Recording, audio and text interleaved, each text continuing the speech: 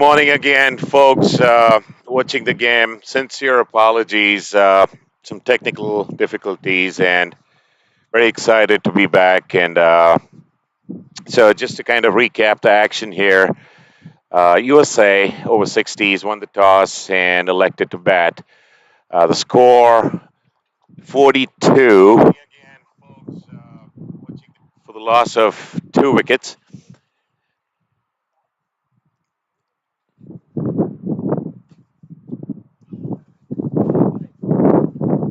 Good ball, almost fuller length delivery. Um, so just back to the recap.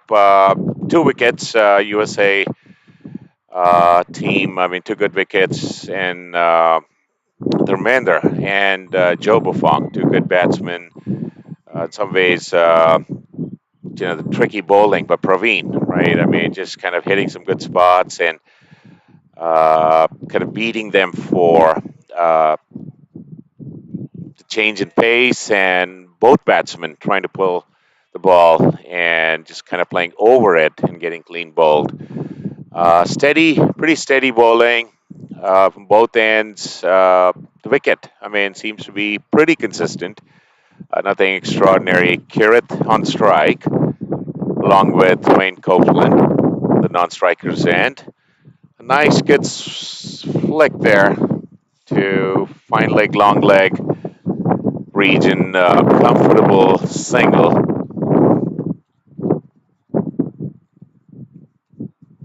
bringing Wayne into strike for his first ball, if I'm correct.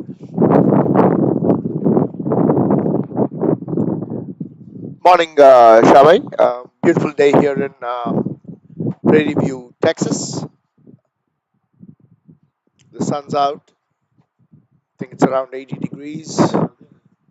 Blue skies, a little windy. And Team USA, after winning the toss, elected to bat, are 44 for 2. This is the first international tournament of its kind for the team over 60s in this country. It's been a wonderful experience so far. Team USA has won its first 2 international games, one against West Indies and one against Canada. This is their third game in the league phase of the tournament. And then they'll be playing the semifinals and the finals of this tournament. There's some steady bowling by Mike Griffin here. A little bit of movement in the air and off the pitch. Wayne missed the ball obviously and hit his pad. We have Parth as the umpire.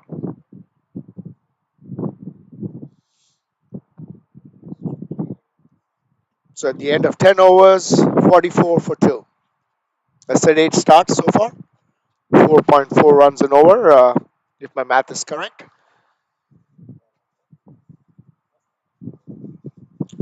Shabai, what do you think would be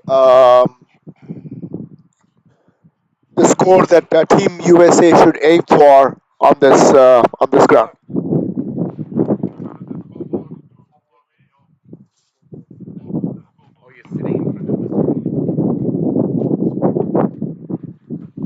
Well, Park, by initial signs appear to indicate a little slow wicket. So just based on the last 5-6 overs, I would think 150, 170 target probably hold. But then, it'll be interesting to kind of see what happens. I mean, in the next 3-4 overs, as the sunny conditions, kind of come into play, the pitch perhaps could dry up a little more, and as a result, the ball coming onto the bat. And a bowling change, we do have Adam G, new bowler in. replacing Praveen. I mean, by the way, very effective.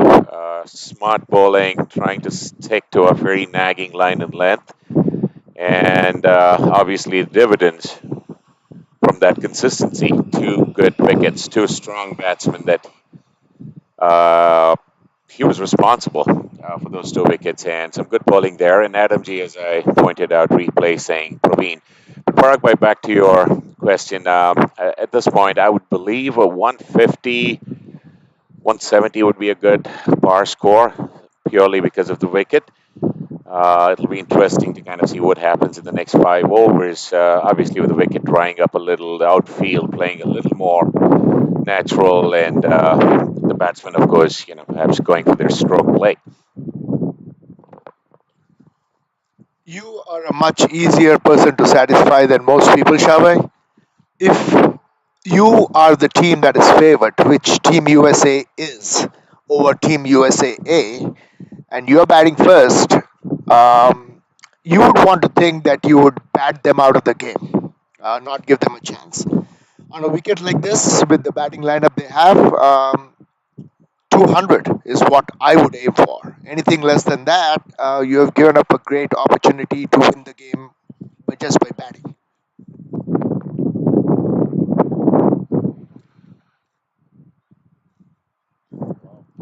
Great throw, beautiful arm there, straight to the keeper. Well, it boils down to intent, which is very positive. Park by obviously a strategy, having a strategy in place is key. But I do think conditions come into play as well, which is in a lot of ways beyond our control. But when I say a lot of ways, I mean you can take advantage of conditions as well. So strategy obviously is key. Coming up with a plan, a game plan. I mean, with clarifying roles for the batters. I mean, for them to kind of hold fort or perhaps on one end take a little aggressive approach. It boils down to that strategy, which I'm sure Janak Pai and the team, have done a great job sort of putting that together, and obviously results in their favor, right? I mean, clearly suggesting, very positive, two wins, beating two international sides. Especially the second one, I was in a lot of ways an epic win. What a comeback! What a game that was! Fantastic team effort by the USA team to beat the West Indies, chasing 202. Oh yeah, that must have been a shot in the arm for the team USA. Again, Baba here struggling a little bit with his line. Obviously, it's his first over.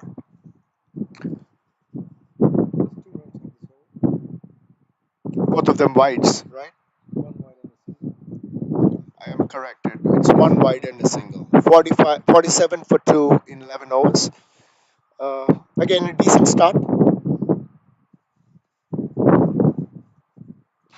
They've got enough batting to come with Masood Sheikh, who's been prolific in his first two games, scoring 44 not out and 21. And then there's Janak Patel, there's Chetan, and the star of last game's Dave Ramdan, still to come. So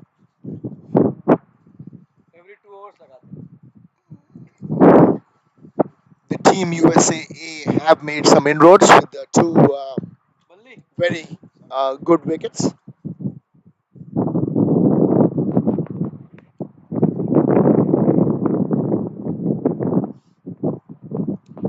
Back to the 12th over, Mike Griffin, my apologies, coming in. Kirit on strike, very good striker, plays pretty straight, and obviously looks for the balls that could be dispatched, and looks pretty good, very compact. Exactly what I was referring to. Excellent temperament, watching closely, like in this case, letting the ball go way outside the off stump. That's experience in action.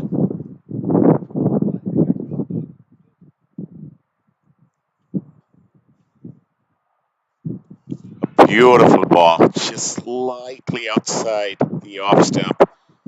Looked like it was moving away. touch. Kirith looking to cut the ball. A beautiful delivery there from Wayne. The pitch does seem to have something in it for the bowlers. It is obviously moving in the air because of the wind, but it's doing a little bit of off the pitch too, getting a little bit of purchase and swing. And Mike Griffin has been bowling steady outswingers. I haven't not seen him move the ball the other way yet. But for both the left-handers, the ball's kind of coming in with the breeze. So good captaincy by Jay, using the bowlers from the appropriate end with the helping wind. Wayne Copeland, watched him play in the last game. Fantastic cricketer. Talk about having a great head on your shoulders. Obviously, the one thing I think this team beats any other team out there is experience. They play over 60s cricket. They play as much, or if not more, with their minds than their bodies. That's what they have their advantage. Wealth of experience is an understatement for these teams. Again, the ball moving in the air and off the pitch for Mike Griffin down the leg side. They seems to be getting their lines a little off. Most of the runs of Mike have been scored into the fine leg area. Um, they have a deep fine leg and a short and a square leg to protect that, but that should not be the region where Mike should be aiming to bowl. And that brings the 50 up for Team USA, 50 for two in 11.5 overs. Again, close to a run strike rate.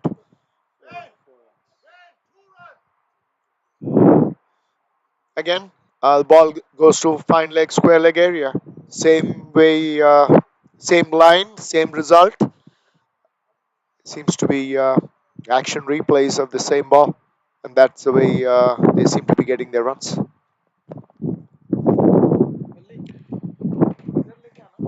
Nice looking shot to its square leg. Wayne does appear might have a slight niggle, some sort of injury. Uh, Obviously, wasn't making an effort for the second run. So, but back to your point about the experience element, Paraguay. Obviously, the experience. I mean, these folks have all played some very good cricket, various levels, various age groups. But what stands out for me, along with that experience and the fact that they're here playing good cricket, competitive cricket, is the inspiration they draw, right? I mean, to the folks out there that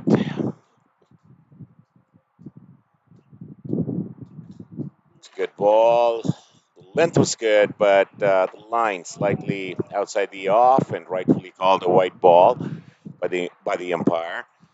But it's back to my thoughts about inspiration, right? For the folks out there, the 60 plus folks. I mean, I bet there are thousands and millions of passionate cricketers who still follow cricket. It's about a beautiful cover drive to sweeper, very comfortable looking shot, straight to the fielder for a single. It's about passing on that message, right? About creating opportunities for others to seriously consider, putting their boots on, playing some good level of cricket. And the goal, obviously, here,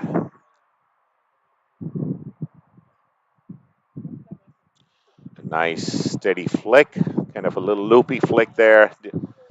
Adam can string the ball slightly on the leg, outside the leg, straight to square leg for a comfortable single. Well, it's the World Cup that that's a focus, right, for the U.S. team to come up with a good, strong squad based on performances in this edition here of this international tournament, the Triangular Series Champions Trophy. It's wonderful again to see the talent and the commitment from all these players. With that said, also do have another wonderful player, captain, a huge administrator in terms of commitment, passion. I mean, here to the Masters Cricket Organization. Above all, a wonderful human being, and also scoring in parallel. With me, I do have Raj Madadre. Rajbhai, good morning. Welcome. Good morning, Shavai. What a wonderful day today, right? USA team doing well, 55 for 2. A full toss given the right treatment, placed between the gaps and beautifully hit for a boundary through mid wicket. 59 for 2. USA placed very comfortably right now. If they keep their scoring rate and up it up in the last 15 overs, I think 200 plus is a very easy target to achieve. Next ball, Adamji outside the off stump. A comfortable length to cut it to point. Very well fielded there. No run. So Shabai, if looking at the enthusiasm of the cricketers here, most of them around 65 of their average age. What do you think this USA Masters have done to these cricketers? Truly a second innings, Rajbhai. And I'm so glad that's our motto, that's our tagline, if you will, as the Masters organization. It's about helping these cricketers, encouraging these cricketers to take up cricket, not just for the passion and fun and the competitive experience, but the benefits that you potentially draw by staying active, right? Be it cricket or any other active sport. The idea really is for them to kind of adopt, take the sport, I mean, keep playing as long as they can. Hopefully, inducing some fitness into it, bringing in some discipline with their lifestyle, better, healthier lifestyles, and that really is the purpose here. Which, obviously can't say enough to the gentleman who started all this as a concept. I mean, about a year ago, Dr. Barakananta, wonderful concept. Results are out there to be seen. I mean, less than a year, about 6 tournaments, 2 international tours, and here we are with our third international tournament. It's an amazing, amazing concept, and wonderful initiative.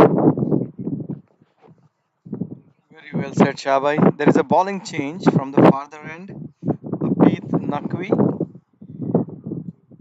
bowls his gentle medium pace. Normally tries to keep it outside the off stump.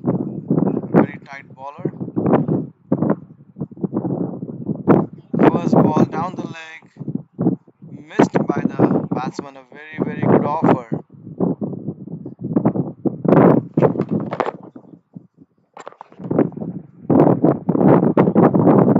Well collected by the wicketkeeper. We have here one of the most prolific opening batsmen of USA. How can you forget his innings of 48 against England when he was batting on 48? There was a big scoreboard in front of the ground, and he didn't know that he's batting on 48, and he thought, why is no one clapping for his 50? And he got out on 48. So here we welcome one of the best human beings. Without him, I think Masters will be boring. Let's welcome Balbir Singh Sodhi. Thank you, Raj. I appreciate it. Your kind words. Uh, what a weather today here in PV ground. Uh, it's awesome to see over 60 players playing competitive cricket here ground. Uh, so just let you know, guys, you, Mr. Shah Bhai and Raj Bhai, doing awesome job. And we in World Cup we are hiring two commentators. So let us know if you guys are interested. So we might take you over there. Thank you very much for your support. Without you guys, Master, we have this ball was a leg side and tried to hit the onside, but completely missed the ball. And two players were chasing the ball, and one they took 2 runs. So USA team is doing better. They're increasing the run rate. Their target is maybe 180, 200 runs. If they score, they're well safe here on this ground. Next ball. This is little ball leg side. All the balls are going leg side, and they're taking easy runs. I don't know it's leg by or bat. No indication from the umpire of the bat. So batsmen Wayne and Preeti, they are the best cricket, the best batsman playing on the Abid bowler who is bowling nice height. He's a very good singer, and he's going to sing some beautiful songs uh, when we have a banquet party. So please do come and enjoy with us. Join. So we score is right now 65 for two. 13 overs is in progress.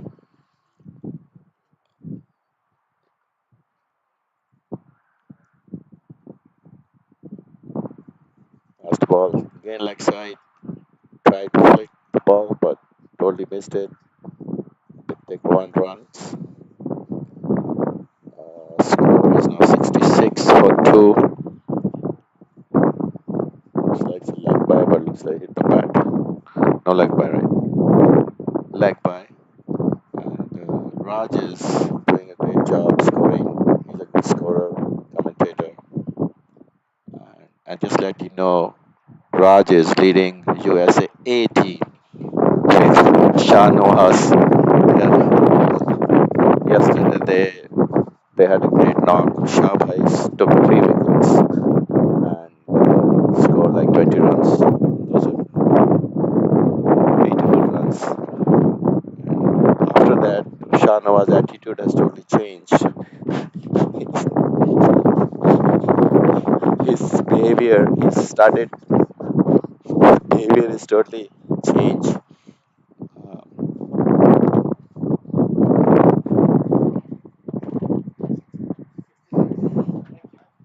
And after scoring runs and taking 3 wickets, he is enjoying a lot and he's barking. He,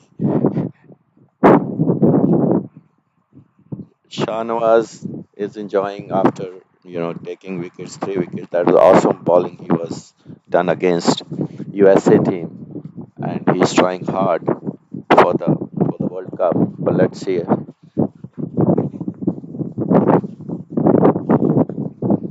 Let's see. Then I think he deserves for playing the World Cup. So let's see. He's trying hard. He's practicing hard. Skipper J coming in to bowl. Skipper J. He's a nice bowler. We get chance to face Raj in the nets other day. Good bowler, and let's see how he's gonna bowl here. This ball is wow. His ball was pitched on the leg side, and batsman tried to hit the onside but missed totally. Took 1 run. Shah Bhai, what do you think? Um, what will be the target score here for USCT?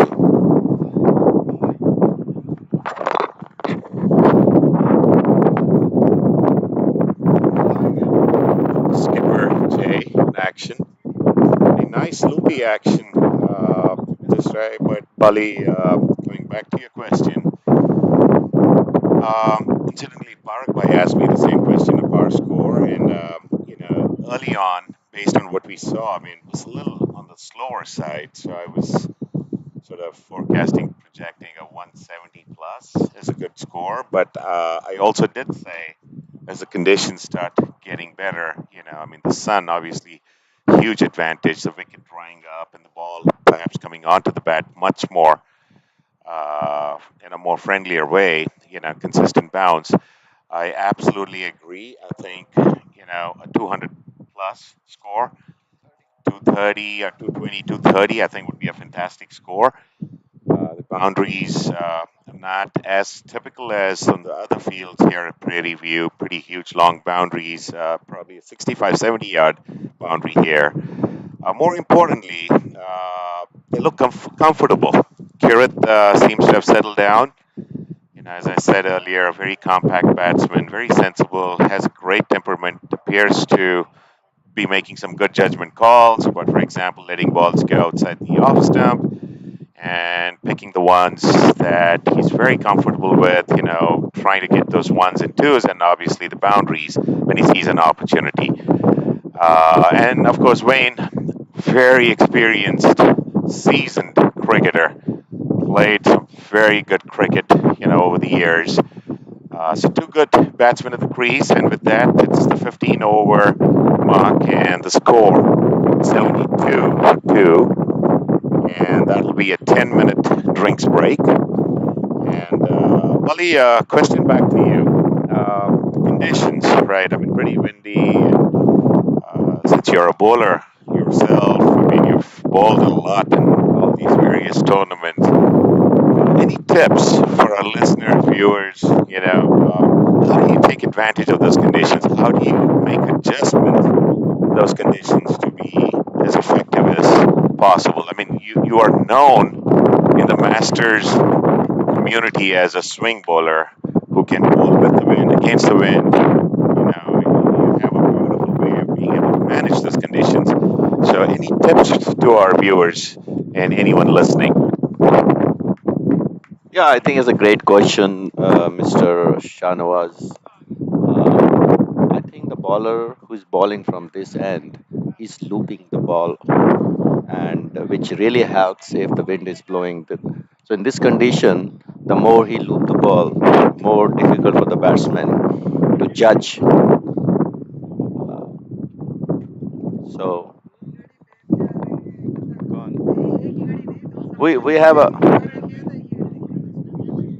We have a Partha here who's gonna tell us about the situation and the ground. How do you like the umpiring here, Mr. Partha? Before that, just a comment, Partha.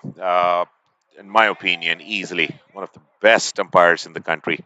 Does an incredible job, very knowledgeable. More importantly, the temperament he brings to the ground and being able to handle, huge international, national type situations or tournaments rather. Wonderful human being, very knowledgeable. Just by his looks. I mean, obviously, looks like he's in high school, but don't let that fool you because he has tons of experience and an excellent umpire, one of the best in the country. Partha, good morning. Welcome. Good morning, Sanas bhai. Good morning, Balveer bhai. Good morning, good morning, Raj bhai.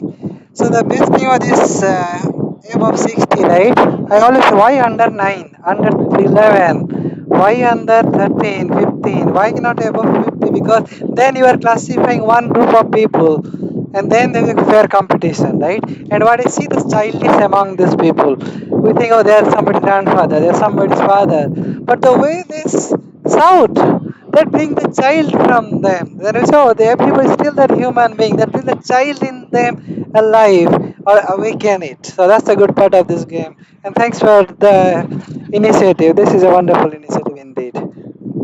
Thank you, Parth, and great job again, and all the best for your future tournaments. And well, folks, as we mentioned, drinks break 72 for two and 15 overs. Pretty, well placed both ways. I mean, as a batting side and bowling side, but great start by USA A team, getting two good wickets early on. Some good bowling by Praveen Amin, two wickets, and so a good recovery as well from the USA team, mainly through Kirith and Wayne, and very sensible batting. And it'll be interesting to kind of see how they adapt, how they start accelerating in the next session, the next 15 overs. But some good cricket. Age, don't let the age fool you. Some good bowling, some good batting, some good fielding, and clearly, just looking at everyone's faces, they all seem to be having a wonderful time playing cricket. Rajbhai, Yeah, all in all, a great match coming up. USA also is a tough team. USA scoring 72 in the first session. A very good stage set up. By the way, just wanted to talk a little bit about Wayne Copeland. He's been one of the fantastic cricketers, one of the very stylish ones from the LA, South California region, that's San Diego. He's been amazing person, motivator in the team. If he gets going, then a big score is more than guaranteed on this ground. Kirit has been extremely agile. It looks like he's converting singles into doubles, doubles into threes. If he keeps on running with Wayne Copeland, running between the wickets is the key. If they bring on a big partnership, I think 230 to 240 will be a score that USA will be chasing.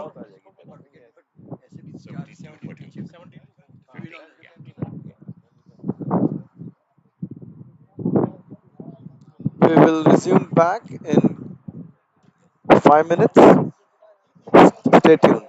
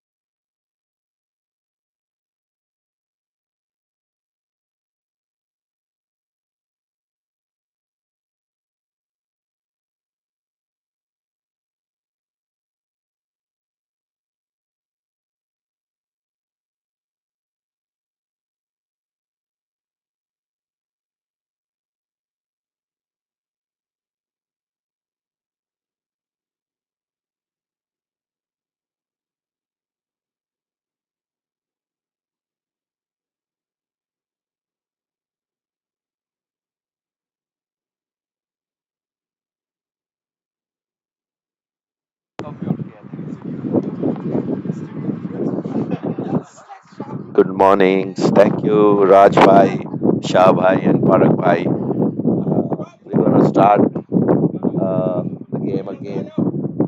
Uh, I have a question. Mr. Raj is here. He's leading USA team, and Parak on the other side leading USA team. So I wanted to ask Mr. Raj, what happened yesterday when you were chasing 240 runs? What was your strategy? What were you thinking? How you going to chase those big score against USA team? Yeah, the strategy was simple. The openers go there, score at least 60, 70 runs in 10 overs, and both the openers were so confident. They were hit in outside the ground. They were hitting the ball so hard, and the openers were world famous Balbir and Anthony, both right hand and left hand combination. I thought Sehwag and Ganguly will go there and kill it for India, but they're from USA, so I had high hopes on them. They went there, they tried hard, but they got out on simple balls. I mean, over pitch balls. No, but jokes apart, I think if Balbir and Anthony would have played their normal game, the game would have been ours. We've seen Balbir hitting big shots and big innings in international games as well as in many of the national games. So the plan was to get a quick 40-50 Balbir and then have Mohsin and everyone come in, and we had a deep batting lineup. So USA team were lucky to get you guys out. Thank you, Raj. I 100% agree with you. Uh, if you would have got a nice start, then the story will be a different. I agree with you. But I don't. The game is gonna start now. The ball pitch in the offside. Bowler is trying to appeal, pressuring the umpire, but umpire Partha is one of the best umpire we have here in Masters. Denied already the bowler's appeal. So batsman wanted to go for a run, but changed the idea. So now the score is 73 for 2. Uh, the wind is blowing so hard. Looks like there's a injury. So now game is going to start again.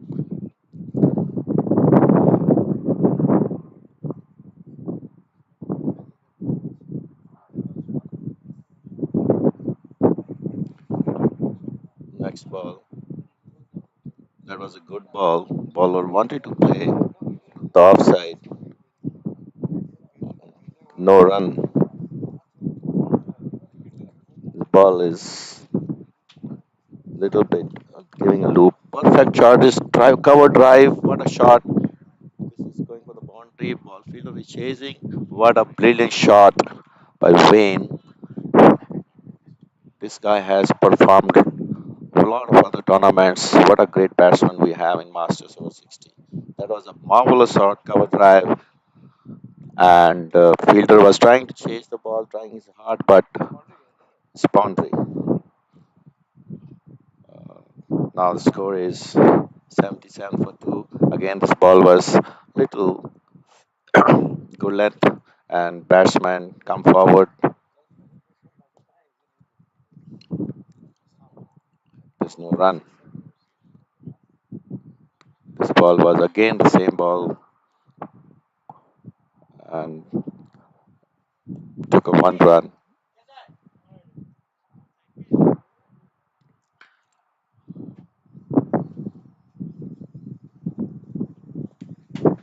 Mr. Shahbhai wants to say something.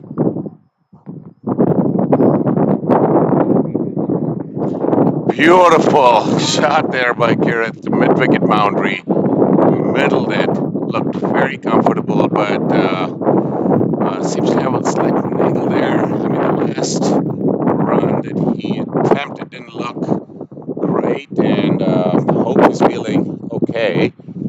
Seems to have some sort of an issue with his right leg, but obviously that shot didn't appear to stop him in any way or impair him in any way to be able to play the beautiful shot to mid wicket. Abid Naqvi, the bowler. I think we talked a little about how multifaceted all these players are, right? I mean, it's cricket. I mean, it's all the social aspects. Abid in particular, I mean, comes to my mind. Wonderful thinker, huge Mukesh type voice, amazing, amazing voice. Obviously, looking at his physique, I mean, a tall guy, high arm action, beautiful, taking full advantage of that release of that delivery. In this case, a little fall, but the previous ball is pretty steady. Nice, beautiful release of the ball. I mean, high up there, dropping it in front of the batsman in the Goodland spot. A lot of ways could be tricky, especially the wind playing factor here. But Kirith, obviously, appears to have clearly settled down, looked very comfortable with that shot. And here we are with Skipper Jay on the other side. Pretty steady bowling on his side as well, and obviously bowling to Wayne. Another good batsman for Team USA, experienced batsman Jay coming in, bowling diagonal around the stumps to Wayne. A sweep shot, did look like was playing across, and yes, the umpire gives it a lot of thought, convinced, and the decision going in the bowler's favor. And with that, folks, the score is 82 for the loss of 3 wickets. Jay, the skipper, doing the damage, getting the 3rd wicket, a very good wicket. Wayne, unfortunate. Did appear to be a full delivery. I mean, I don't think playing across was really a good option. Uh, Obviously, just like any other batsman expressing some level of disappointment, which is understandable, but good bowling, good comeback. At one point, it did look like the USA team recovered well from a pretty bad start, 2 early wickets, laid some foundation there, came back with 72 at break. USA A, I mean, a great job again coming back. It's kind of going both ways. It's fun, and hopefully this will be a evenly well-matched contest. Rajbhai or Bharatbhai? Yeah, as far as the disappointment about LBW decisions, Shabai, you show me one batsman who's ever happy about an LBW decision. If you're a batsman, every ball that hits the pad is not out, and if you're a bowler, every ball that hits the pad is out. So, obviously, we don't have the luxury of DRS here. The umpires have been pretty steady in decision making. The one thing about these grounds, and again, it's a little bit of learning because most cricket in the US is played on AstroTurf. The old adage of playing in the V, playing straight, holds true. Take the risk out of the game, play the ball along the ground in the V, and you stand a chance of playing long. Playing across brings an element of risk. Obviously, there is some reward as well, as we saw with Kirit's shot in the last over. So Jay gets a breakthrough with his first over. And this, I'm sorry, it was his second over. And this brings Masood Sheikh to bat. He's been in good nick, good form. He's been scoring some runs.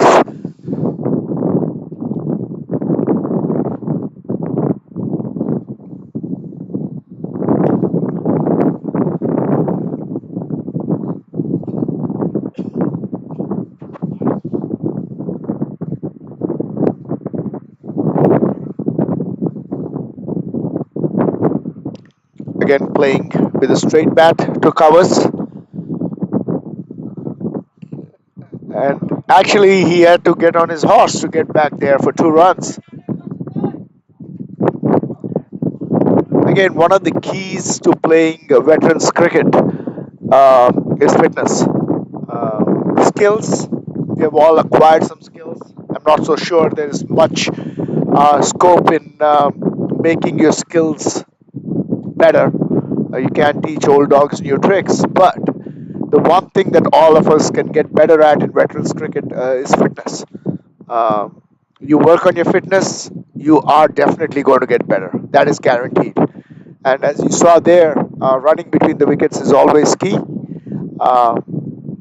The fitter you are, the more runs you have. And one of the elements that we probably need to get into veterans cricket for at least the national team, Shabai, is an emphasis on fitness. I know we had the preliminary yo-yo test done at the LA tournament. And we probably should get a product out of that where we have somebody meet the average score on that to be eligible to play. But I don't know. I mean, I'm sure you see both sides of the argument there. Again, a nice shot by Masood to mid-wicket. Ambles across for a single. Jay has been bowling straight, wicket to wicket, and the batsmen have been playing reasonably with a straight bat. The element of risk comes in when I'm sure the players are going to try to play across. So,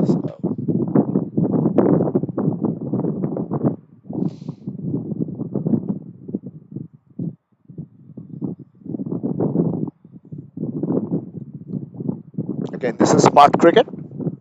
You know, taking the risk out of the shot, getting a single. A successful over by Jay.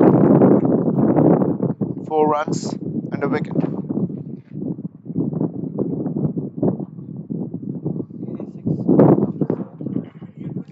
The score is 86 after 17 for 3. So still, I think, a pretty brisk run rate, and a 3 wickets down shouldn't be that much of a concern. Still knocking around 4 or 5 runs and over, taking the element of risk out till they get to the 30th over, and then they can put the rush on after that.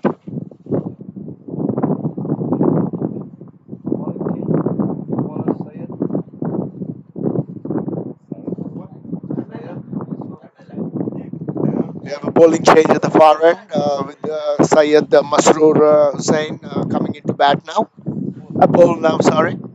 And Kirit will be facing him. Kirit has been playing very well with 43 of 57.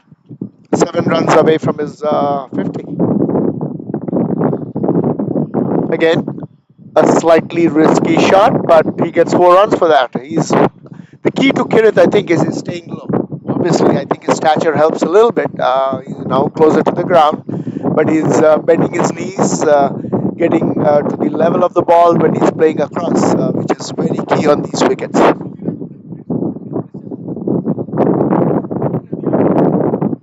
We have a drone taking pictures on this ground.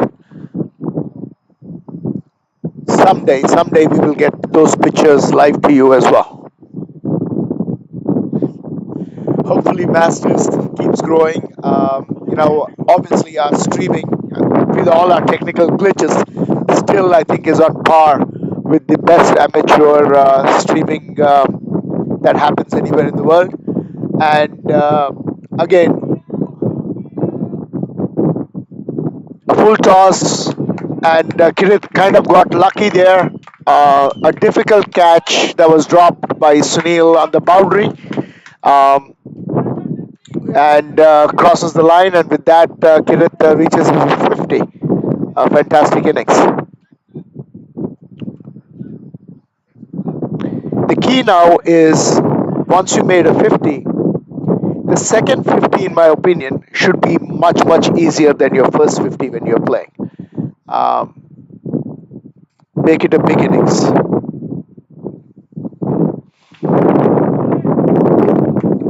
And that is the key to most successful players anywhere in cricket, is once they get in, they get their eye in, they prize their wicket. They do not give it away. Smart single. Again, here's where fitness comes in. There's a single pretty much everywhere on the ground. So you really do not need to take any risk to get 5-6 runs and over. Yesterday, Shabai, we saw some big hitting from here. That was very impressive. Obviously, it was for a losing cause, but even at that, the spirit of trying to finish the game out the right way, making every effort to, even if seems an impossible task, but never give up till the last ball. That indeed is the spirit of cricket. That was awesome, Shabai. Thank you, Parag Bhai. I mean, obviously, that's the fun part of the game. I mean, sometimes you have things go in your favor, and sometimes you don't. That's the beauty of it. But it was a wonderful game. Obviously, some takeaways from us, but hopefully, for us to come back as a team and get that W right tomorrow. We're scheduled to play Canada. But back to Kirit, and I think I pointed this out. So far as displayed excellent temperament. I mean, he's been picky about his balls. I mean, obviously, if there was a ball there for him to kind of play a high percentile shot, I mean, play shot, I mean, a loose ball, I mean, he's exercised great judgment in being able to pick such deliveries, being smart about, letting some of those balls, I mean, let, for instance, a ball out way outside the off stump, not trying to fish for it, has shown great temperament and maturity. He's batted really well, a chanceless inning, except for the last one there. But truly deserving 50. I think well supported by Masood. I mean, no bunny when it comes to the bat. I mean, watching him the first game seems to have Parag Bhai. I mean, a good array of shots. I mean, he can cut, he can drive. Seems to be very fit, and then of course a great guy. I mean, a wonderful human being as well, and so are all these gentlemen here playing cricket. But when I think about potential, the USA team, and of course the skipper sitting right here, would love to get his thoughts in a few seconds. I personally am very excited about our chances and the World Cup, and hopefully field the best talent, right, and be able to go make our case. And it doesn't matter. We're just 1 year into an organization. I mean, as a baby, but a lot of ways I think works in our favor, right? That surprise element, right? I feel really good about our team, our skipper, and the potential we take to Australia. But with that said, we have Janak Bhai, the captain of the team, and of course Barak Bhai before that for a brief intro as well. And Janak Bhai, again, another key member of the organization. I mean, cricket, as we've mentioned in the past, is one piece of it, the puzzle, right? The initiative, this wonderful concept that was put together. Again, can't say enough about Dr. Barakananta, but Janak Bhai plays a very important instrument role as well, just like any other executives and directors in this bigger scheme of things, and a wonderful cricketer himself, excellent left arm spinner, and of course, the captain of Team USA, Paraguay, and then on to Janak Bhai. That is true, Shabai. So we kind of planted the seed, but there have been a lot of people that have nurtured masters over the last year. Masood, for one, both generous with his time and his money as well, with sponsorships, and obviously Janak Bhai, who's been with us right from the start of this concept. I remember calling him about a year ago, having a wonderful conversation, and over the year, he's kind of grown on me. And For people who do not know, this is a gentleman who loves cricket. He sleeps cricket, he drinks cricket, he eats cricket. He owns a minor league team on the West Coast. He has his own cricket ground, and he's also contemplating on making a cricket ground on his private vineyard pretty soon. Janak Bhai, you are going to be the captain for the US over 60 team that has been selected to go and play in the US over 60 World Cup in September in Queensland, Australia. And I know this is, one of the ways we are trying to build up a reasonably competitive team to play with most of the other countries that have been playing um, veterans cricket for many years. And Your thoughts on how you want what the future 4 or 5 months hold for you, and your plans for developing over 60 cricket in the USA. First of all, this Parak, he's gonna make me broke anyway with this cricket pretty soon. But on the cricket side, cricket side, really looking forward to Australian World Cup. USA team is a very new team. We are still building the team, but this Champions Trophy in Houston is giving us a lot of boost to our team members, and we are creating a team, creating team chemistry, and definitely looking forward to make a dent in the world map, and people will be looking at USA flag and hoping to make a really good mark for USA on the first year in the tournament. There are other countries participating. They have been playing this Masters crickets for a long time. So we still have a lot to learn and a lot to improve. But by September comes in Australia, in between there is a beautiful shot on the mid wicket by Masood. He's a great stroke player, and that's a boundary for USA. Uh, Going back to Australia, all the team members, everyone is so excited about it and preparing for it. Physical fitness is the most important factor that we need to work on, and we are setting up some programs for that. It's a pretty straightforward and easy singles for Kirit in the cover. Sorry, on the mid off. Um, and I'll give it back to Shabai, our Bharat, to continue the commentary. You're not done yet, Janakbhai. So obviously, I mean, I'm just looking at the roadmap to the World Cup. So we have this tournament. I know you are fielding an over 60 team, very impressive in the Open tournament that's coming next month. So that will be another opportunity for you guys to play as a team.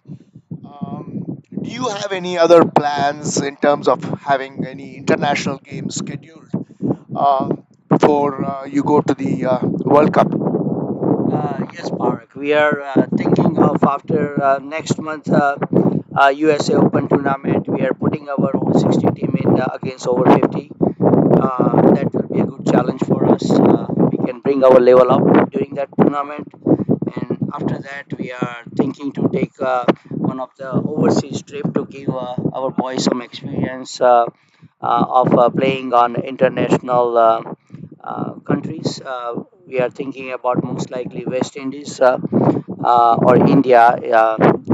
We will try to organize one tournament over there before the World Cup, and that might be a great experience for us as well.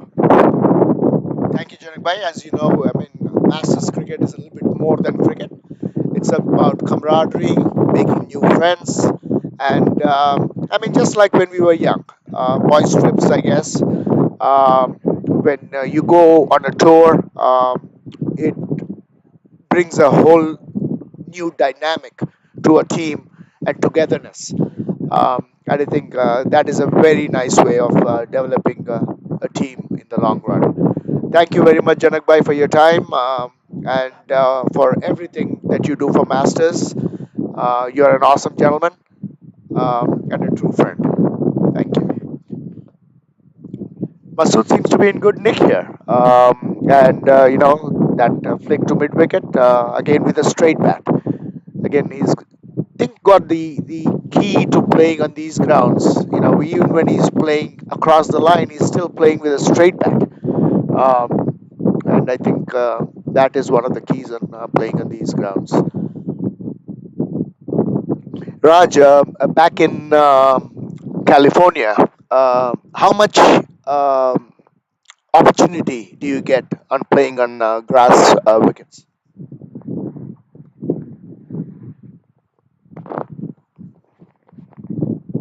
So I would like to divide California cricket into two zones, really.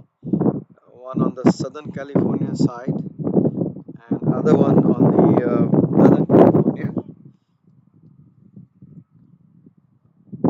So the Southern California side, as you know, we have the actually it's a world famous facility. Many of the international cricketers have played on Woodley, and Woodley has four beautiful turf wicket grounds, international size 70 to 75 yards boundaries, And the strips on those grounds, there are at least 4 to 5 turf wickets, Janak bhai, on every ground. So I think that's the best so far. I would say Prairie View has come up. There's Musa, but when you look at the wickets there, they have been almost 100 years old wickets. So they have built by some Englishmen there. So still one of the best wickets.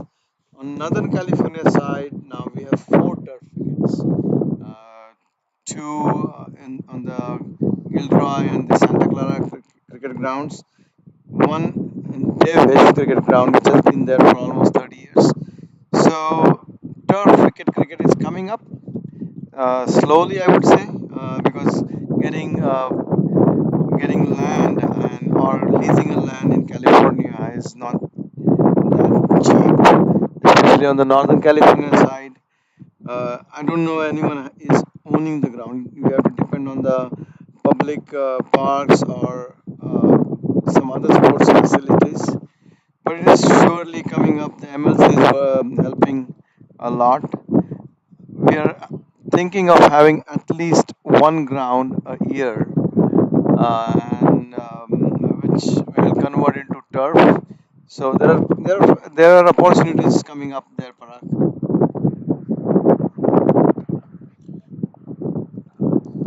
Thank you, Raj.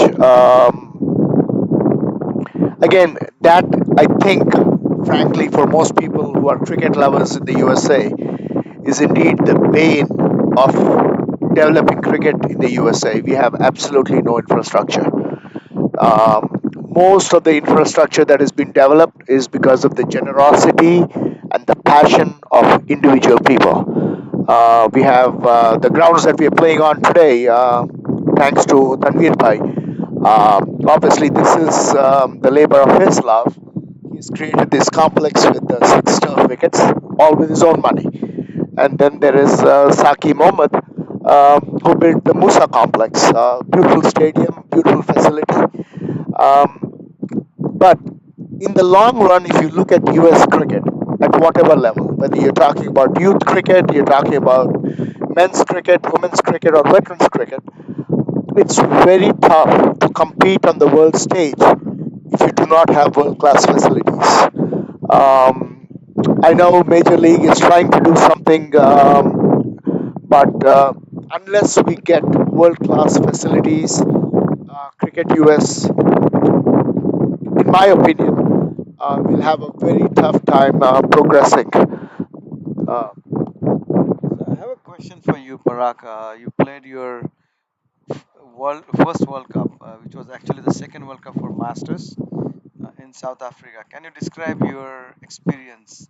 Uh, Number one, as a player, and number two, how good were the facilities there, and how good it is for the Masters cricket in general to play on such good facilities? the experience of the World Cup is what, frankly, initiated Masters cricket in the USA. Thanks to Sterling, Jim Morrison, and Roger Malt for the vision they had to put over 50s World Cup cricket um, on the world map. Sterling is a retired attorney in Australia. Jim Morrison is from New Zealand, and Roger Malt from South Africa. These three gentlemen hosted the first World Cup in Australia in 2020. We had the opportunity to go. I had the opportunity to play for India over 50 in the World Cup in Cape Town, and unfortunately, it was cut short because of COVID. But that was such a wonderful experience. As you know, Raj, last time we went to England, we experienced the ambiance of playing on fantastic grounds. It just brings out a different flavor of cricket. Um, Whether you play, whether you sit on the sidelines and watch, it is a different experience. Not sure I can really describe it in words. You have to experience it. And hopefully, I mean, the World Cup has been postponed a couple of times, but the next one is scheduled again in Cape Town in 2023. Um, God willing, that will happen. And if we are good enough to be on the team, we get to experience that as players. For most of us veterans, the clock is obviously ticking. Most of us do know that the window is relatively short. But that, I think, is an experience that every cricketer should, more of a pilgrimage that we should do once in our lifetime, I would say. Again, a little bit of issue with the line with the bowler, and two wides. Actually, it will be three wides because of the wide and the 2 runs that Masood is run. Again, Masood is being relatively smart, leaving the balls that are not hittable, frankly. So the score 120 for 3 in 21 overs. They are very well placed. And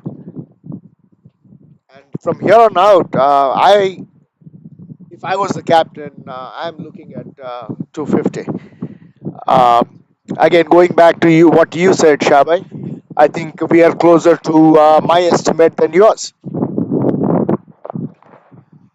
In some ways, yes, Paraguay, but if you remember, the caveat there was the conditions, right? Based on what was visible at that point in time, did look like much softer, right, as far as the pitch was concerned. And hoping, I was at that time, was curious to kind of see what that change, I mean, overall impact of change, right? I mean, the sun, I mean, nice, bright, sunny weather, hardening the wicket and perhaps bringing in a more consistent bounce.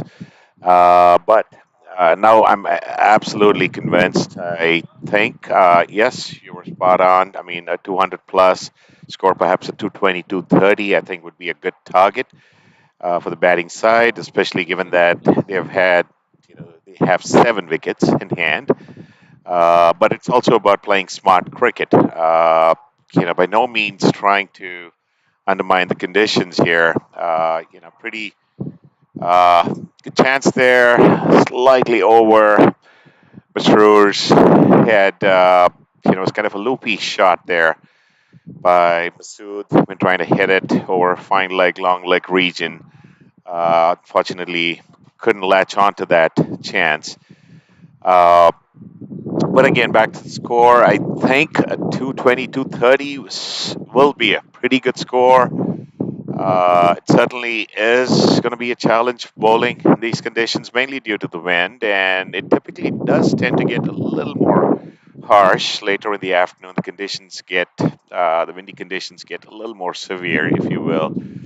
So it'll be hard, not going to be easy to bowl in the afternoon. But having said that, I still think a 250 score, 230, 250 score would be a great target to try and defend.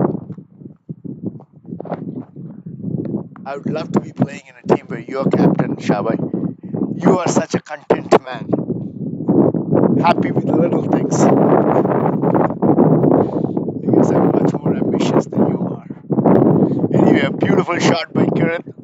Oh, 4 straight drive for 4 runs. Again, he hitting it straight.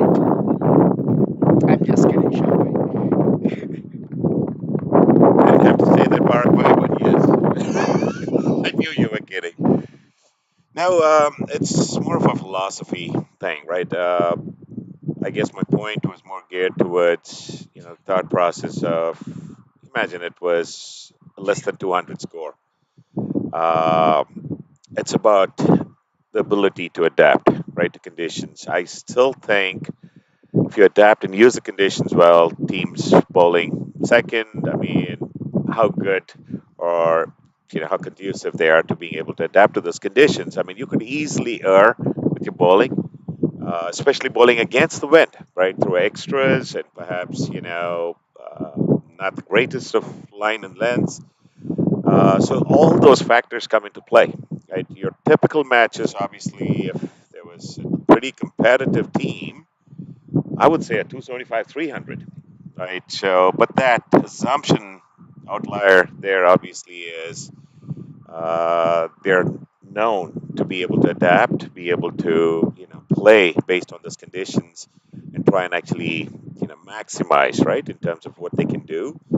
But here, I mean, I'm by no means suggesting that we cannot or the teams are not capable, but it's about having the right day, the right mindset, getting into a rhythm. I mean, some discipline. More importantly, the thought, right? I mean, to try and actually constantly, assess yourself as to what adjustments, what course corrections you may need to make. That I think would yield into good results. But again, I think 230, 250 is a great target. If I was a captain, I would obviously be very happy with it. But I would also look forward to sort of making sure we exploit the conditions in our favor. Thoughtful answer as always. You're absolutely right. I mean, conditions change. You need to adapt to the conditions. The pitch was playing a little dicey in the first 10 overs. Seems to have settled down a little bit right now. So, like you said, I mean, you don't go with a vision of 250. You keep making course corrections along the way. And once it settles down, now you're seeing the pitch playing much more sedate. Kirit playing an awesome innings of 65 of 71 balls, and Masood seems to have settled in nicely. Both of them have had one chance each. But, I mean, that's what you get with veterans cricket. Sometimes people don't always catch the ball in the air. So you take your chances. And there has been a bowling change with Prabhakar coming back. Um, I was very impressed with Prabhakar's first spell. Uh, so one of the things we were talking about yesterday is age creates changes, especially physically with most of us. So the same action that you had when you were 25 is not something you can repeat when you're 60. There are limitations to your body, and it's always an exercise in adapting yourself. Again, a beautiful drive by Masood, picking a single and rotating the strike. So, So I have a quick question for Parag. We all heard that the over 50 tournament is, or the over 50 Masters is kicking off. Can you make all of us aware where it has been? Any new plans for the over 40?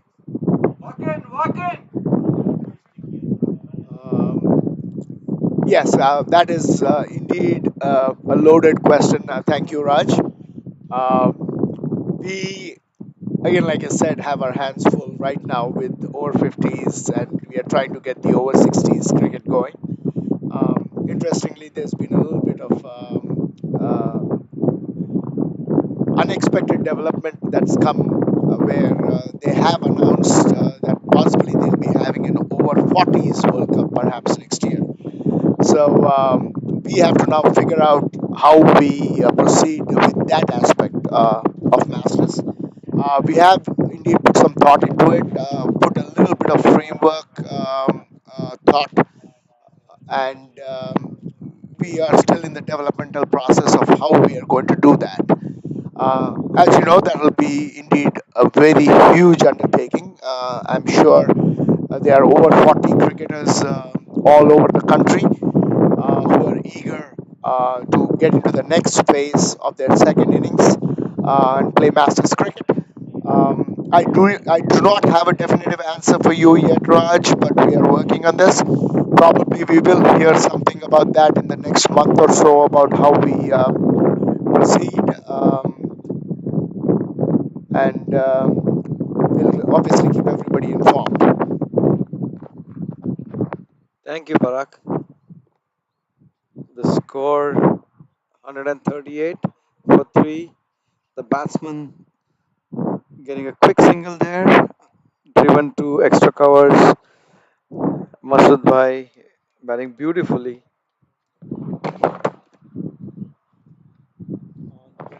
on 23, and the score is now 139 in 23 overs. Kirit is limping a little bit, batting beautifully on 66 of 72 balls. Prabhakar, another good over, just giving away 4 runs of that over.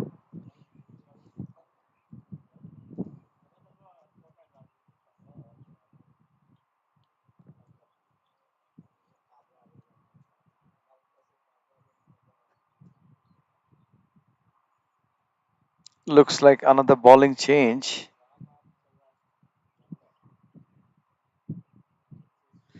Sunil Narkar had come.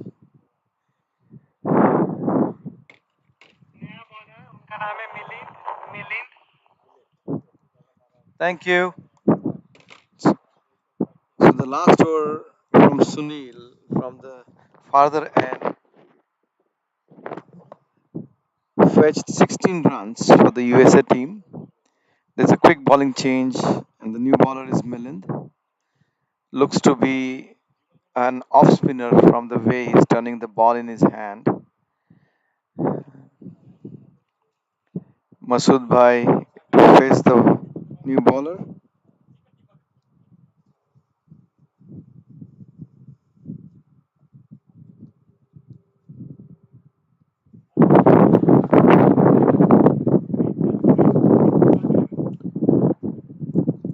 Again, Masood playing percentage cricket, rotating the strike.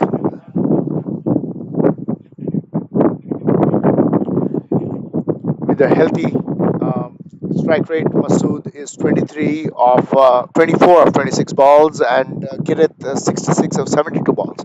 So nearly going at a run a ball, which is an awesome run rate at this level. Yeah, that's a ball that kind of kept low. The first one today. I think the key to their success of this partnership is they've rotated their strike. One left-hander and one right-hander keep the bowlers guessing, and they have not missed any chance to get a quick single.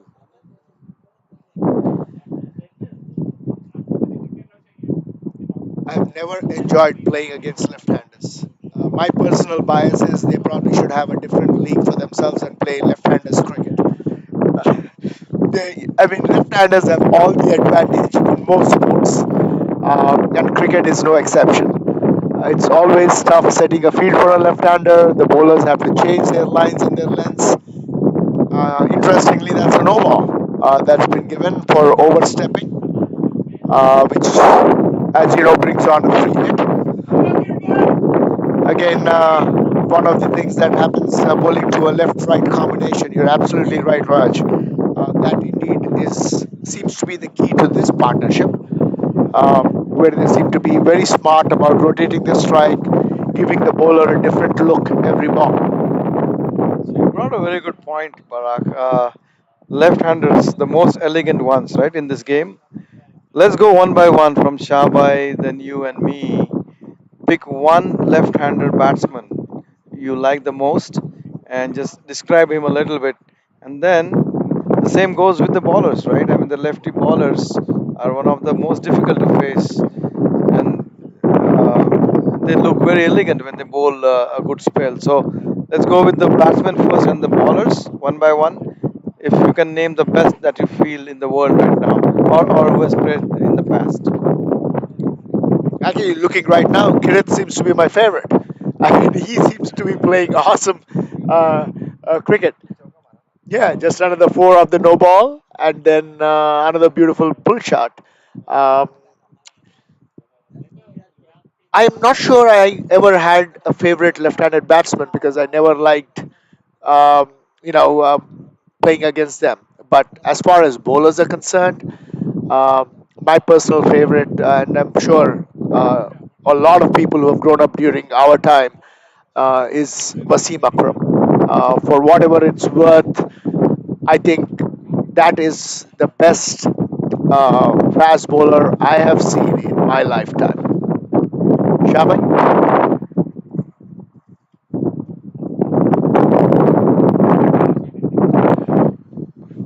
So I gather, Parag Bhai, Raj Bhai, we're talking about the best left-hand talent, past and present.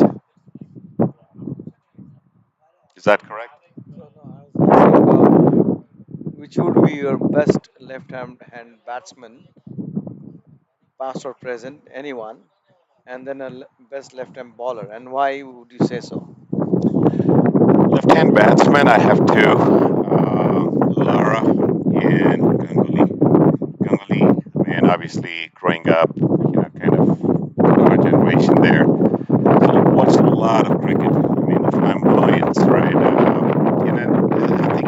mentioned, you're spot on, Rajbhai. There's something about lefties. Not just cricket, any sport. The lefties, I feel, no matter what sport they make it beautiful. It's so special. It's from a cricketing point of view, especially with opposing teams, captains. It is a good challenge, right? Trying to set, and especially when they have a left-right combination. Laura, again, another hugely accomplished left-hand batsman. Was filled with talent. In a lot of ways, I felt he still had a lot of cricket to offer. Perhaps a couple more years. But then sometimes we have to respect those decisions. Uh, left-hand bowlers was seen Akram, clearly my favorite. Again, similar to Lara, I felt he probably had another year or two. But it's that ease, right? I mean, that gracefulness and how Wasim goes about delivering, right? I mean, moving the ball both ways, so hard to read, pace and movement. Oh my God! I mean, sometimes you fall short in terms of being able to express how special, how good these folks are, in terms of what they've done and the potential they carried and how they made it look to us as viewers, right? I mean, yes, it does look very simple from outside, but very complicated in terms of skill, a gift, science, or whatever you want to call it. But those three clearly stand out for me, and I'm sure there are lots more. Rajbhai. Absolutely. Uh, if you look at some of the greats as well, I would like to name David Gower. Oh yeah. If you remember him, he was elegance at par. He used to. It was so easy on our eyes when he used to play his cover drives or cuts. And then who can forget about our own Vinod Kamli? Had he been there a few years more, we could have seen another 600 runs partnership between Sachin and Kamli.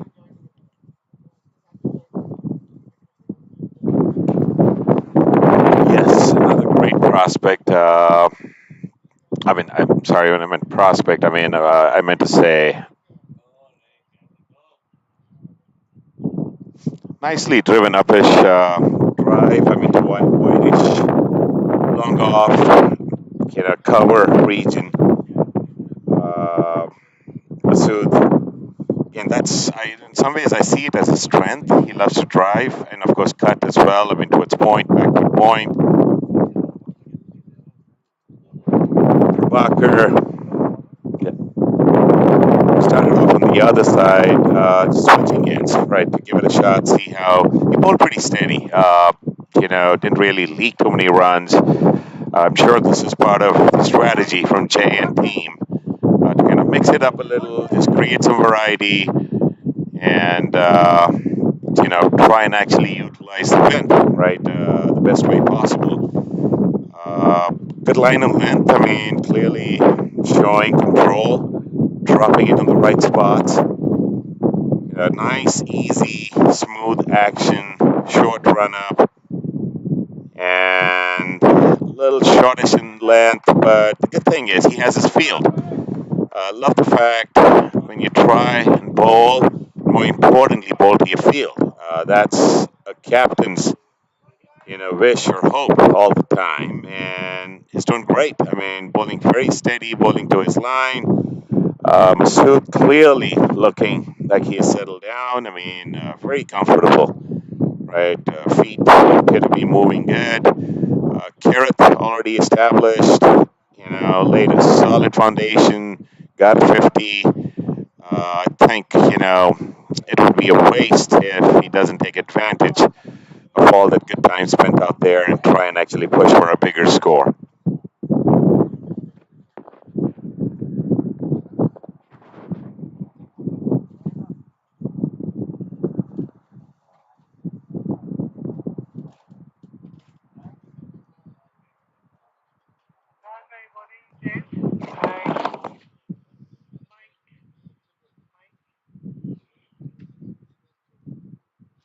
Got it. Thank you.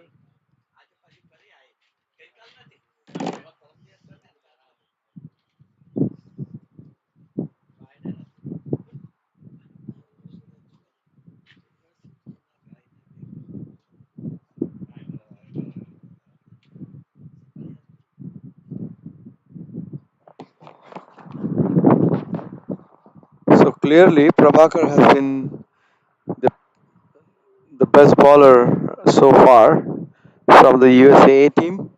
5 overs, 17 runs. Yet to get a wicket, but has bowled a tight line and length, restricting the batsman from going for big shots.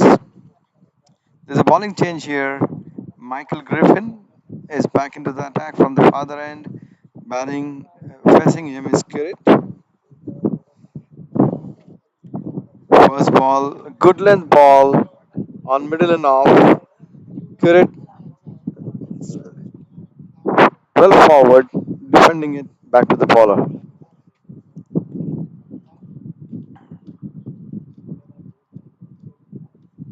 Here come Mike and Griffith. Comes in, tries. Oh, there's something that's going. Oh, he has dropped his hat while he was bowling. So it's called a dead ball.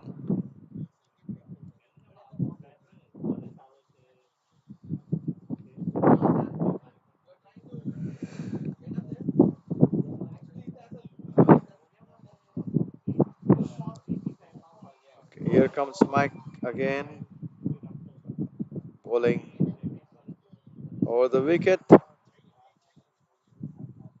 Ball on the leg side.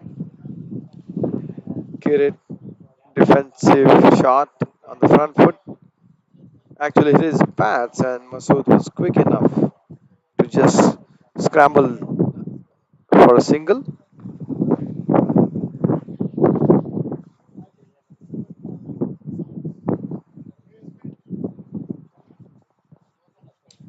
Mike comes in here, bowls his second ball and down the leg side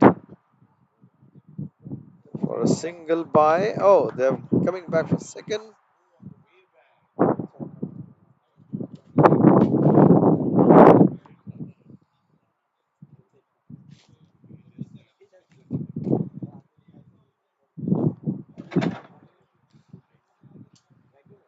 They've been giving a lot of extras. If I would say their second highest is extra so far. So it's one thing that the USA team should restrict. This ball pitched on the off stump, a full delivery, rightly driven through the covers by Masood.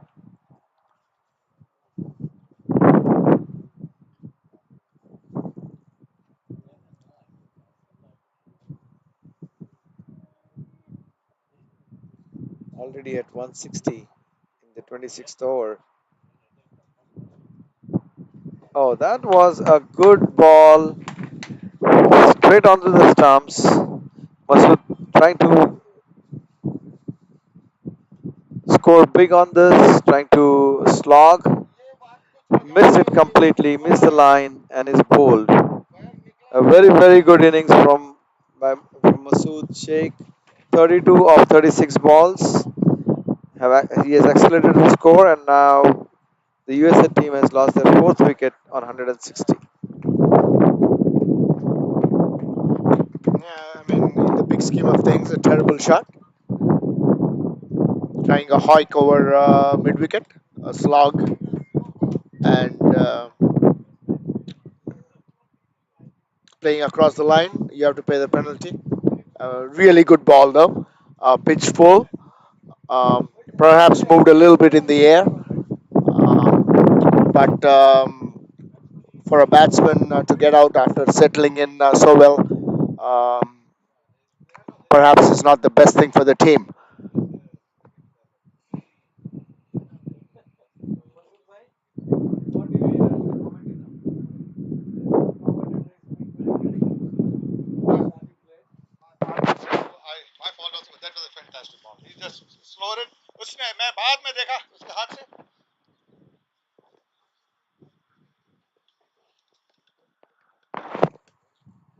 So actually, I want to get the emotion of the player who just got out. I was just telling Raj, in my opinion, after playing 35 balls and having a good foundation for your team to take off, and runs were coming at a very easy pace. You were making 7, 8 runs and over. Um, that shot was very uncharacteristic. And if you can describe the ball and the shot for me, Masood. Parag, thank you. You're absolutely right. We were playing according to our strategy today, which was to score close to 300 runs. Uh, Unfortunately, I have to give credit to the bowler who was trying to throw fast ones in, and this last one he floated as a slow ball, which I totally got deceived. I had seen that the cow corner was open and the wind was in our favor, so I thought I could take advantage of it. And of course, it was a clever bowler who predicted my shot and got me. So all the credit to the bowler. Never fails, right? The batsman never makes a mistake. It's the bowler that's brilliant. It was a fantastic ball. The pitch did something. The batsman has never played a bad shot. And the score right now is 160 for 4. By the way, excellent, Masud bhai. The way you were rotating the strike. I think the key to your partnership was the running between the wickets. You guys stole a lot of runs. You converted the singles into the doubles. Can you tell us the secret of your fitness and how? What do you do to keep yourself quick and fit? Both of you actually added 10 to 15 runs more just by running between the wickets. Rajbhai, thanks. I think it's a combination of a couple of things. One, of course, is the fact that we do try to focus on fitness, and that's the key, of course. But I think the second thing that's very important at this level when you're representing a country is to have the will. So even if your body doesn't support your uh, will, you have to let the will dominate and deal with the stress and the pains and the aches later on after the game is over. And that's exactly what we were doing. We are not no spring chickens, as you all know, and we are hurting in the field. But our focus was to win the game, make our team proud, make our country proud, and that's what keeps us motivated in there, and we deal with the pain later on. Thank you, Masood bhai. And just to introduce Masood bhai, one of the most important members of the Masters cricket, the most humble human being, and one of the most generous ones we have seen. Your contribution, Masood bhai, is immense when it comes to Masters cricket. Even as a human being that you are, and the motivator and the gentleman that you are, and more than that, the friendship that we have built together in Masters is invaluable.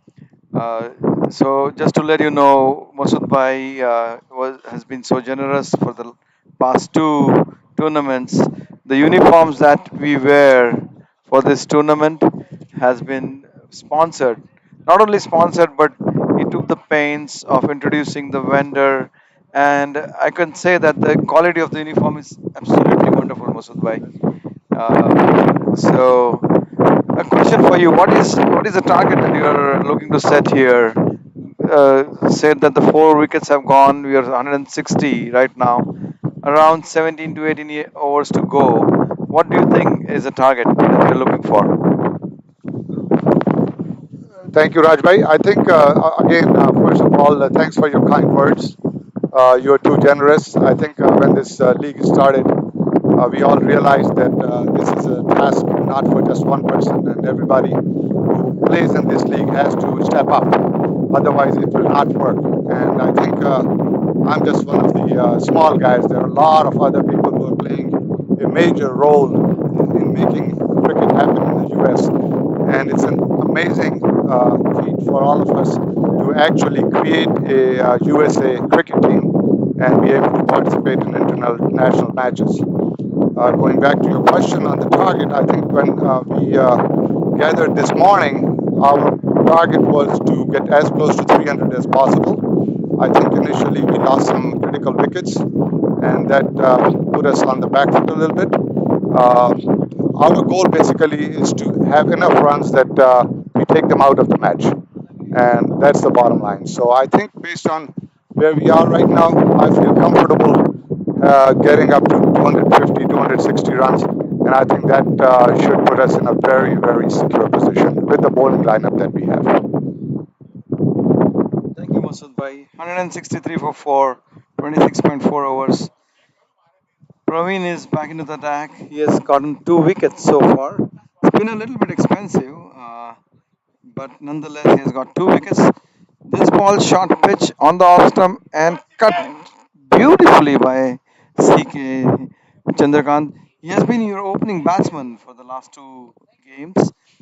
If I ask you a question, what is your strength?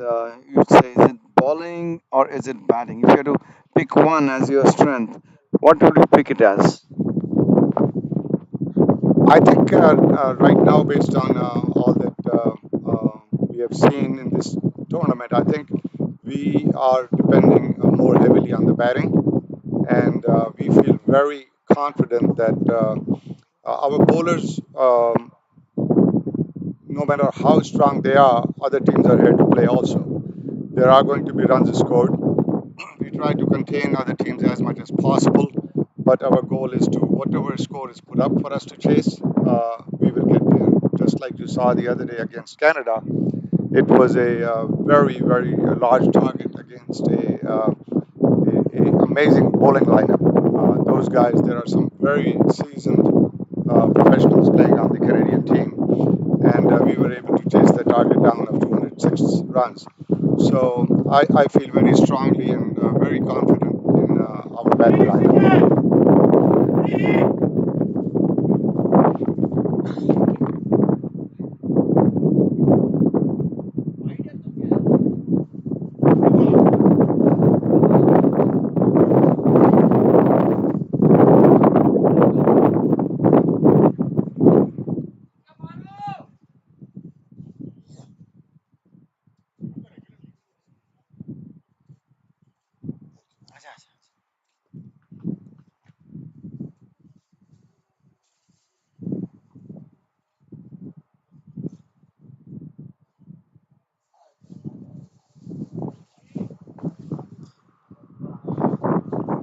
27 overs gone, 172 for 4. 18 overs remaining.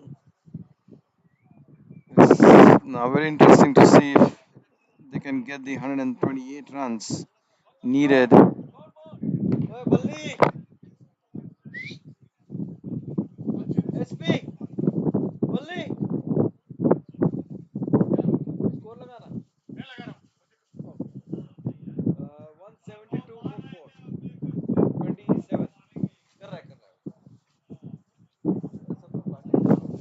ये क्यों नहीं कर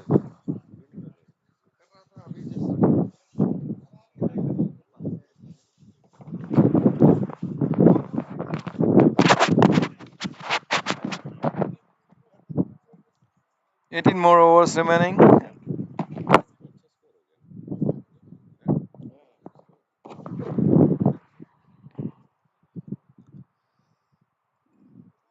So the bowler again is Mike Griffin.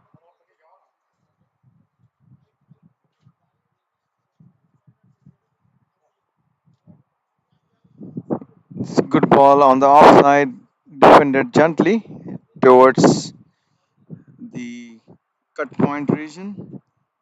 The batsman is completing a single. The score goes to 173 for 4. So Balbir, if you see the condition of the game right now, do you think they can all try for a 350 runs? Are you joking, Mr. Raj? I don't think so. But even if they score 250 or 260 runs on this ground, is a pretty good score. And I think Janak is targeting for that. And looks like the card out. Uh, beautiful, beautiful knock from Kirit. 73 runs scored. 74 runs of 83 balls got bowled. Michael Griffin. Michael Griffin got his second wicket now in fifth over. It's 11 runs and two wickets. It's one of the very good innings played by Kirit. He was very quick in running between the wickets. One of the finest batsmen. I think he hit some very good strokes. And what a fantastic inning. Kirit getting a very good standing ovation here. Everyone standing and clapping for him. What a brilliant knock.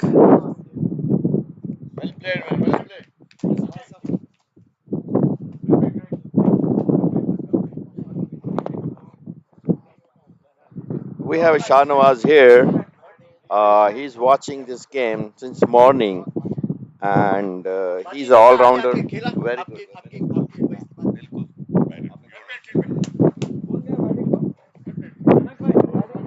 Shahnawaz, what do you think? What will be the score here for the Janak's team, USA team?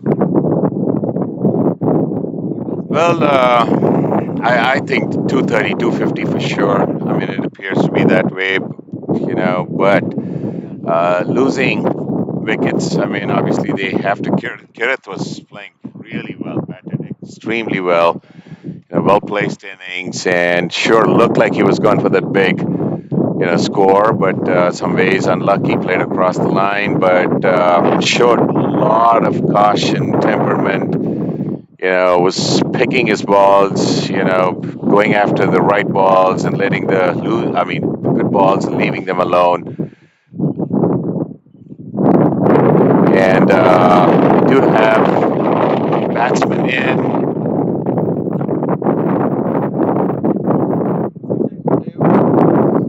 Dave Ramdan.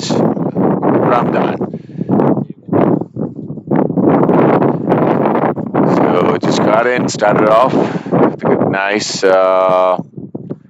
run there. We still have Masood, who's batting on.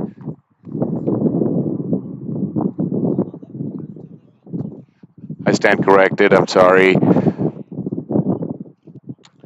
String the ball a little down the leg, and as we talked about the conditions earlier on, I mean, pretty rough. It's hard. I mean, with this heavy wind blowing across, not easy to control the ball, and it's going to be tough. So understandable in a lot of ways.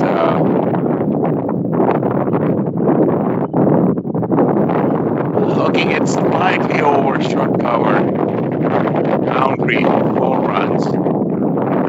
Ball moved a touch in the air, obviously the wind, and batsman not hesitating, putting that full toss, hitting over the short cover, fielder for a boundary, which is still wide away from the sweeper cover, and they have a deep extra cover as well, so filling the gap over the short cover fielder for 4 runs. Nicely played, shot.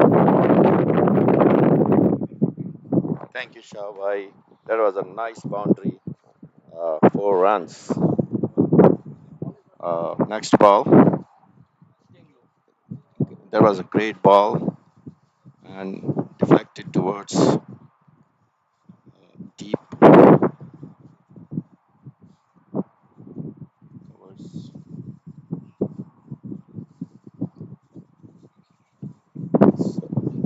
USA team is now 180 for 5. Uh, Pretty 28 overs. It's a pretty good score. And they have a couple of batsmen. Captain Janak is getting ready to bat after this, and he's all set, looking so good. Uh, Janak is all rounder. He bowls left arm spin and great bat. So you're gonna see some beautiful shots with Janak. Sean was when yesterday when you were playing for USA A team. and you were chasing 240 runs. What was going in your head at that time? Obviously, a good score. Well, I mean, 240. Chasing is always going to be tough, right? Especially when you have a big score. But the belief was always there that we had the batting lineup. A lot of players who already represented U.S. and so there was belief that we could still chase it. And for that, we were hoping some of our plans, the skipper Raj and I, were hoping some of those plans would actually fall in place. And uh, partnerships, right? I mean, that's one of the things we were counting on heavily, and opening partnerships unfortunately haven't clicked, but that's part and parcel of the game. But having said that, I still thought there was enough depth in the batting, right? I mean, like I said, there are some players who have played at the highest level, right? Played for Masters USA in the past, and played and are still competitive in their own leagues, right, in different parts of the country. So there was always that belief that we had the talent, we had the lineup to actually be able to chase 240 plus down. But then it was also about some playing smart cricket, right? I mean, just making sure we don't. It's important that we minimize our errors, right? I mean, shot selection is an example. So, but I still think we did pretty decent. We did, make a good fight out of it. Yes, end of the day, I think the U.S. Team, obviously deserved to win. They seem to have, executed their plan well, if you will. But there's so many takeaways from the game, and you can only get better, right? I mean, so we have to, in a lot of ways, do well against the Canadian team, which again is not going to be an easy game tomorrow. But Balbir, I know you're equally disappointed as well, and it's hard, right? I mean, especially not knowing what the next game is going to bring to you, but again, it's the team spirit. I think Rajbhai pointed it out earlier. In a lot of ways, you're the heart and soul of not just Masters but also the A team. It's not so much about cricket alone. It's more about socializing, the entertainment, that element that you bring to the Masters. I think is more important than fighting it out on the field. Thank you, Shabai. I agree, 100% agree with you. So I noticed last time in US Open, uh, you got three bats. This tournament you got four bats. Is there any reason? And your kit bag is really very high because of four bats. So is there any reason you got four bats for this tournament? Well, the sponsors were pushing really hard, Balbir. They wanted to make sure we had at least four bats, and but it has always been a challenge. And end of the day, we want to make sure they're happy as well.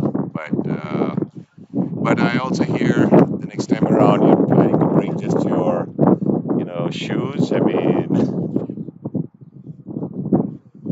but jokes aside, folks. I mean, some good going, some very good cricket being played.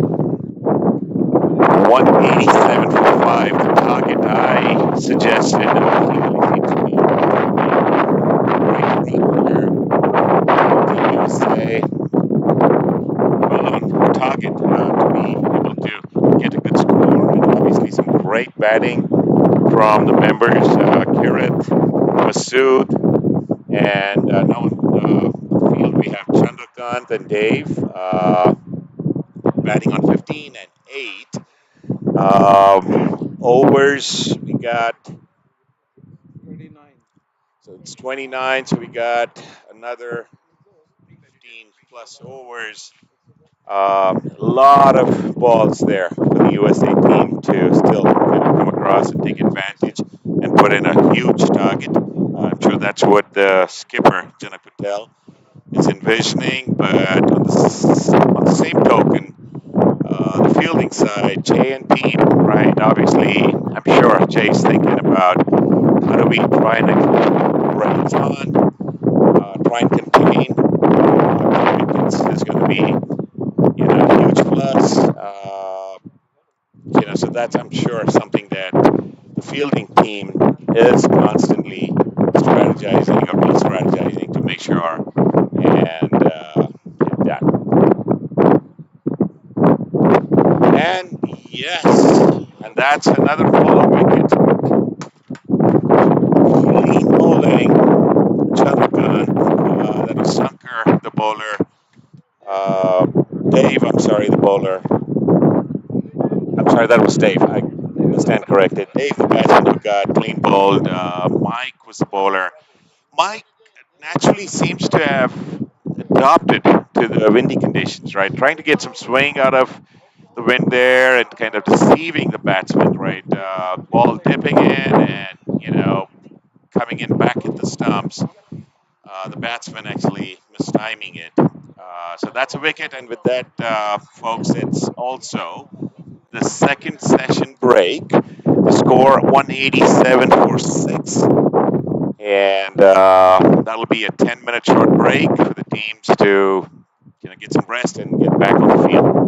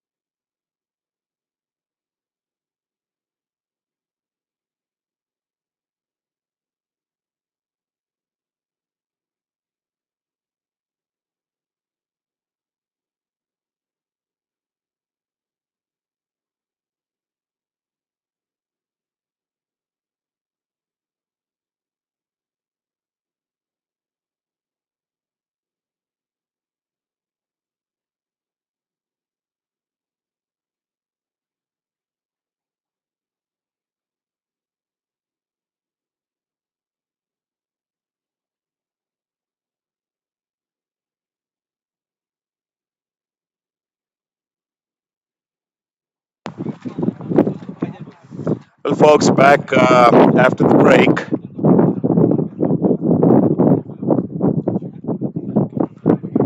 Um,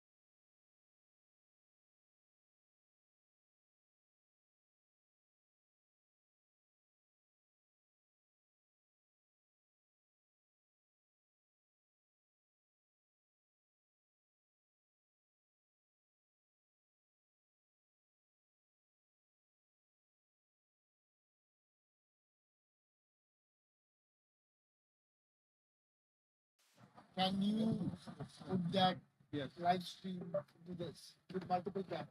Or would that be the only stream? Check. Check. That I don't know what software they use. Check. Check. Check. Check. Check. We can put an adapter on the phone. Check. And get this thing to be copied into an HDMI output that can fit into setting change. The video switcher I can. No. Is it the video switcher? Is it the video switcher? Yeah. How many inches does it take? Just नहीं ये mic से आ रहा है. It's coming streaming में आ रहा है. तो अभी ये माइक नहीं use. Default mic use किया. थोड़ी देर I'll tell you. You can use this also. This is pretty good.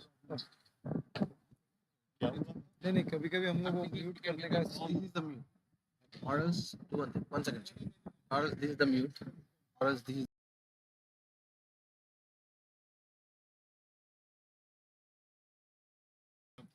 It's a touch screen.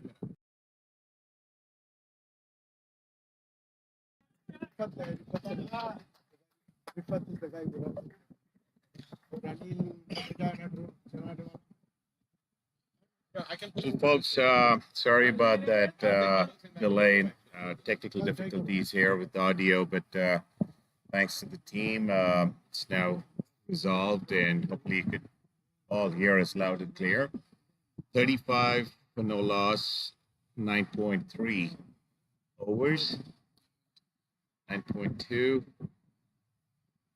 Abid batting on 17, Anil batting on 15 of 29.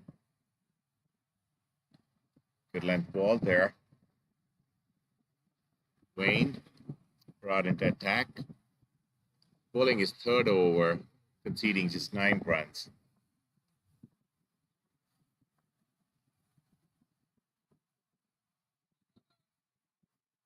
Abid getting it to point, no run.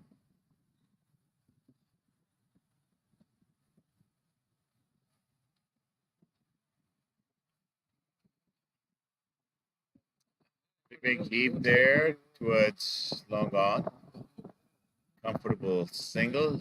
Didn't quite middle it, but still carried all the way to long on. And that's the conclusion of over number 3. Oh, I stand corrected. That end of the 10th over, 36 for no loss.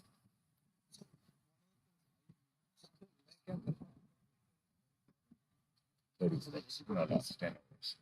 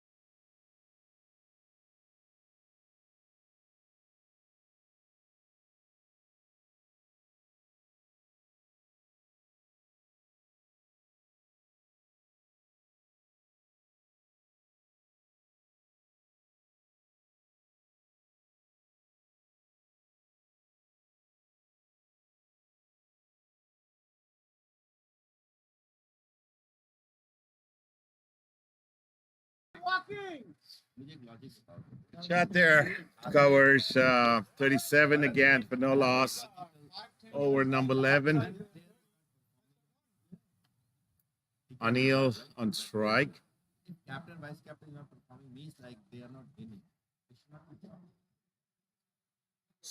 David Martle was known to bowl a very steady line, left arm spin. He's played in the 50 plus tournament as well.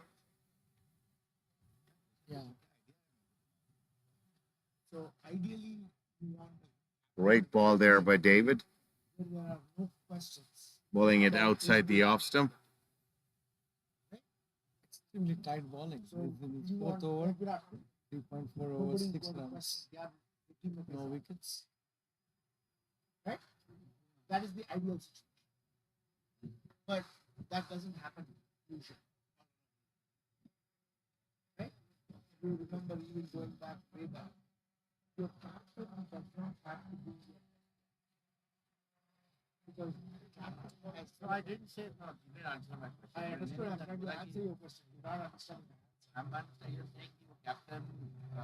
A full toss ball hit straight to cover fielder. Good fielding there by the skipper, Janak Patel.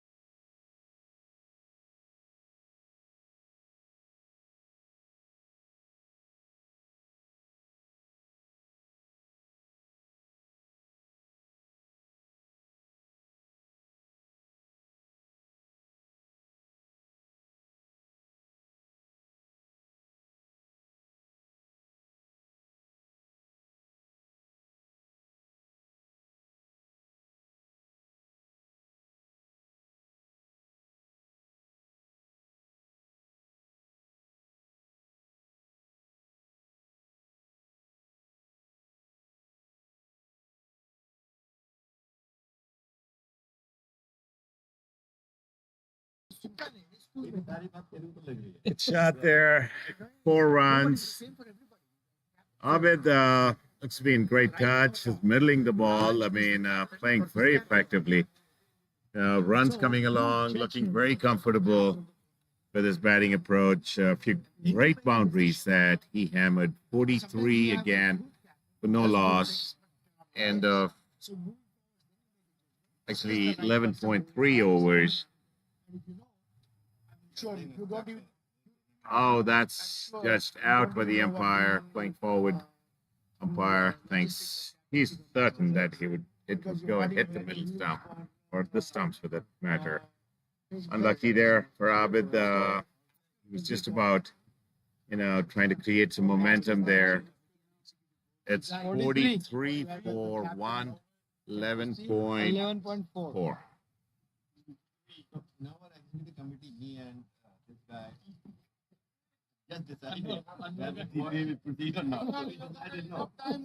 Pretty decent start. 43 runs, 11 by any standards. Pretty decent start. Griffith in, the next batsman in. So, as long as, I guess, they're able to rotate strike, keep the scoreboard ticking, it's always given that you try and actually work towards that target, but obviously the target can only be achieved when you plan towards it in the form of good rotation, some patience, trying to get ones and twos, and of course, wait for those bad balls to get your boundaries. So it'll be key the next 5 to 10 overs for the USA A team to see how they could actually settle down, try and recover from this little disruption as far as losing a wicket, and then try and actually build towards a partnership.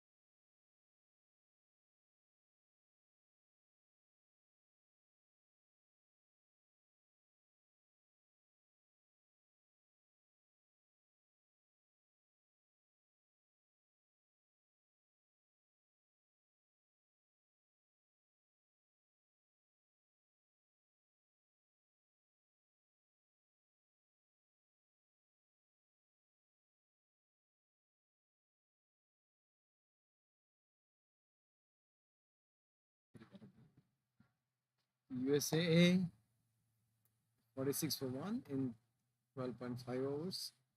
New batsman in Michael Griffin. Anil is on 19 of 41 balls.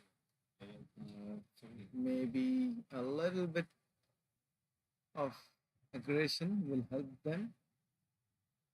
Here comes David. I think the batsman heard. They did. Good shot and a beautiful shot. That was a good on drive. Can't call it as a slog, but it was very well timed. And Michael opening his account by a boundary. 50 up for the team. USA 50 in 13 overs.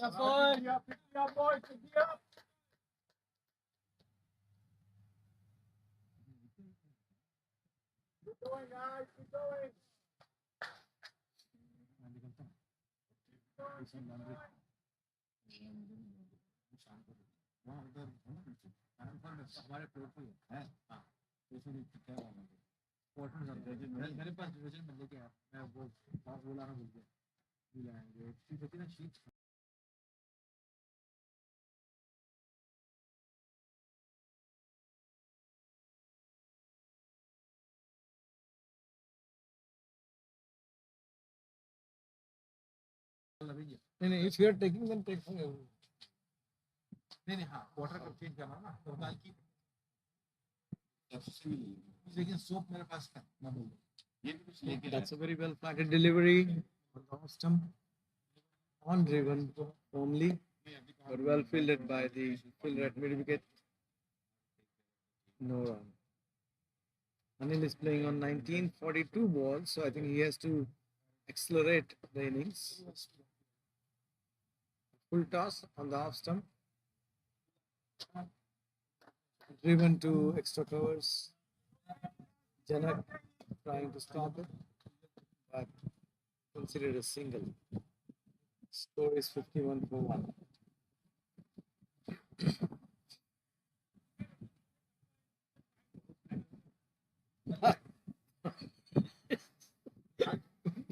The score is showing that the first inning was for 9 wickets. They were all out.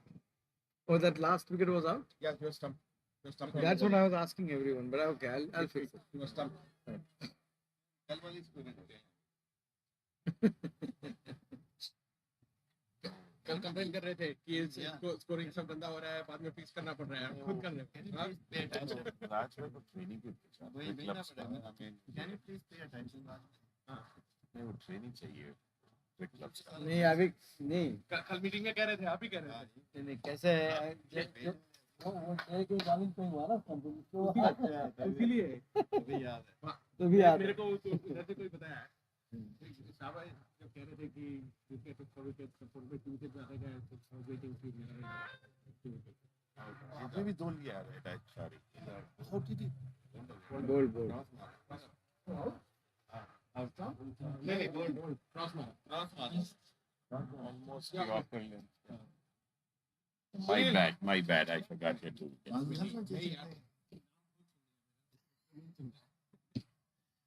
छोड़ने के नाम नहीं सुना तो अच्छा है runs हो गए But I will bring it up. पैर सही है? How do you feel? Right?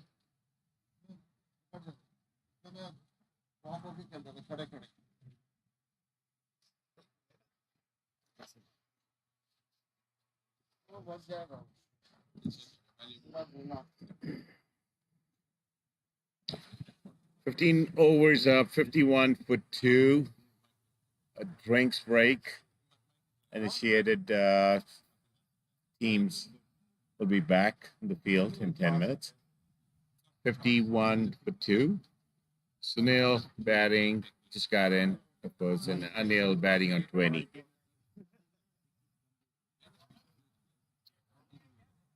Target-wise, a good start, 51, 52 for the loss of 2 wickets. But I'm sure USA team will be extremely pleased with that progress. as far as USA goes, still a good start. It's about preserving their wickets and trying to build partnerships. I'm sure the next 15 overs, that would be the instructions. Skipper, Jay, and who, by the way, had beautiful first session as well, had 2 wickets, along with Praveen, 2 wickets, and 4 wickets to Michael. So Jay, 2 wickets, 2 wickets to Praveen, and 4 wickets to Michael. Good joint effort for the skipper and the entire team, which led to the target of 275. Here we are, end of session one, 51 for 2, end of 15 overs. Batsman at the crease, Anil batting on 20 or 43. And we should be resuming session 2 in the next 5-10 minutes. Thank you.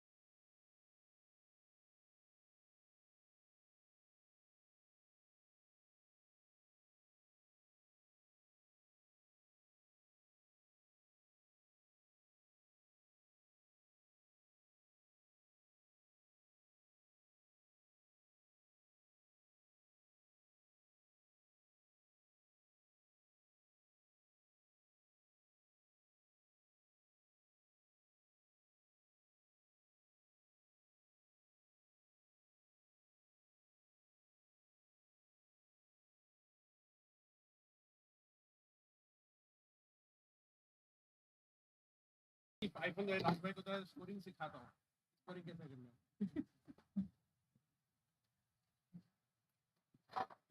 ये बेरिया के सारे matches में scoring होता है।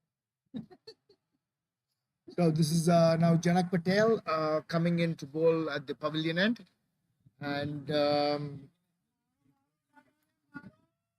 Anil will be facing him. The score is 51 for 2. They are chasing a score of 272. So 51 runs in 14 overs. The run rate is climbing with every over. Makes it a tough ask. Janak Patel, experienced left arm spinner, lives in the Los Angeles area.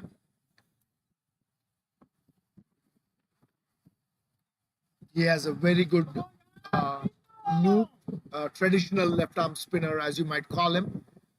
Then there was a run out that was missed there.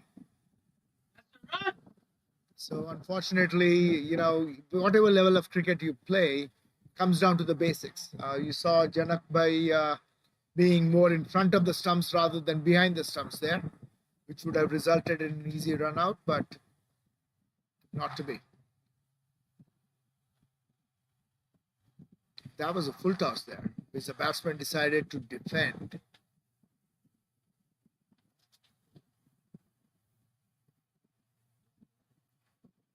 Much better ball there with the same result.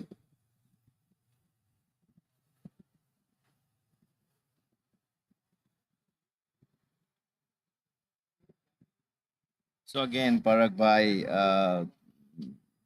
question is, will the team, what kind of strategy they should apply to chase the huge score? Anil is on 20, Sunil yet to open his account. What do you think, Mr.? So it comes out with the intent, right? I mean, do they have the intent of getting those runs, or have they given up on the game? The way they're batting, it looks like they have resigned to defeat. They have to chase 272. They are 1/3 of the way there. So they have to get 220 runs in approximately 30 overs. If my math is right, that's greater than 7.5 runs an over. The way they're batting shows not much intent. Yeah, I agree, Parag bhai. Intent is the most important thing they have to show here. But they're trying hard. Let's see, chasing that big score is not a easy task. Yeah, I mean, it's, you know, again, the question is, you know, do you want to die by 1,000 cuts, or just go for it and see? Even if you get all out, you get all out. You're going to lose the game either way. But this way, you're sure to lose the game if you're showing no intent and not chasing the run rate. Um, if you try to go for the run rate, you get all out. At least you're giving yourself a chance to win the game. But again, the philosophy of the captain and the team should be, you know, are we going to win the game, or have we decided that we do not have a shot?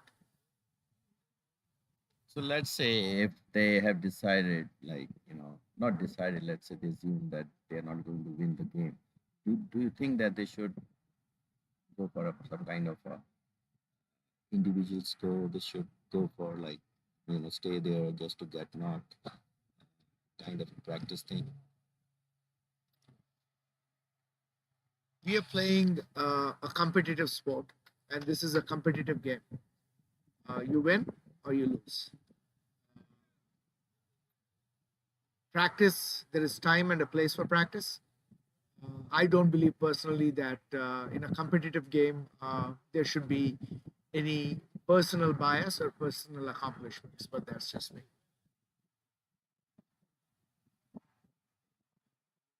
So if you were there at this kind of situation in your team, what would you have done? Right? You talk to the batsman and tell them to go for the run rate that is required. With 7 runs and over, so be it. Chase 7 runs and over. do whatever it takes. Hit the ball, take singles, run hard between the wickets. Uh, but again, absolutely see no intent in getting runs. That's at So least again, the question is, Mr. Parag, if players don't show the intent, what is the next step?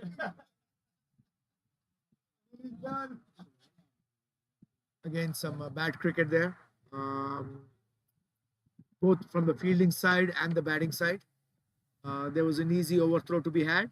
The batsman decided they would not go for it. Um, again, maybe I'm a little getting a little too harsh in my words here. Is if you are not going to be playing for a win, then might as well save everybody's time and perhaps call it a day.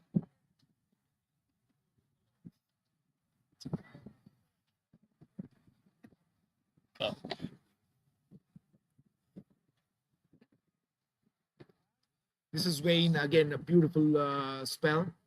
This is one of the most consistent bowlers we have in the USA team. Actually, I would say the most consistent cricketer. Gentleman with a smile on his face all the time. Excellent batsman.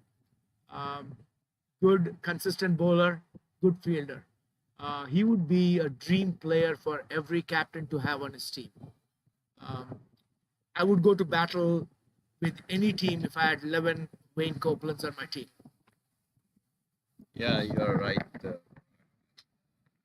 chat. Batted well in this tournament. Very good. So Janak have a lot of expectation from me. Good to have him in USA team. Of course, I think this USA team, it's not there yet, but it is gelling. Like we had mentioned before many times, they are looking forward to the World Cup in September in Australia, and this is one of the tournaments in preparation for that. Um, I am actually pleased to see the way they are coming along from their first games that happened in July of last year to now. They've played a few games together, a few tournaments, and this is their first international tournament. They won 2 games in a row. This is their third game, which looks like they're going to win hands down. So I think this is coming along good. Obviously, we talked about them trying to get fitter and gel as a team, and that should come along with time. So Parag bhai, when do you think over 60 World Cup team will be announced? That obviously depends on the over 60s. They have an executive committee. They have a process that they're following. They should be pretty close to determining who at least their main probables are to go on that trip. They have this tournament coming up. Interestingly, they're also fielding a team for the May Masters Open tournament. So they'll be competing against some over 50 teams. And I think that should give them a pretty good idea of where they stand and who their team will be. So I would say pretty much close to that tournament, they should have a mindset of most of the players that they want to take with them.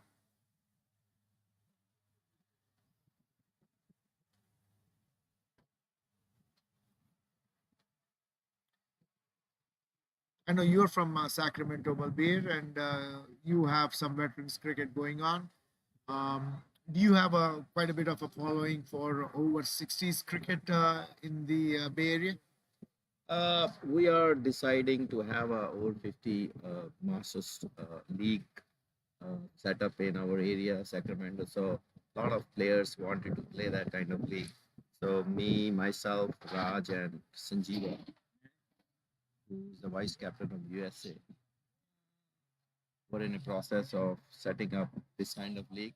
And there are a lot of benefits by setting up that kind of league so that we can play only on the turf and then get ready for Master Open tournaments, zonal tournaments. So we'll have more players to select for zonal tournament. So I think it's a good idea. This is what I decided to have a master league. So when I talked to Sanjeeva, he liked the idea. And Raj is going to be responsible for Bay Area team, and I will be responsible for Sacramento League. And So that is brilliant, Balbir. That is the vision, hopefully, of Masters is people come and play these tournaments, get inspired by them, go back home and say, you know what, why can't we do this at a local level? Of course, I'm pretty sure you and most of us still compete with the youngsters at the 2025. It's not just about the cricketing skill, it's also about the mental attitude of how we play the game and what we do outside the field, build friendships, and make memories. So, creating these leagues all over the country, I think, will inspire and give an opportunity for most veteran cricketers to resume their second innings and live out their passion of playing competitive cricket again. Yeah, yeah. That is the idea, Parag Bhai, to bring more masters.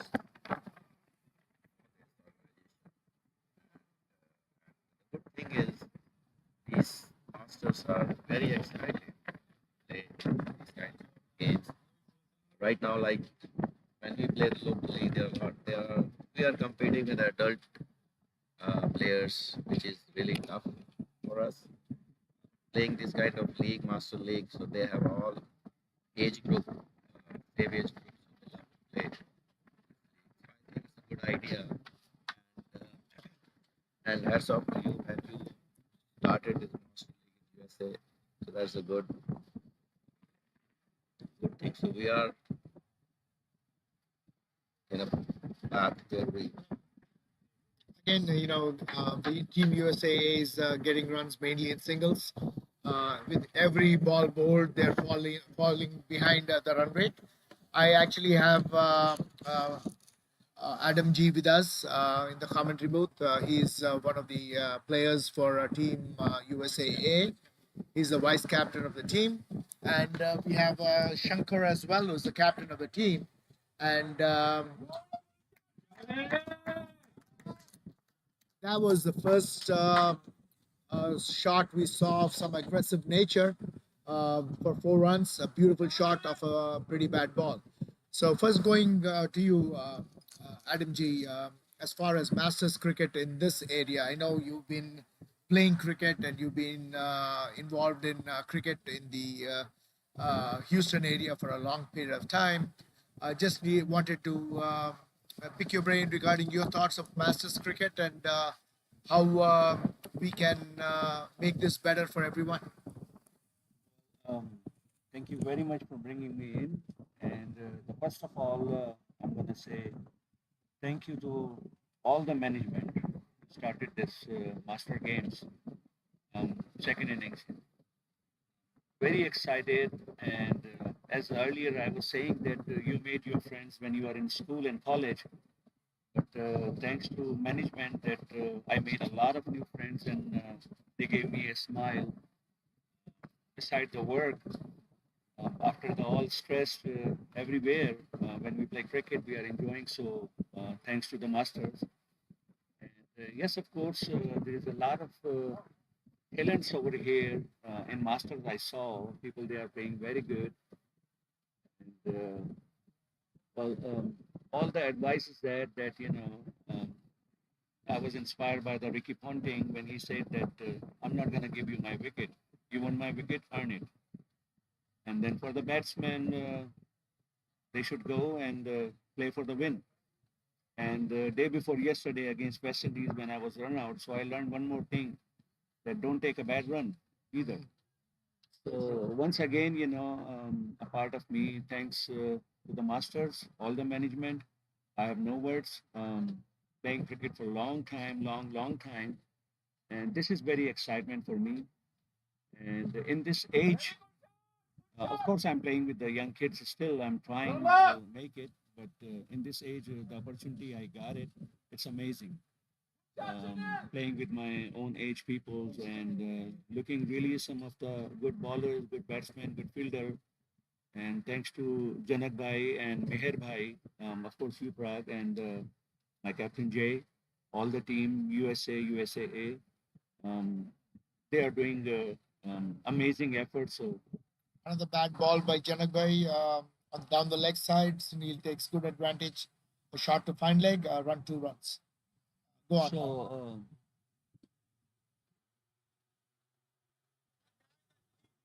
I mean, it's amazing people. They are putting their efforts and everything. So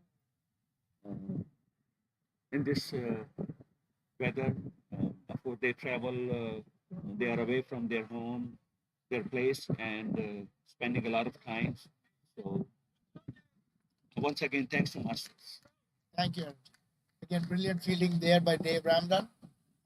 Direct hit, good running between the wickets for a single. So Jay, I'm going to put you. We have Jay, the captain of the Team USA. That's a beautifully flighted ball from Janak, and a good piece of stumping there by CK. The second wicket falls for Team USA. Third wicket, I'm sorry, third wicket. So, Jay, I know you're chasing a tall task here of 272. We were having a discussion just before you came on air as to how to go about chasing this game, the score, and whether it's a realistic possibility. So, I just wanted to pick your brain on what your strategy was to start this innings and chase down the score of 272. So the, the score itself is a pretty big total. It's a 6+ runs per over. We have a few people who are capable of scoring at the rate required to get it there. We have enough batters who can hold on and play long innings. In fact, in both the previous games, we batted all 45 overs. We didn't, get them bundled out at any point in time. So we know we can play 45. Now the question is, how do you go from scoring 150, 160 in the previous two games to scoring 270? You're adding 2 runs per over, pretty much. So I changed the batting order, sent Abid up the order because he can. He's been batting brilliantly. He scored a 40 not out and a 50 not out in the first 2 games. So his average is probably 90, without getting out. So he was in good form. Sent him in. He was scoring at a decent rate, and once his eyes said he was starting to accelerate, but unfortunately, he couldn't continue his streak of keeping his wicket. No, I mean, Abid has been playing brilliantly this tournament. Like you said, 2 good scores and some brilliant shots today before he got out. Again, Janak by looping the ball up nicely. Further to my question, though, Jay, in terms of the run rate, right? Right now, you have a run rate that is pretty much going at nearly you need to get 8 runs and over. So again, the question back to you is: have the batsmen the intent of scoring 8 runs and over from here on out, or are we just going to play this out and be satisfied that we've played the 45 overs? No, I think none of the team members have the mindset of let's just play out the 45. Unless it gets to a completely impossible situation. At the end of the West Indies game, we had 5 overs and 100 runs, and and I was batting with Abid. Sure. And we knew that we're not going to score 5 wickets, 100 runs, and if we haven't played in these pitches much before, I said, okay, we've missed out on a lot of singles in the middle overs. So next 5 overs, let's pretend we are in the middle overs and let's keep that singles ticking and practice for the next game. And so, but we are not at that stage. I mean, 8 runs and over is very doable with people like Adam G, Haroon, and Sunil who's batting, and we have Prabhakar yet to come, and a few other batsmen who can hit big shots and score 8 runs and over. That's I think 8 runs and over is not a tall task. The support, the key is there are only few batsmen who have that capability of accelerating. Not a whole lot. I don't have 6 batsmen out there who can pull that off. So those few have to click, and they need to have the support from the others in running singles. Now, this being the Super Masters or whatever you want to call it, the over 60s, and the USA A team, and not the Team USA. So the fitness and the running ability, a lot of people are a little challenged by that, especially because many of them are coming and playing real tournament cricket after a very long time. This is their first tournament in a very long time. So getting them, moving them along between this tournament and the next tournament is a critical part of what we are doing also. Completely appreciate that, Jay. And that is what I was trying to get at, is the key word you mentioned again, and I keep talking about this over and over again, is fitness, right? Yeah. So this is not easy. You're talking about people who are over 60, and you're trying to play 5 45 over games. That's talking about playing 8 hours of cricket every day. That is 5 games in a period of 8 days. That's no easy task, and you can have all the mental strength and fortitude that you have under the wicket there, where Sunil was trying to flick to mid wicket, got the top edge, and an easy catch to Dharmender, who accepts it gleefully. I think this is Chetan's first wicket this tournament. It is. Congratulations to It him. is. I know he's been bowling well, but he's just not been lucky enough to get the wickets. I think he's a little was between being a fast bowler and a spin bowler. I'm not sure he's completely settled on what he wants to be in this tournament. I saw him bowling some swing bowling in the last game without much control.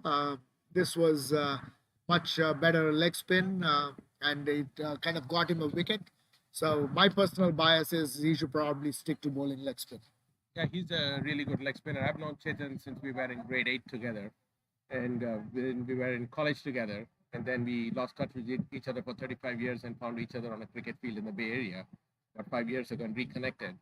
So he's been my buddy for a very, very, very long time. He used to be a fast bowler in college. Yeah. So when I saw him spinning in the Bay Area, I was quite surprised. I said, "When did you become a spinner?" He said, "When I got old." So we change. I mean, that's it's all adapting, right? And I was mentioning this before on the comment. Thank you, Jay. I think you've got to get to the game. See if you can bring this game home. Again, the new batsman in is Dinesh. He'll be facing up to Chetan. 63 for 4. Tall task ahead in terms of getting to the score of 272.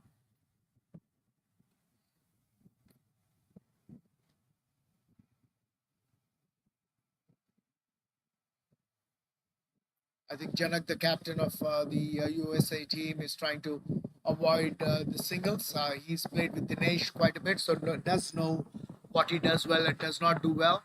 And I think running for singles is one of Dinesh's batting strengths. So he's trying to cut that down.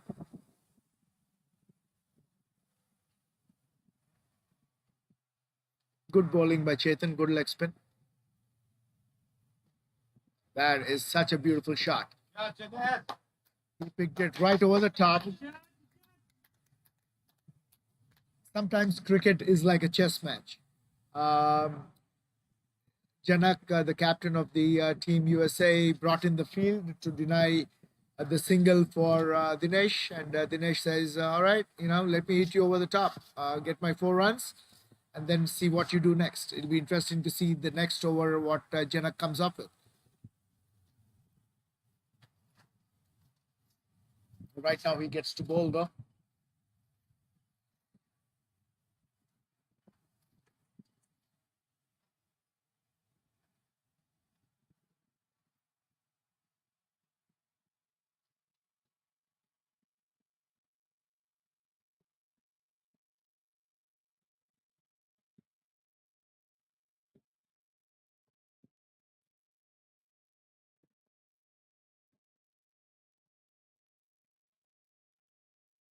The run rate keeps climbing with every over.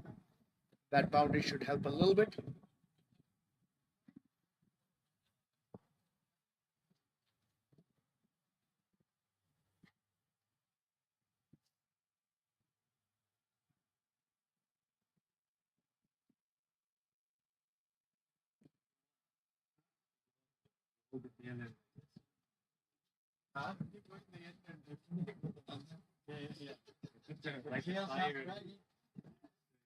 A nice off drive by Adamji, the vice captain of the Team USA team, to deep cover. Janak Patel, obviously very experienced, knows what field he has to bowl to. He has a deep extra cover for the drive, a long off, a long on. Um,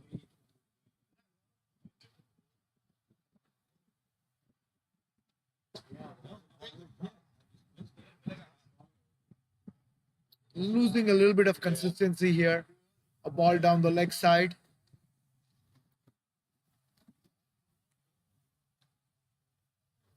वाह shot ये देख wait करके मारा अच्छा लगा That's a pretty bad ball by Janak Patel. For a person of his experience and his skill,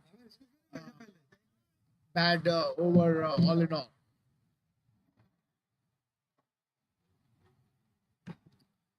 Beautiful shot though, picking it up to deep mid wicket for 4 runs. Um, Janak Patel did not have the field for that ball, and obviously you cannot set field for bad bowling. So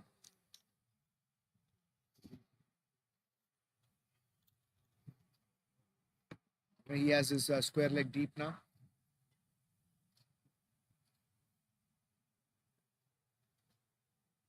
Much better ball, much better ball. Good comeback. A nice flighted delivery outside the off stump, and old-fashioned slog by Dinesh came up with thin air.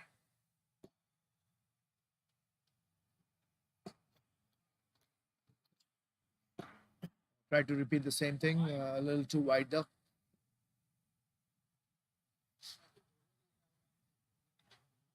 Again, talking about consistency of bowlers, when you're trying to do too much, you lose control.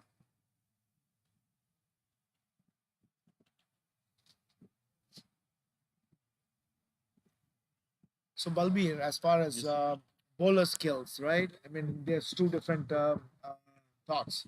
A lot of bowlers figure they need to do something to get a wicket. And there's another school of thought where you say, you know what, I'm going to do what I do best, stop the runs, and you do something different to, see if you can get runs off me, and if you can't, then you get out. Which school do you usually follow as captain? I know you've captained a bunch of teams in the Sacramento Davis area, so So Parag bhai, that is a good question. That good, normally at this situation, you should go for wicket. I don't think Janak was trying to go for singles or doubles, but I think he's trying to get the wicket. That's why he's trying all the variations. Sometimes short pitch ball, good length ball. So he's trying batsmen to at least go for a shot, even if he's hitting sixers or boundaries, doesn't matter. He wants a wicket. So they know that they're not going to chase that big score. So even if they hit couple of sixes, it's fine for them because he needs wicket. So it's based on the situation, Mr. Bharat. no, completely agree. But I think the situation, the way I'm reading it, is the fielding team needs pretty much 9 runs and over right now. And as a bowler, I'll say, fine, if you want to just stop and play, I'm going to bowl 6 dot balls and move on. Why am I giving a chance for the batsman to get 7, 8 runs? Isn't the goal to win the game in the end? And if I'm bowling dot balls, I think there is an injury there to Adam G. Guys, take some ice, water, something. I think he's. Take some ice, man. He's injured. I think something happened. Did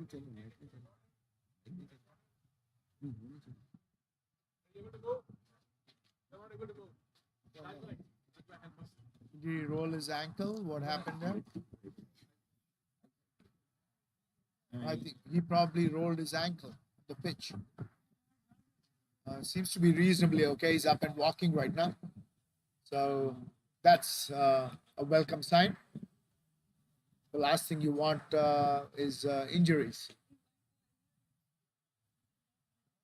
No, he seems to be relatively okay. That's good.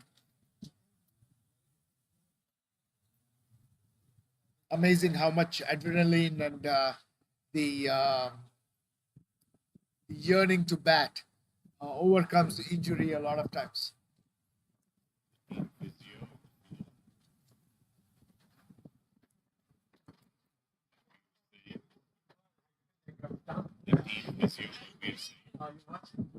Highly qualified. has been to 3 World Cups, Balbir Singh as the physio of the US national team. Mr. Physio, what is the problem? Well, I mean, you must have done something. Adam G is up and ready to play.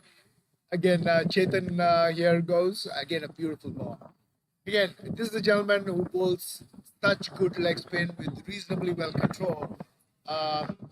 Cannot understand why he chooses to bowl swing bowling. Anyways, another beautiful ball. We have the team physio here, Balbir Singh.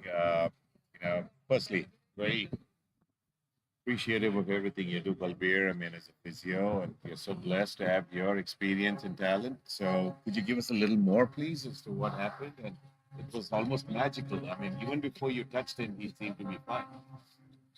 You know, thank you, Mr. Shanwaz. At this age, a lot of problems is happening. Cramps are the most bigger issue now for the over 60 people. And I think that there's a cramp, and I went and checked the muscles. Yeah. It was so tight. So I relaxed those muscles, and now he's fine. Thank you, Bali. As always, you're a blessing to the team.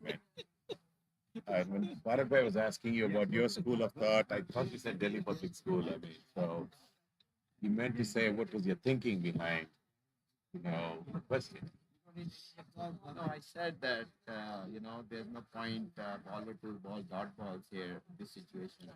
I Just misunderstood. go for Sorry. wickets and there's no point. But Parag was saying that they should go for dot balls and just over 45 hours. But I'm not agree with that. Sometimes,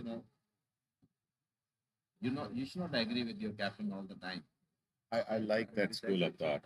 I mean, it's nothing wrong to challenge. As long as it's healthy, it's positive. I think it's not a bad argument. Always, I mean, different ways to skin a cat. And again, Janak Bhai with a well spread out field.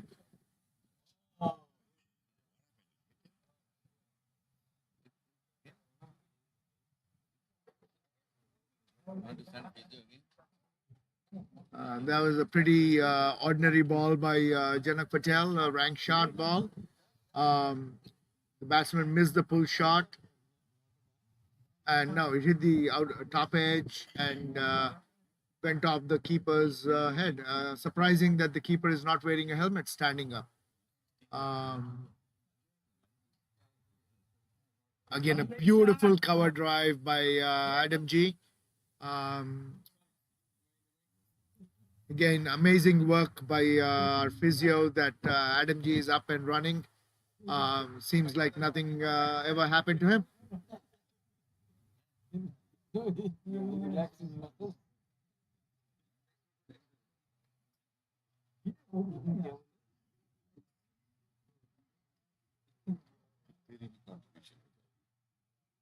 Beautiful. What a shot!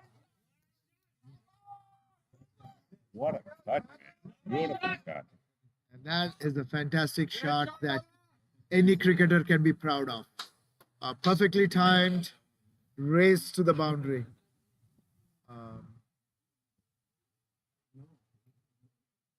CK with a piece of advice to his captain. Not sure what he told him. It wasn't that bad a ball, though. Just a brilliant shot.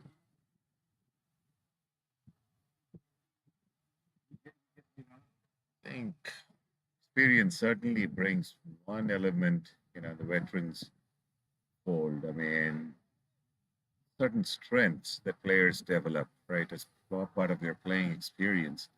That square cut that Adam G executed or played, that was clean. So I don't think it's something you learn now, or it's something that obviously came up in the last few weeks. I mean, sure, that shot, that particular level of focus was ingrained as part of his experience from the past, and I can bet you it was probably one of his favorite shots playing, during his prime and competitive days. Oh, I'm sure. He was a fantastic player. Another nice drive. It was in the air for a little bit, and amazing to see a full length dive by Masood Sheikh. Just got, I don't think he got his hand to it, but very close. Love the effort, though. Love the effort on the field. They are up by pretty much nearly 200 runs, pretty much won the game. But the gentleman has a full length drive to pick up a catch. That is the kind of effort I think that most captains will appreciate on the team. And that probably is the best ball that Janak Patel has bowled today. Few went far in between, but that one was really a gem of a ball. Should be getting some turn as well. Deliveries, so that looping that ball is definitely helping, putting a few more revs on the ball, and this one looked like it did. Gets a good turn. Yeah, turn pretty much from leg stump to across the off stump and beat the bat. As a batsman, obviously, you need skill, sometimes a little bit of luck. That was a case where a little bit of luck played in Adam G's favor. Chetan continuing from the far end.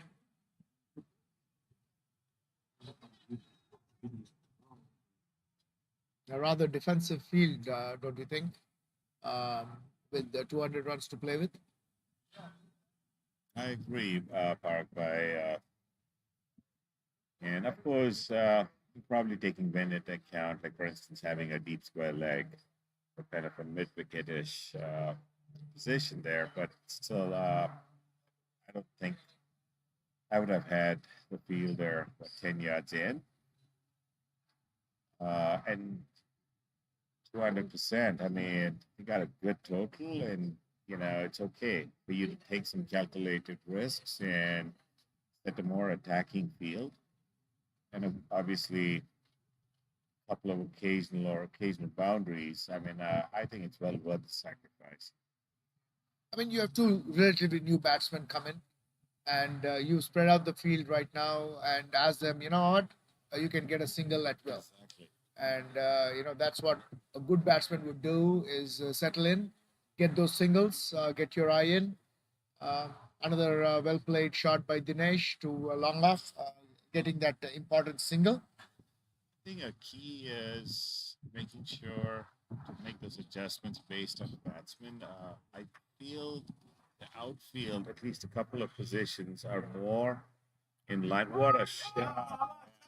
There, beautiful shot. Picked it up, half volley going down the leg. Picked it up beautifully for a flick to find like 4 runs. Excellent batting. Brilliant shot. Perfectly timed. Again, you can put all the outfielders you want. You can't put field for bad bowling. And that was a bad ball. So, to my point earlier, Farag Bhai, I think it's important to kind of, you can easily kind of lose concentration as far as field setting. It's important to always look at the field.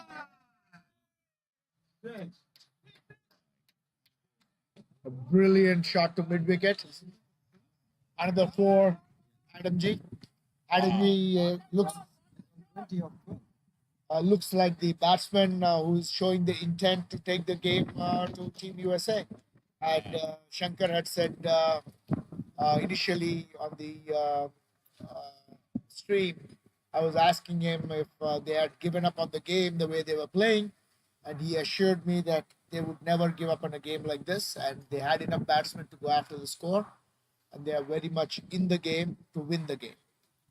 Clearly, we see that intent, especially Adam G. I mean, so confident, middling the ball, timing it, beautifully. I mean, some of the shots he's played, one to point, and then a flick to fine leg, and this last one, beautiful, uppish drive to the mid-wicket region, which almost looked like a 6, but looks like it was pretty close. But great timing and excellent batting by Adam G.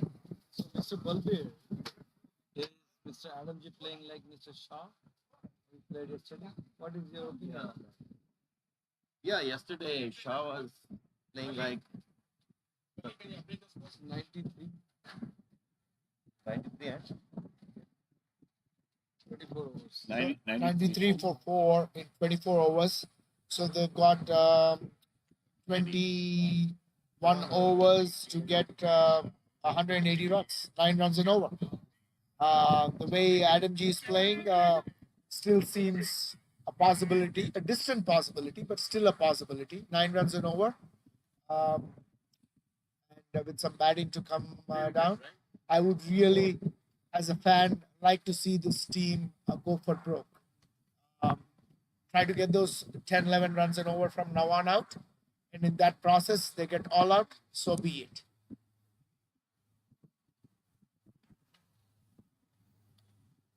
Beautiful Right, ball there by bowling. Janak Patel. Looped it in and nearly yorked Adam G, who's again there looking for the big shot.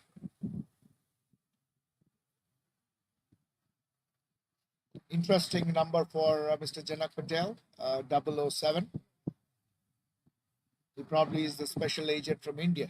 You're a big fan of James Bond, Paraguay, and that's where he draws inspiration from, 007.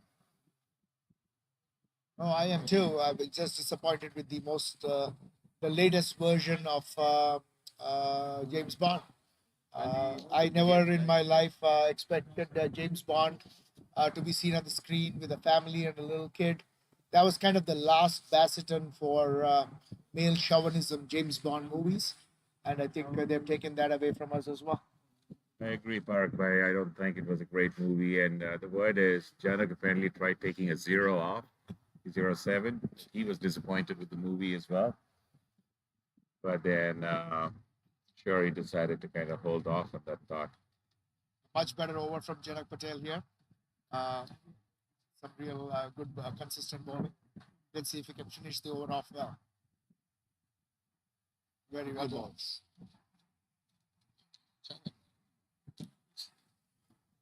Lovely over by Janak Patel. Yeah. So, was that a maiden? One run. So plenty good.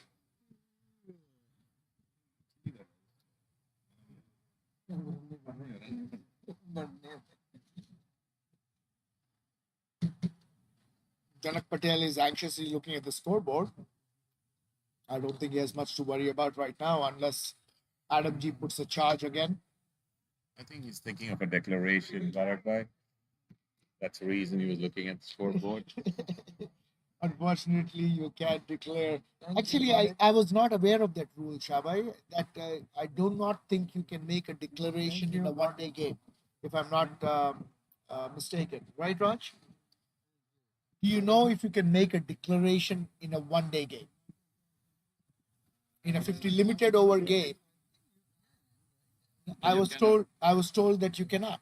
That is pretty interesting in terms of. So if you're batting first, That's what I said. I mean, if I'm batting first, if I'm predicting some weather, and I say I've got enough runs on the board, I should be able to declare. But I think the rule is you cannot declare an limited over game.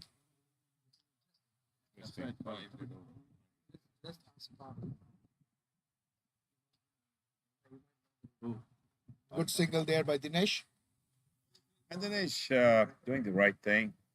Adam G appears to be in prime form, striking the ball good. Good thinking by Dinesh, trying to get Adam G on strike. Smart cricket. Shot! Another beautiful shot by Adam G. 4 runs to mid wicket. The dilemma for the fielder there was to go for the catch or stop the boundary. And as often the case in that situation, you end up doing neither. The ball ends up going for a 4.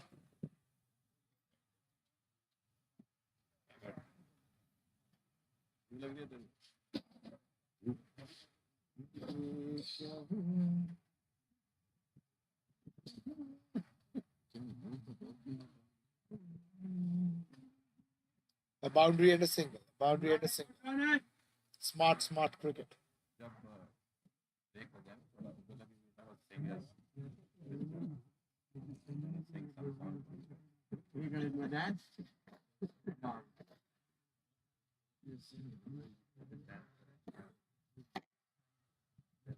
David Martel, again a very experienced bowler. I'd first seen David bowl in the. Actually, no, he bowled in LA. I did not get to see him. I saw him for the first time in the zonal tournament, Shabai. Very impressive. I think he was telling me the other day he has a little bit of a shoulder niggle and that he's not able to bowl his usual stuff, but still plenty good for the over 60s. I agree, Parag. Very consistent with his line and length. There's legs and good cricket back home in Sri Lanka. Shot! Let's go, Dave. Great effort there. That was the a boundary. brilliant piece of fielding by no, that's Dave Ramdar. That was a full length dive on the boundary. Any IPL player would be proud of that save.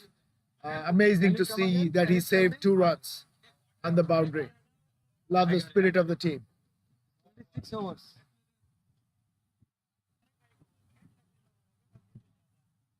Yeah, 26.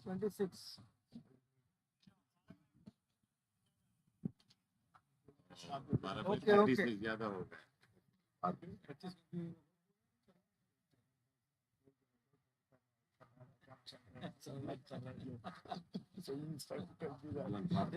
He's laughing. Parag is laughing. He wants to go.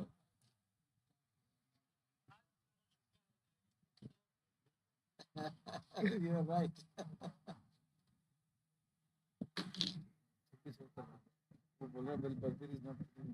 This is going to be interesting. My good friend Masood Sheikh has been given the ball to bowl.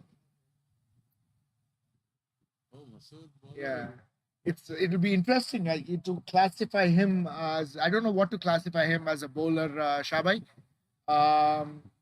He definitely is not fast. I don't know if there is a category of slow swing bowler, but that would probably be his classification. Yeah, I would categorize it as swing low bowlers.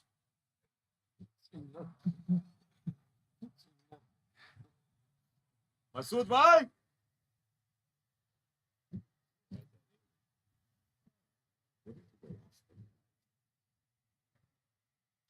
Gentle outswingers, Shabai. Interesting for a gentleman who bowls slow outswing bowlers.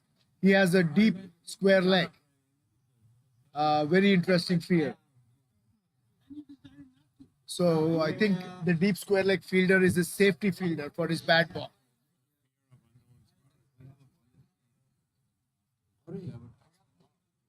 Great start there by Masood bhai.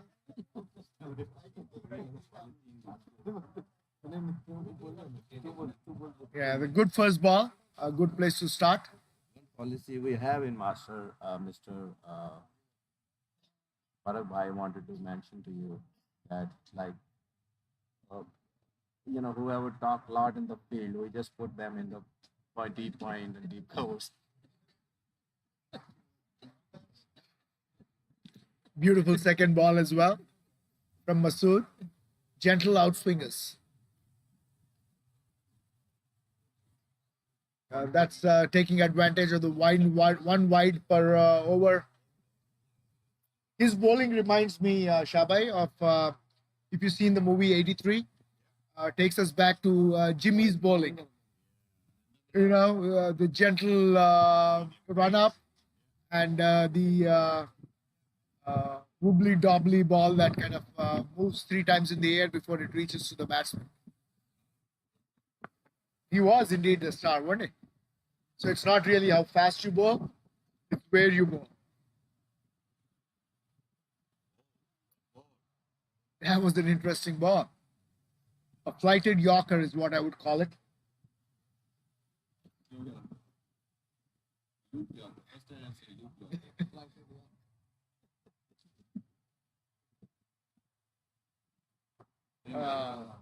Same ball. Like, at least, I mean, he gets marks for consistency. He's bowling the same ball in the same area, bowling to his field. A good first over by Masood Sheikh.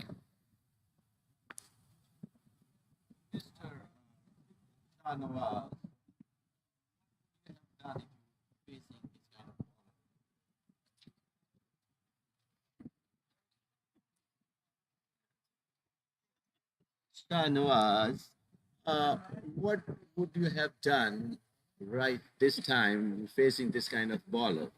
Shahnawaz, please. Be taking a nap. Probably. I mean, I'm sorry, you meant on the field? Yeah. Yes, I would. You should excuse us. Balbir Singh is here pretty much for his comic content. So please take this audio stream with a grain of salt. He means well, but He means well and he's a little unwell. So you're being extremely conscious. there seems to be a bowling change from the Warren. Dave Ramdan coming back to bowl.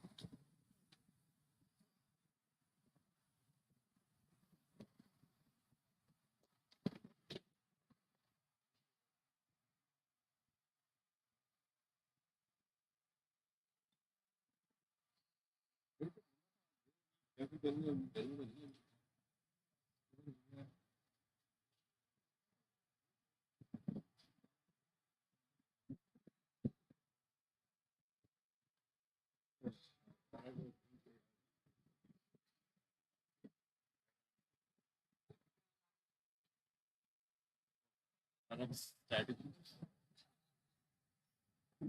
And one day you can. Good first ball by Dave Ramdan to point, and some brisk fielding there by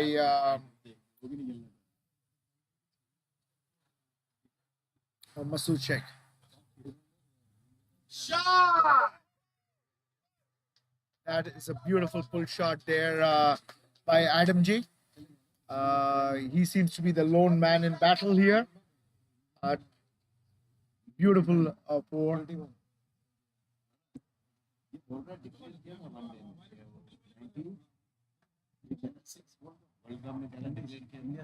मैंने वो match abandon किया Lord ने ये किया Beautiful pull shot to square leg for four.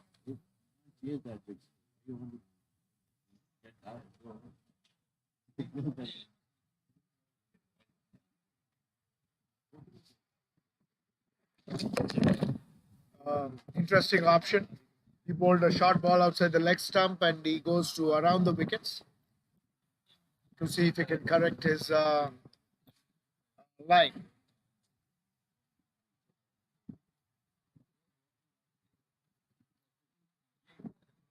Raj, what is your opinion of a right arm bowler bowling from around the stump? For me, I think you're taking a lot of options out. For example, bowling from around the stumps, pretty much LBW, you cannot get an LBW because the ball's pretty much going to pitch outside the leg stump if it's going to hit the stumps. So you are kind of limiting your options when you're bowling around the stumps. I know you do that quite often, bowling spin. Very good point.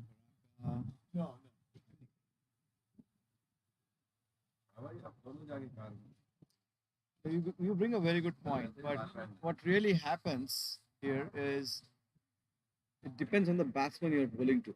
Shot! Running up one! If the batsman is strong on his offside, I normally go and see if he's really doing good cover drives, cuts. If the batsman is doing that, I try to go round the sticks just to make him forced to play on his leg side. So that is what I normally try to do if I see a batsman dominant on the offside, and put five fielders or five fielders on the right. And I've seen that work so many times. At least at the club level, this works because club level the batsman you really can make it out that the batsman won't be that strong on his leg, but he's very much on his cuts and cover drives. So that is number one. Number two, what really happens is I agree that you take out the LBW out of the equation, but the batsman becomes more aggressive sometimes, and you can buy a wicket falling around the wicket. The thing that yep you can go, and typically if you're bowling against the wind, you should use that. You should work around bowling a little bit of a shortest length for 1-1-3 for 4, 28 overs. So go around the wicket, bowl a little bit short of good length, and you are then buying a wicket for the team. Interesting perspective from a bowler's point of view. Yeah, I mean, sure, it is more of a defensive approach in my mind, but I'm sure you bought many wickets bowling that way. To each his own. Masood Sheikh coming back for his second over, bowling with the wind. That should increase his pace by a yard.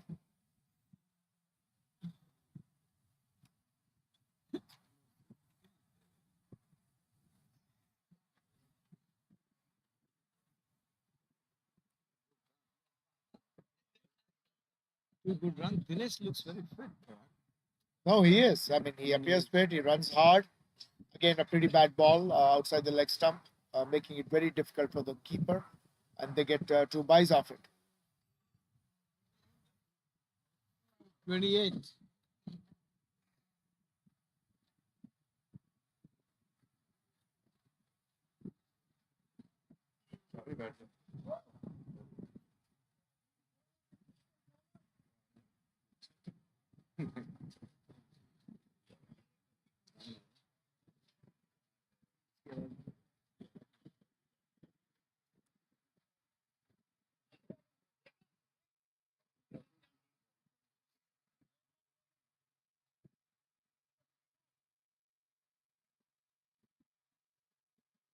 Masud bhai, great bowling.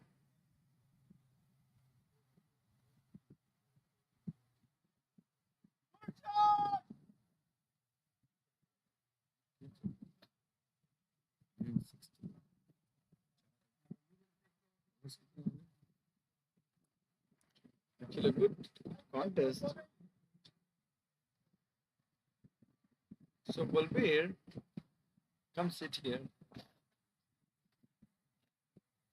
Tell me, is there any chance for the USA to win this game, or if they have to win, what they should do? It's really tough, Raj Bhai. Was trying hard, but the run rate is going maybe 9, almost 10 run per over. So it's really tough unless and until Shah Bhai come and do some bang bang here. There's no way. He's trying hard. Oh, that's boundary.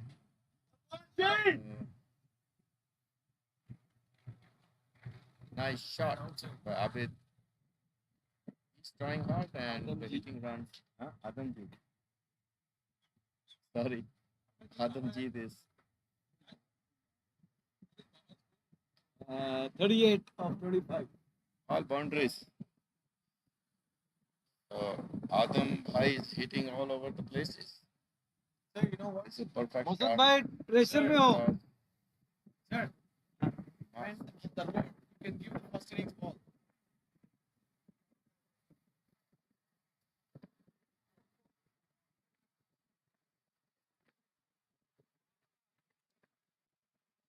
Adam hit so hard, the ball went to the road, freeway. And game is halted because of the ball. Yeah, they found the ball. Okay. Game is gonna start. So back to your question, Mr. Raj. Again, it's tough. Chase that big score. There's some magic miracle happen. We can run our big target. What would you have done if you were playing there? Same here. We have scored at least one.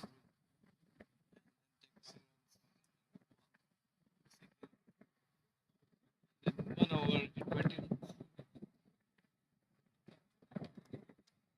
Simple. Thank you, Raj. So,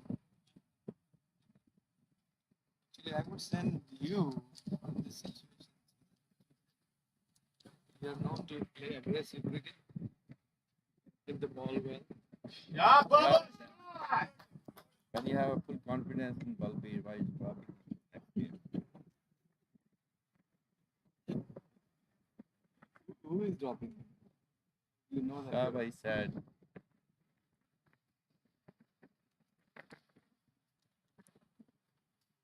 even if drop Shab, I still think it's down. He's going to go.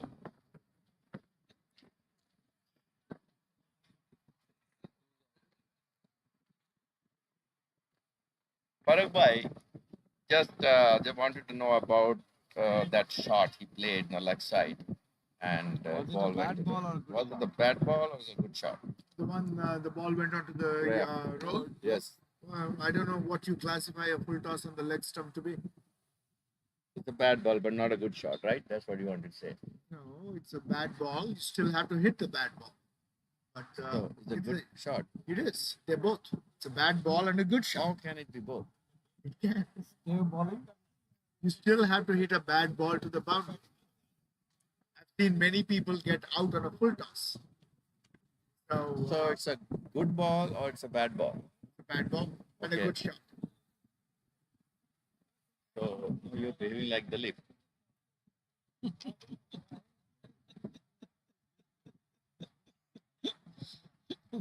बहुत sharp है ये. Dalip Sundar. So still USA 1-2-1, 4 wickets. Still they have to go a long way. They're trying hard, hitting boundaries all over the places. Now you can see all the fielders are the boundaries. Now they can go for singles. But taking singles, they need a lot of stamina. They're tired. They already played a couple of games. So they are really tired. The weather is little hot here, 80 Celsius. And we have a scorer here. His name is Raj 80 Vidatre. degrees Celsius weather. Fahrenheit. And Mr. Raj is really doing great job in scoring runs. Scoring. I'm so tired, get bored. I don't know what I'm saying. सुना तूने क्या बोला? Nah, jari hai. Parag is eating oranges. He's so bored.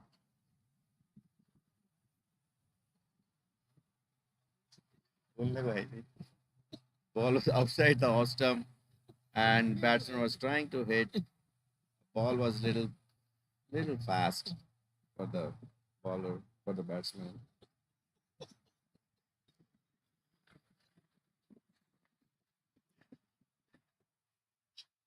121 for 4. This was offside, and hit it pretty good, and the ball went boundary. No, I think they're still running. It's not a boundary, so they took 2 runs.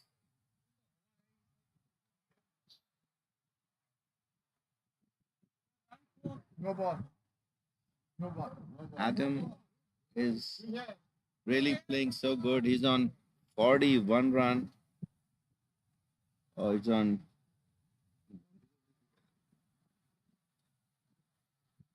Adam is on 39 runs, only 28 balls. He's playing really good aggressive batting. Oh,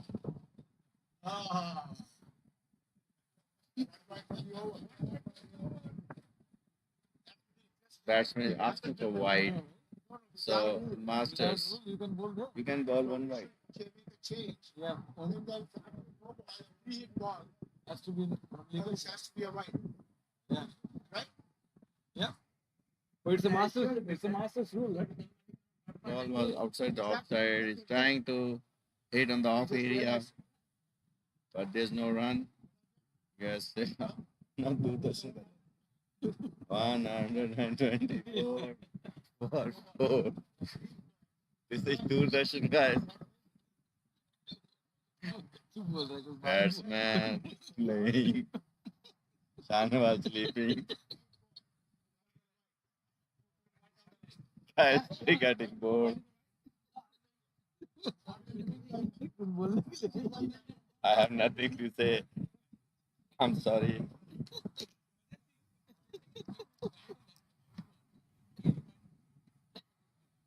Bowler ready to ball to batsman. Bowler ready to ball to batsman.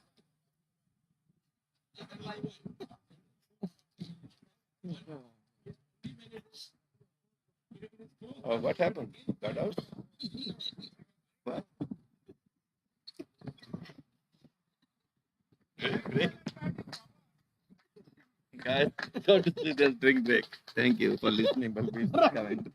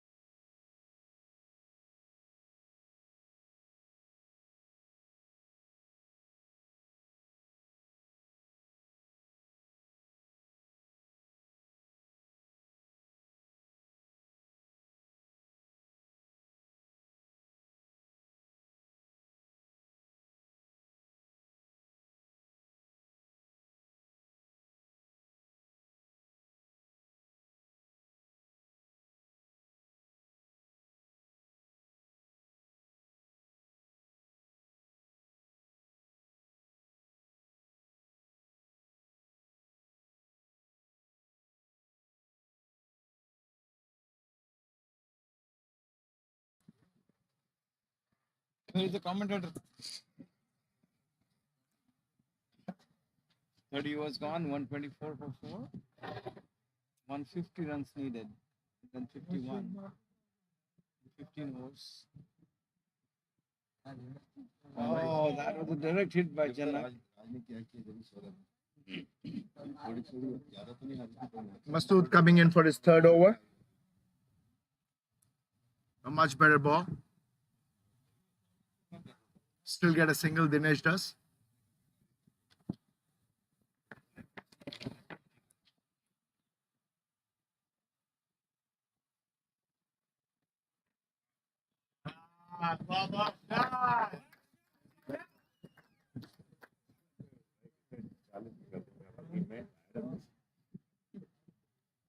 Again, a ball down the leg side.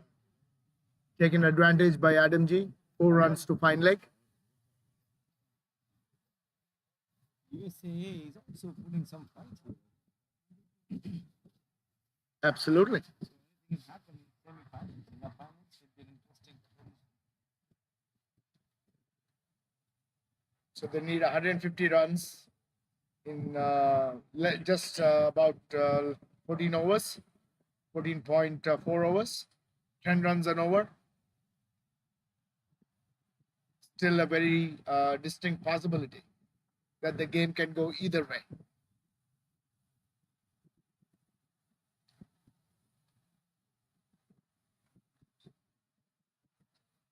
Good ball by Masood.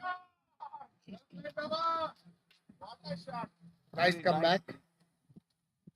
But again, they get a single.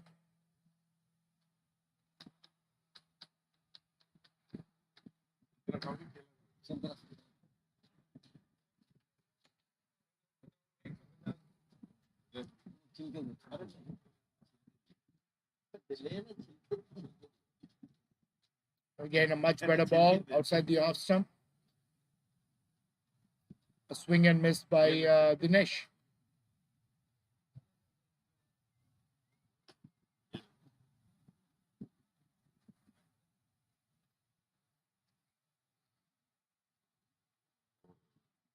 Much better over by Masood this time.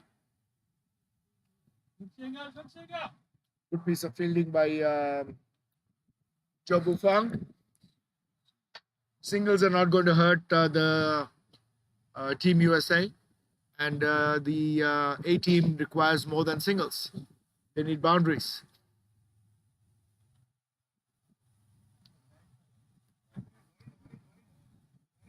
A swing and a miss, but a little too wide for the umpire's liking.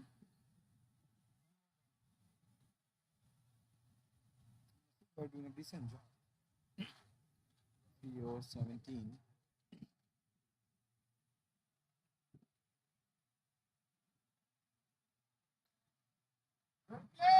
Much better ball by Masood.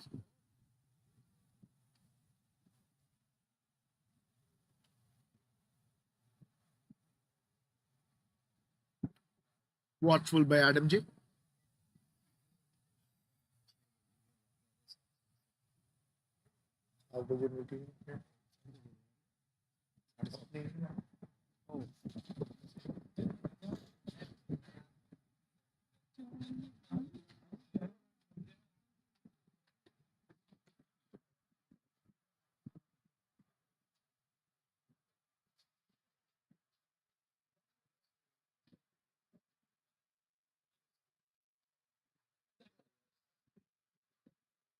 $132 for 4.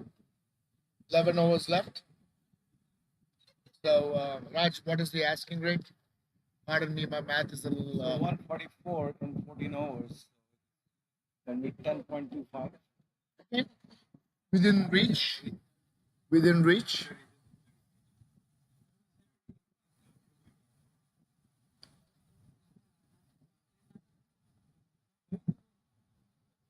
$144 runs and 66 balls. 2 runs.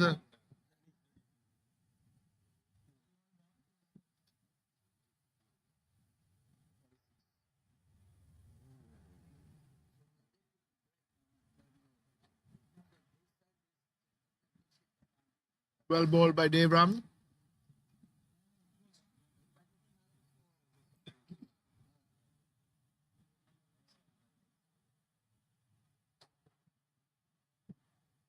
Excellent piece of fielding. Well bowled right into the block hole. And an excellent fielding of his own bowling.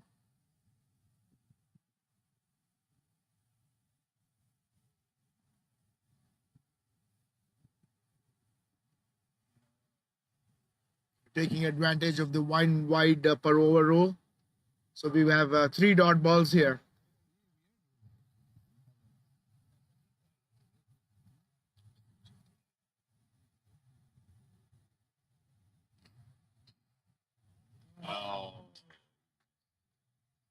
Second wide for the over, so given a wide.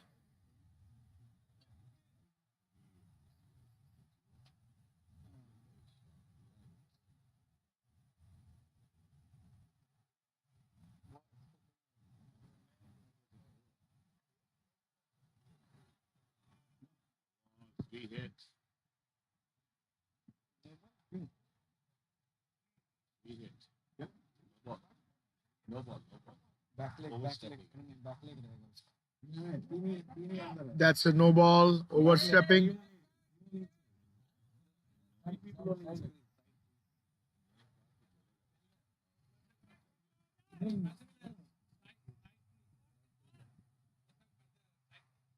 Yeah, that's what he said. Martinez. No, 3 people on the inside. That's why he gave no ball. No. Side please. Side. It's the no ball is for Now you cutting can the have side crease.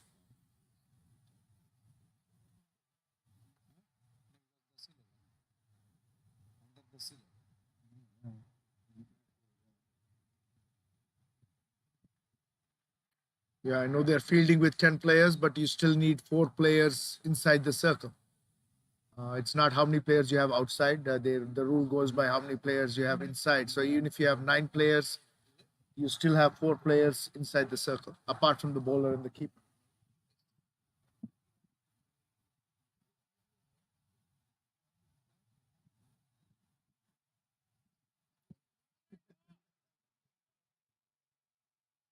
A single to mid wicket.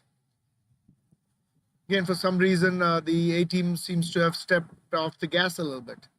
They seem to be getting this energy in spurts, and then they seem to forget their run rate.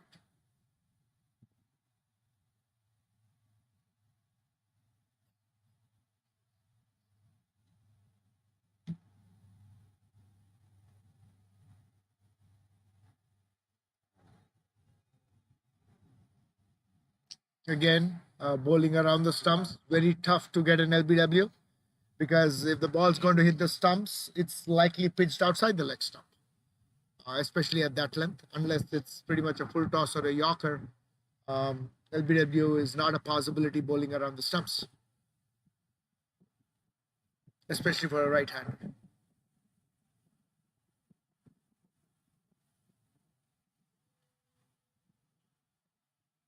Looks like Masood Sheikh has earned himself another over.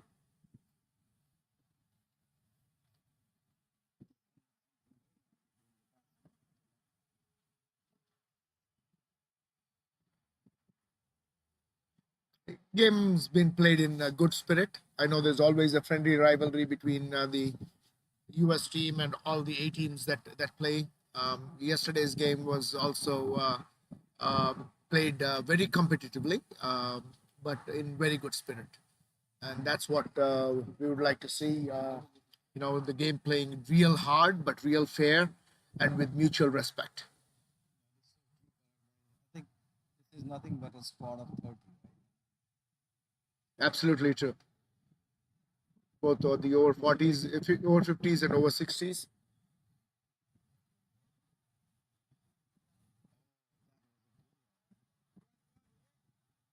Excellent bowling.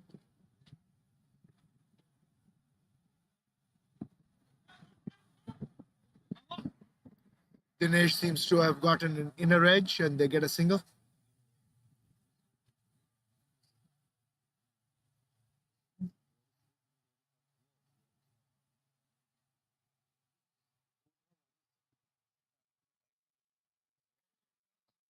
Very well bowled again. Masood seems to have found his rhythm.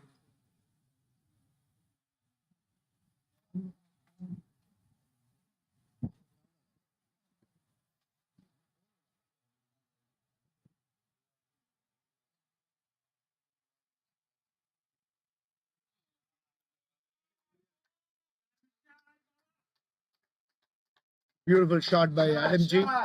50 up.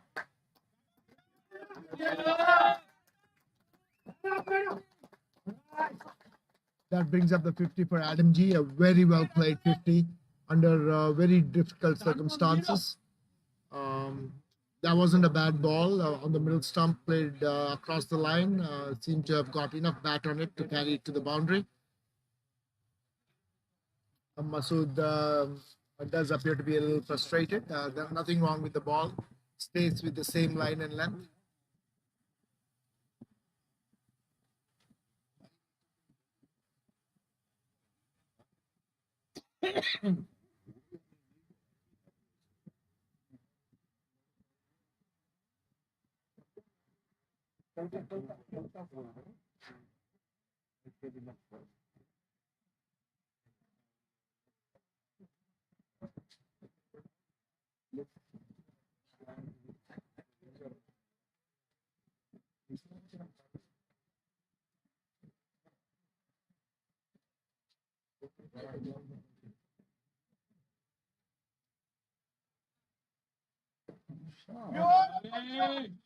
Another beautiful shot to deep cover.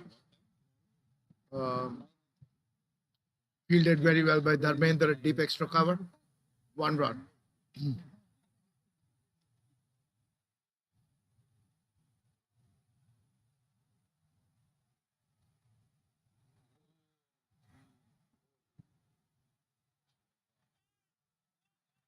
Excellent bowling by Masood.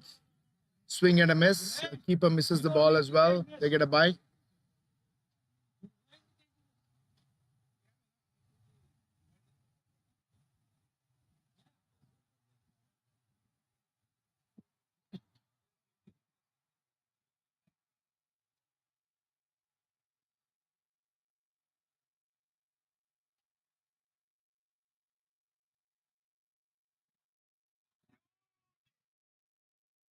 Baba seems to be seeing the ball very well now.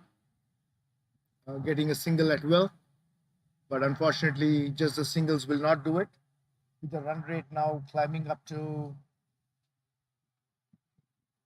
133 needed. 12 overs. 11 runs per over. Yep. So run rate climbing with every over.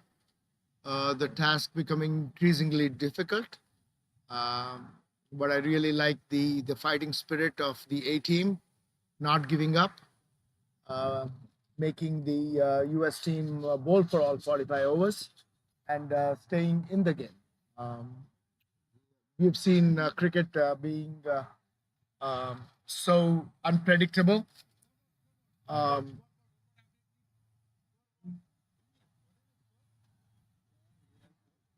Anything is possible. 143 for 4. 143 for 4.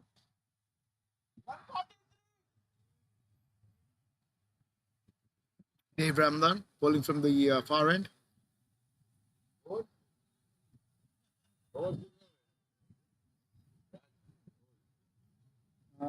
33. A big appeal for LBW again. Bowling around the stumps, very unlikely. If you were the batsman, if he's bowling around the stumps, you can put your pad in front and go across without fear of LBW. Again, same situation, swipe across. They get a leg by.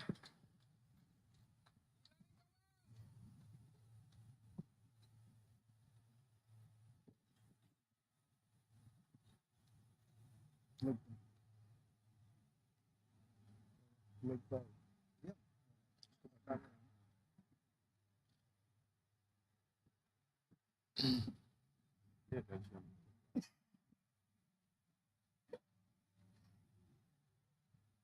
Belgium, it's your turn now.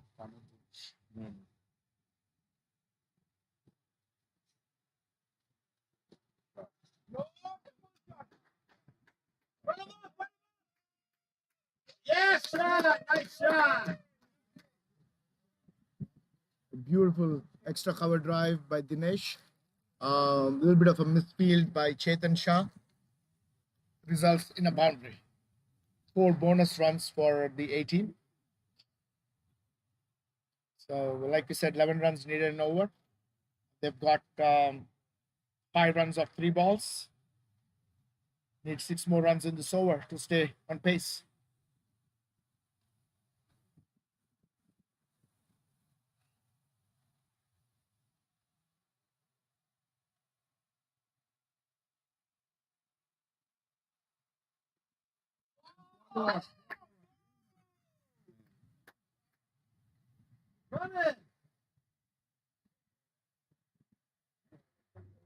Great shot again to deep extra cover, but this time Chetan Shah is deep, so they get only 1 run.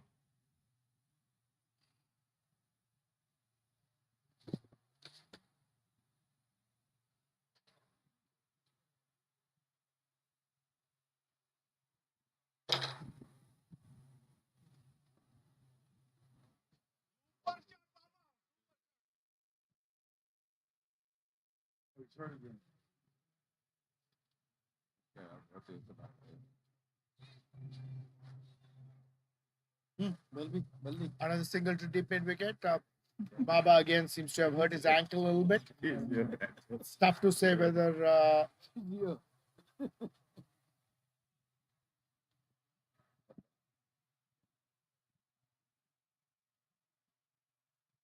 whether he is tired or he really is hurting.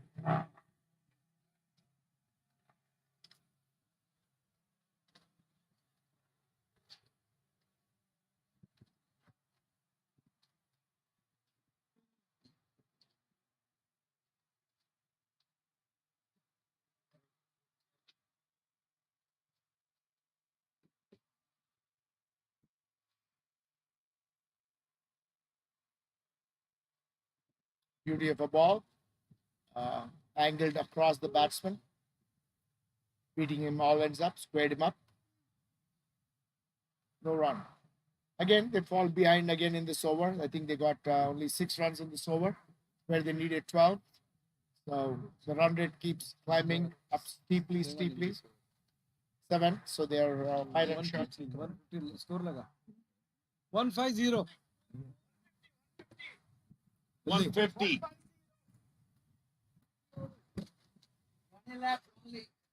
Thirty-four. Scores 150 for 4 in 34 overs. लगा दे ये लोग जाने दो हैं क्या लगा रहे क्या है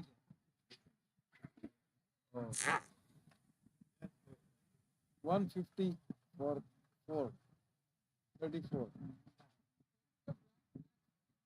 34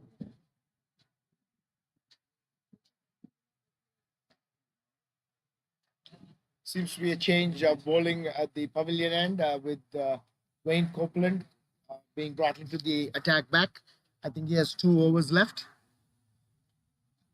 So the US team must be feeling a little bit of pressure to get one of their main bowlers back into action.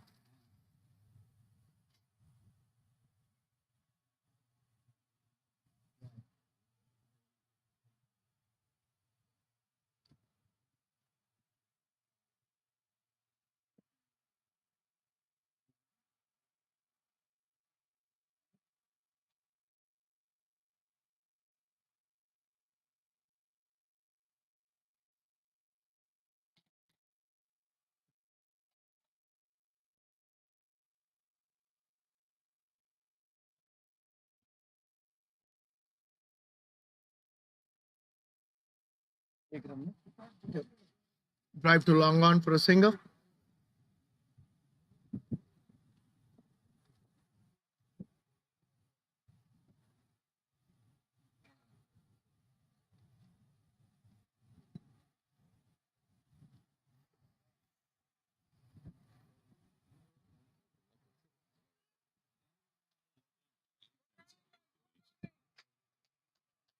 Single to point by Dinesh.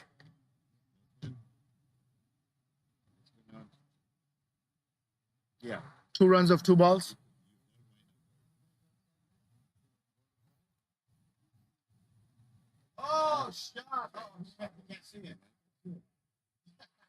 A huge swipe to square, deep square leg for 2 runs.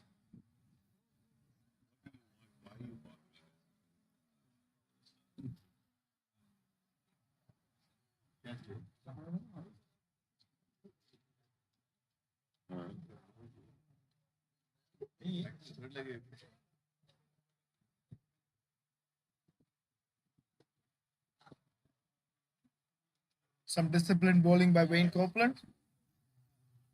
Keeping in mind the run rate required, he's not getting any hit me balls.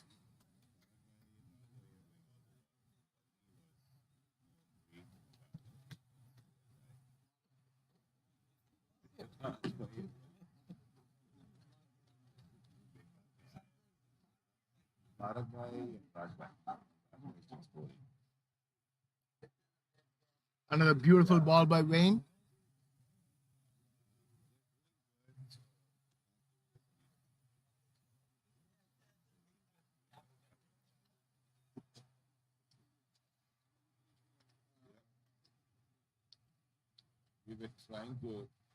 An excellent over by Wayne Copeland. Just gave his captain what he needed. I think there was 5 runs in this over. The asking rate seems to be climbing up very steeply right now. With 9 overs left, they need to get 10 overs left. They need to get 12 runs an over.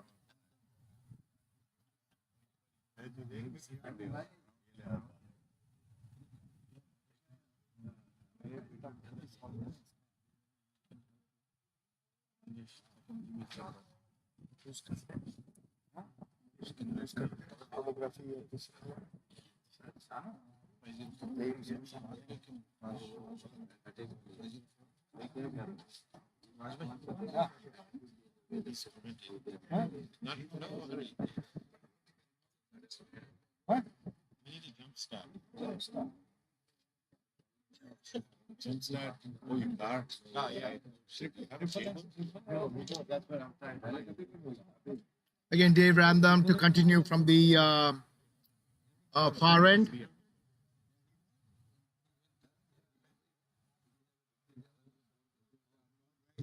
Baba Adamji seems to be the sole warrior again, hitting the big shots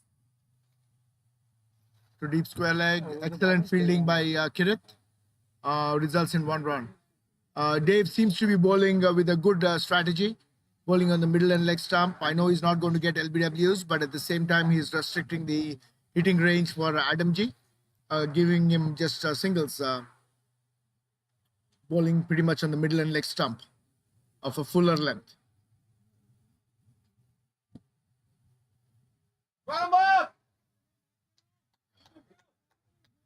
Leg wise,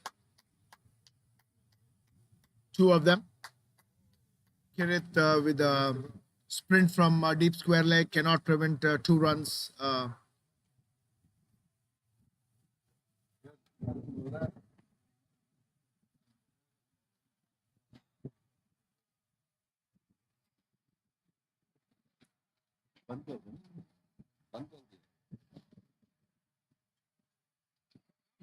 Dinesh is doing very well, trying to get the strike back to Adamji, but with the run rate getting to 12, singles are not going to cut it. Rotating the strike is not going to cut it. They both have to go for the fences now. And again, smart bowling, aiming at the middle and leg stump, not giving room to Adamji to hit. There were 3 swing and misses so far in this over. Clever strategy. That's where smarts come in. I'm sure Dave Ramdan has played enough cricket to realize where he can bowl.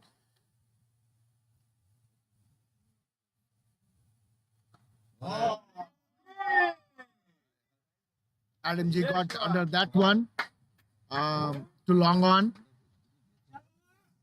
Gets a 4.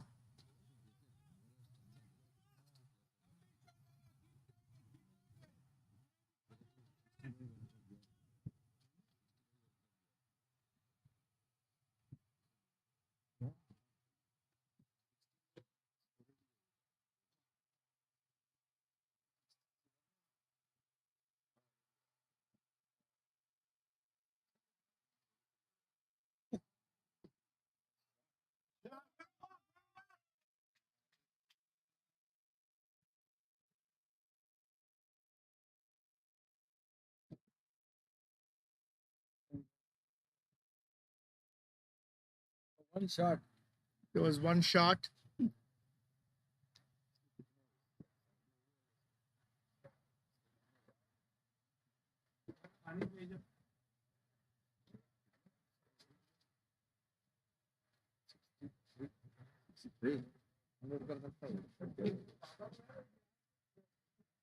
इसको पानी दे दो यार.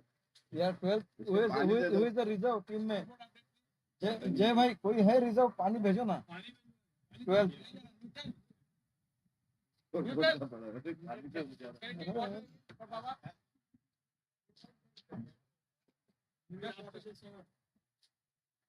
Actually, you're 164. Right.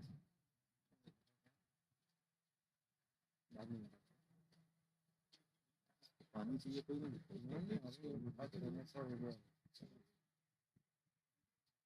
हाँ?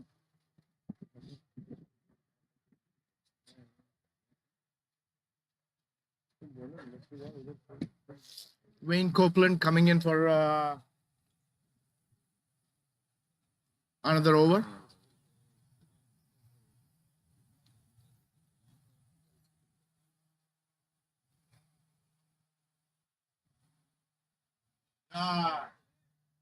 Again, full toss down the leg side. You would want to see that to be a more some productive shot from there, getting a maximum of 4 or 6, but we end up with a single.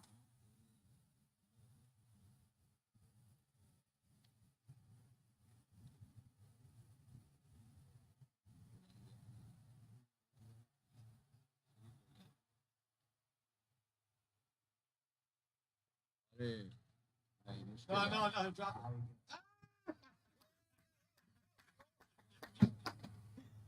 Nice. Dave, you're supposed to get those, Dave. Hit to long off. A good try by Dave Ramdan running to his left. About 15 yards. He got his hands to it, but could not hold on. A great effort by Dave Ramdan. Adam G survives. Lucky, Dave. Single again.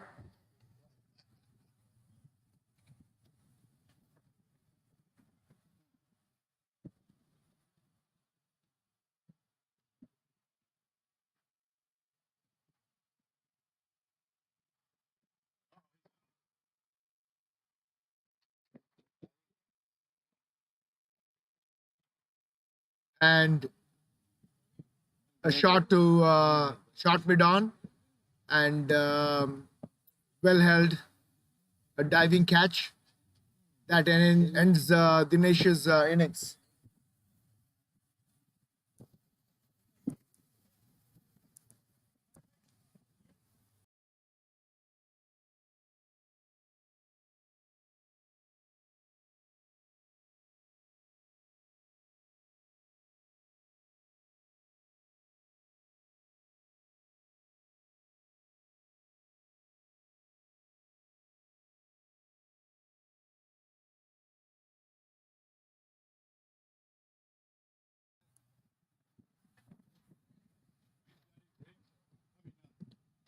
David.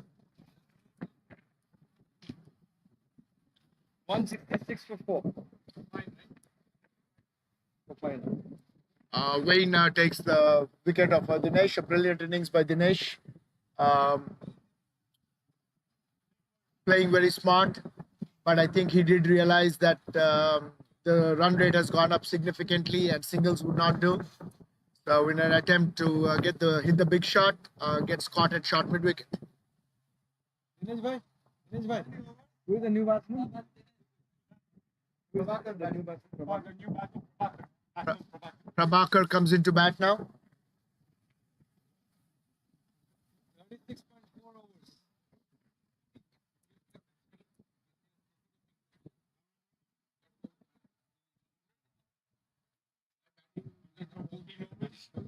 $110 in 9 overs.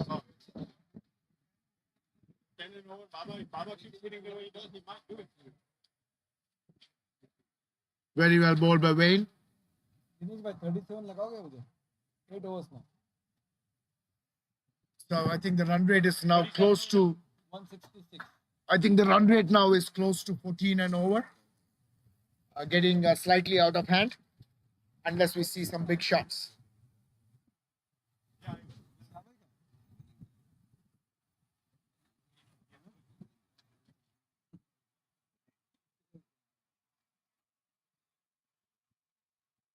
Thirty. 37. 37 हो गया.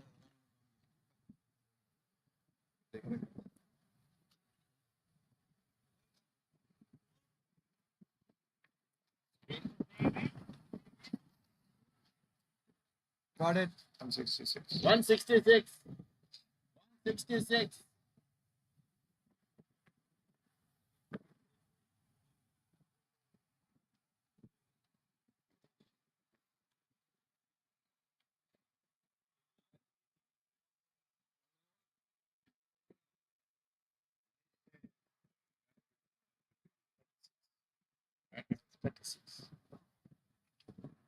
तो बोलो 36 short of 100 you can just try for that. Bowling change again at the 36 short of 100 you can try for that. Send a message or shout. is that a bowling change, Raj, at the distal end? David is. David Martell coming into ball. ये तो मारो मानेंगे.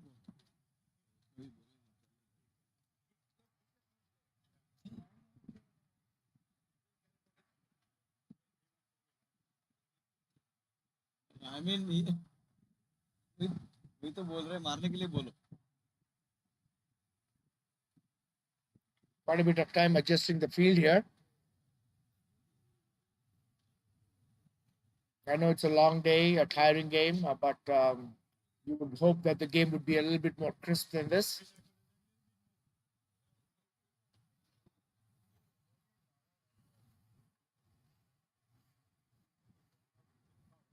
Very well bowled. Huge swing and miss. IMG was trying to hit the ball all the way to Dallas there.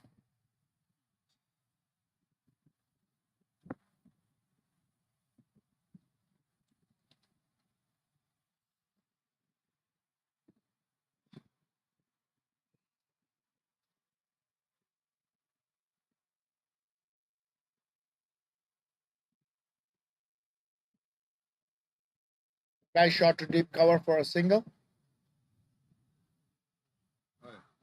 A little bit of a misunderstanding, but no harm down. It's tough bowling from the other end against the wind for any spinner.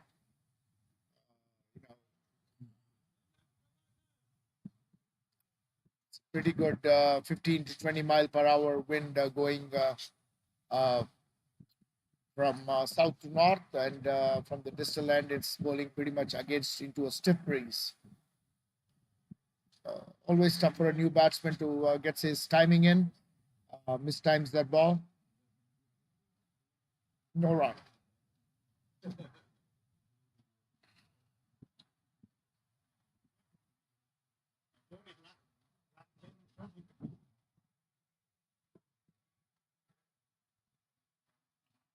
A single. Adam J comes back and strike. I think this is pretty much gone out of hand right now. I don't see any reasonable path to victory for the A team. Obviously, lightning can strike once in a while, but right now it does seem to be a little bit of a lost cause. Unless you see some intent. That was a good shot.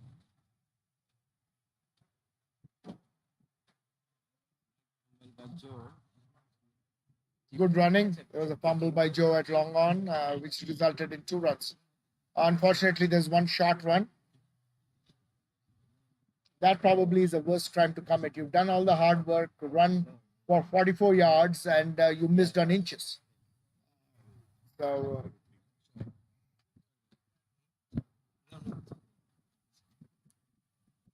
Good shot. nice shot, a pull to mid wicket, and a beautiful piece of fielding there by Kirit, running about 30 yards, full tilt to his left, using his foot to stop the ball. saving 3 runs for the team.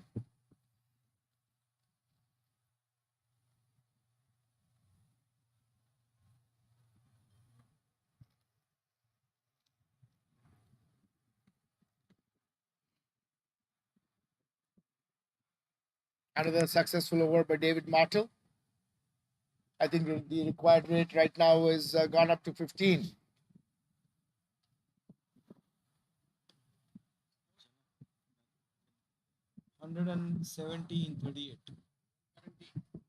So they need 100 runs of 42 balls.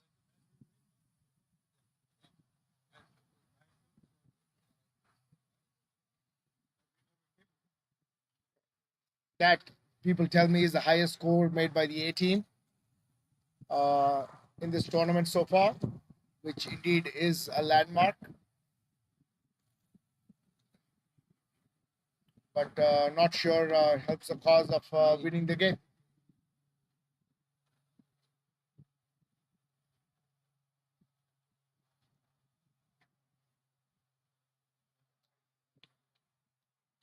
Janak Patel coming into bowl again, bowling left arm over. Very well bowled. Right in the block hole with Adam G looking for the big shot. But in the end, just had to dig it out.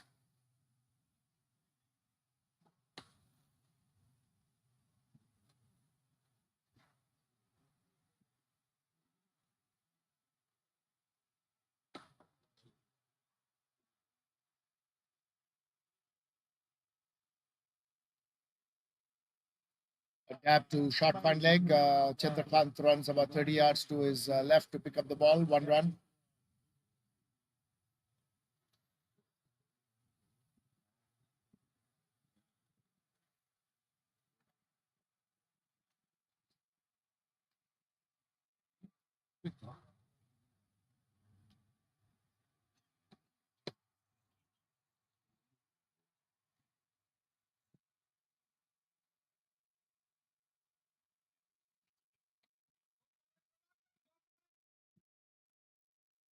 Again, a good ball by Janak Patel.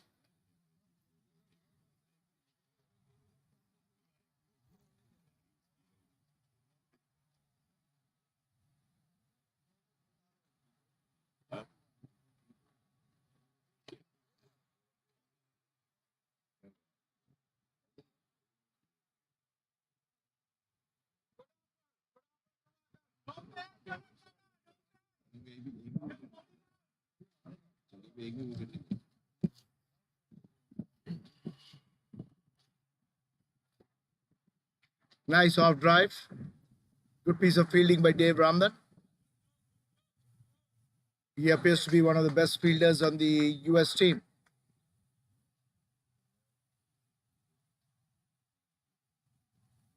The US team has some decent fielders. Dharmender, Dave Ramdan, Janak Patel, Masood Sheikh, Kirit.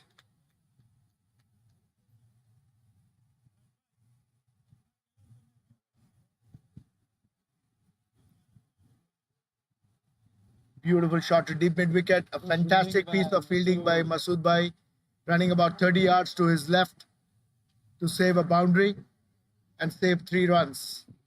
Fantastic effort there.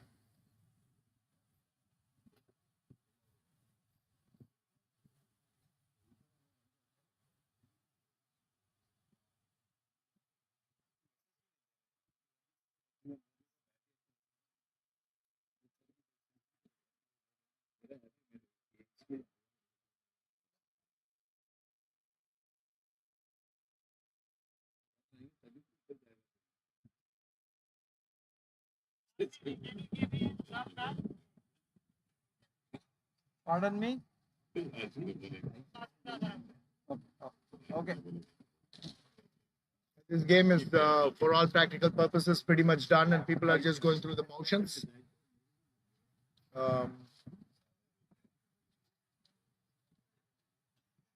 Not a fun way to end a competitive game when both teams are kind of going through the motions just to finish the game. 173 in 39.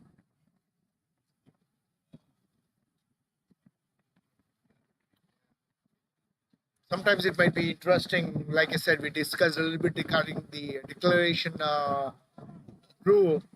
And if a team really feels that they're pretty much out of it and there's no point playing the game, just call up the game and go home.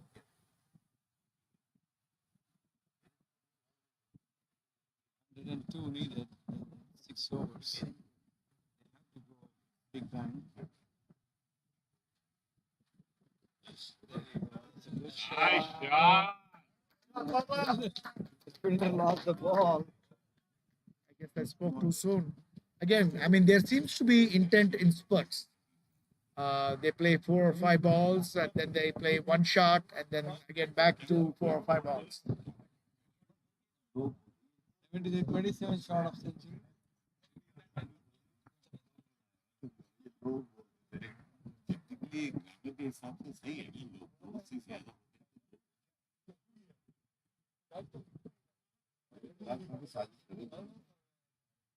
Wonderful shot by Adam G there.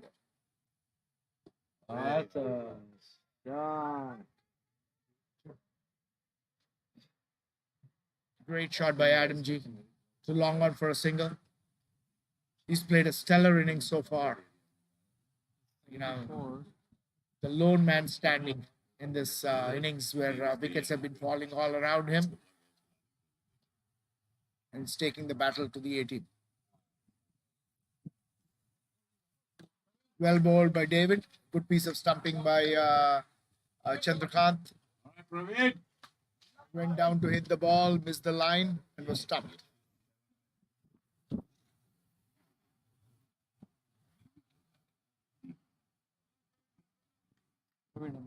Yeah. Praveen Amin gets into replace Prabhakar.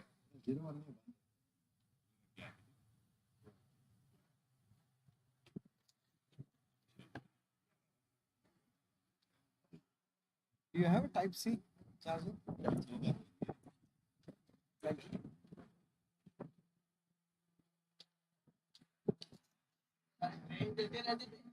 Yeah, like it's small ball, but what? I wanted to hit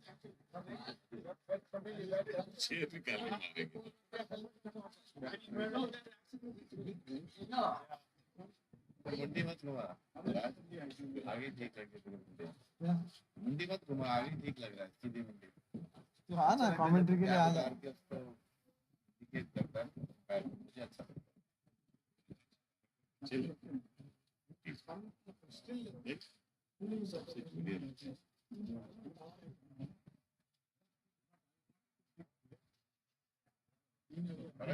help चाहिए इसकी commentator की is available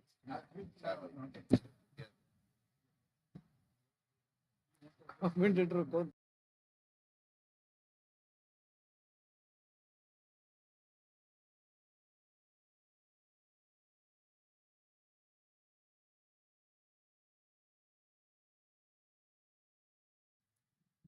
a little bit of mix up in the running between the wickets.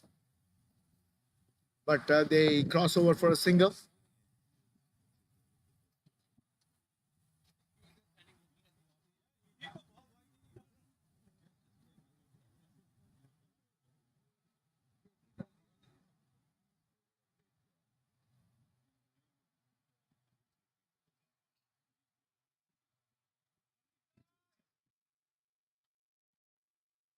Good piece of fielding by Masood and good throw. A single to Adam G. Is Adam G anywhere close to his 100 right now? Yeah. So I think that is the only thing of interest left in this game. Whether Adam G is going to get his 100. You should give a message with 25 shot of 100. So the only thing left of interest. Score is 180. Yeah. 96 in 5 overs. 40.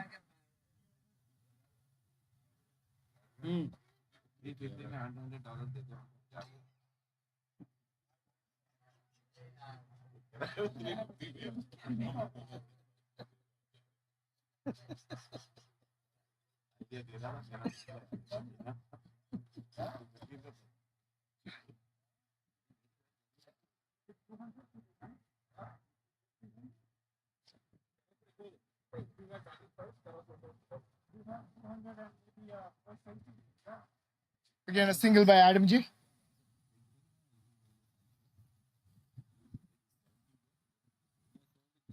Yeah, that will be indeed be the first century in this tournament.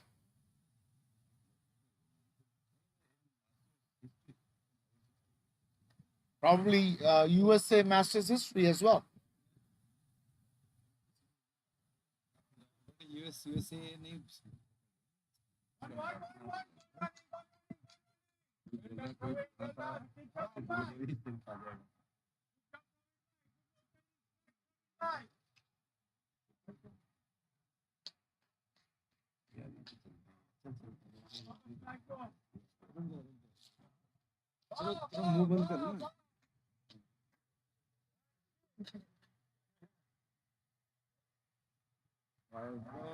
White ball by Janak Patel.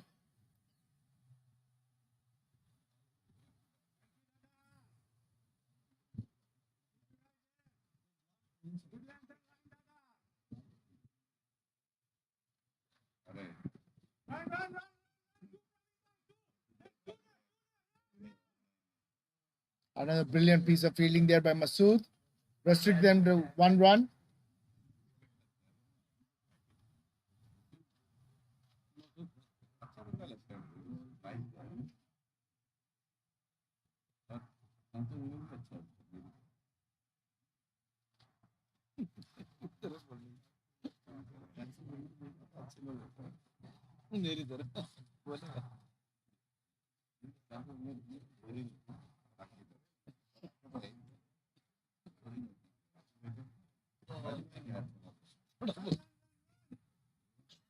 Again, the ball seems to be following Masood. Single to him at mid wicket.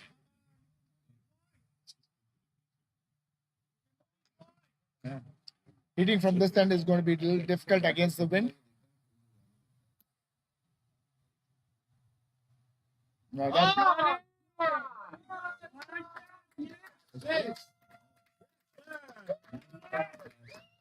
unless you get a short ball like that and the batsman can get underneath it and hit it for a six over a deep mid wicket. A fantastic shot. Adam G seems to be getting very close to his 100, 83 runs. There's 17 runs left for Adam G to get to his 100. 191. 41.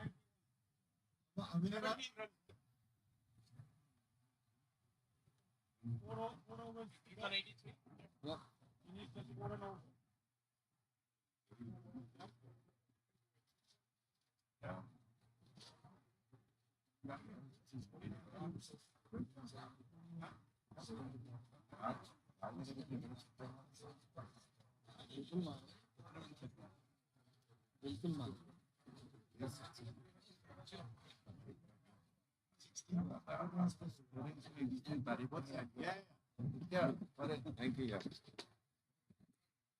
John?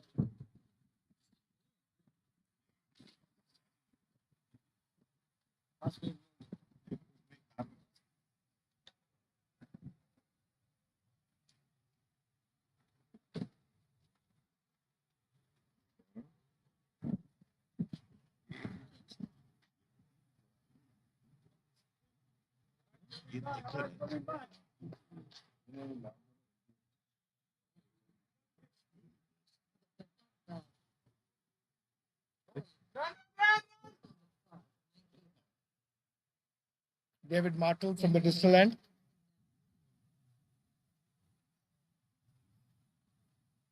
Giving a lot of air. Scooping the ball. Trying to get a wicket here. The match is now out of reach for USA.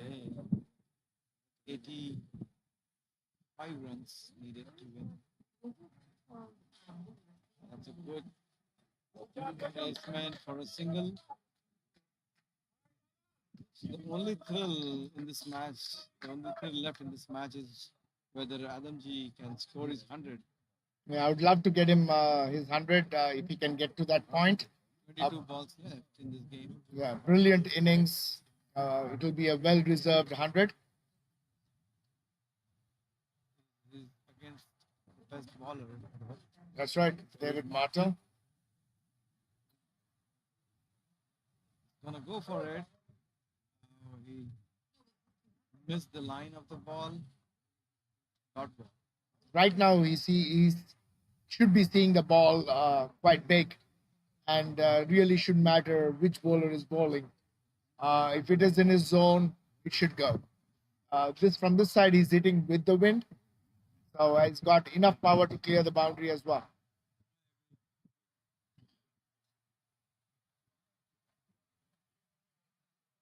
He may be trying to hit the ball a little too hard here.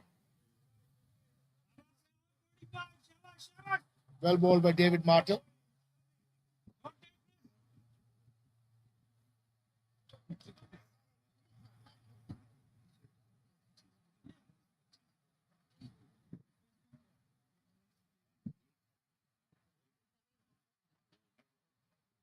Beautiful ball again, right in the block hole. David does realize that Adam G is looking for the big shot. Dinesh भाई 17 for his century. इसको बताना पड़ेगा.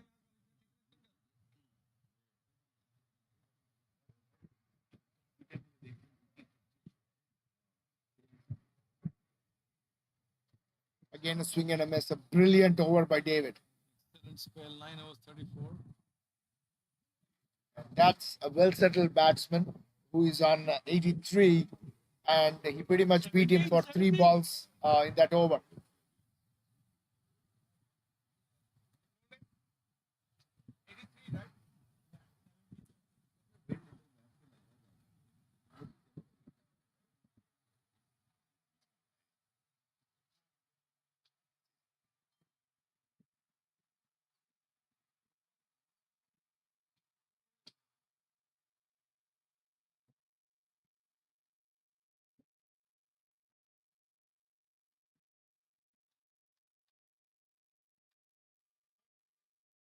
$192.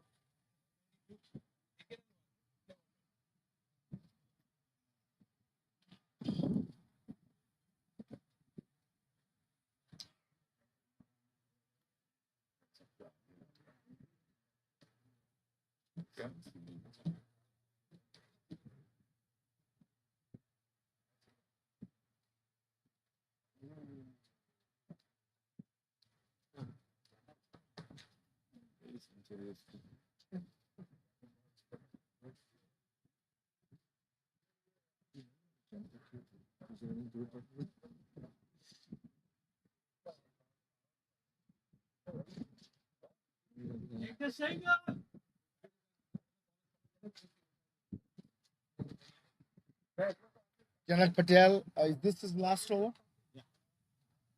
8.235.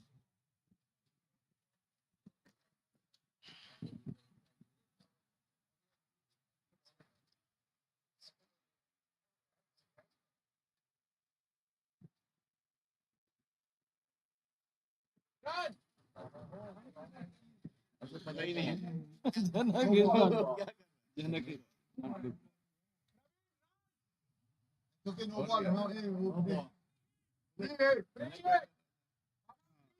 That was a comedy of errors. A lot to unpack in that ball. Initially, Janak seems to have hit the stumps with his hand, which resulted in a no ball. The ball was hit to covers, and they ran a single, which would have resulted in a run out, which you can get even off a no ball. But then Janak Patel did not seem to be paying attention to that, so they missed the run out as well. So More importantly, Baba is on strike. जनक अच्छी जगह है.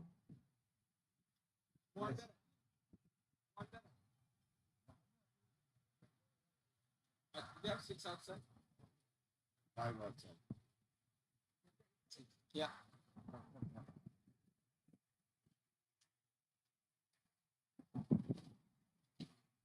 That guy is inside.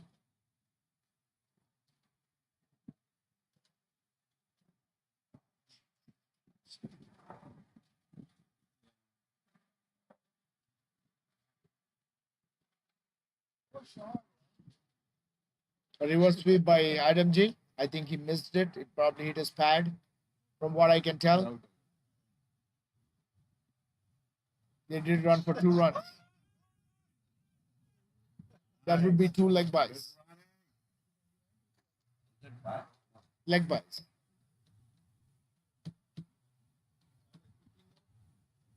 No, 16 more. No, like that. 2 overs. Century.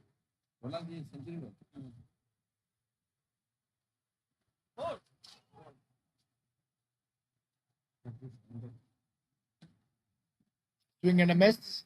Missed everything.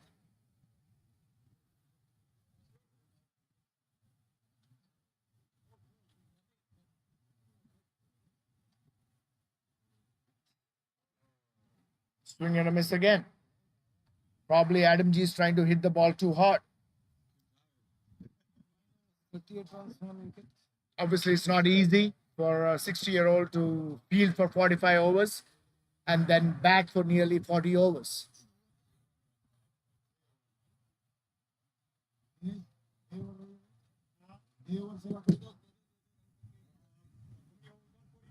Forty-three. So 12 balls left, and how many runs to get?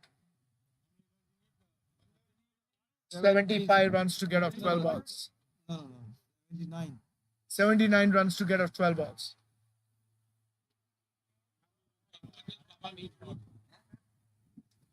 He needs 14 runs. Adam G needs 14 runs of 12 balls, and the team needs 79 runs of 12 balls. I guess that is the priority in that order at this time. 197. Yeah. He needs to get a single and get on the other side. Chetan coming back to bowl.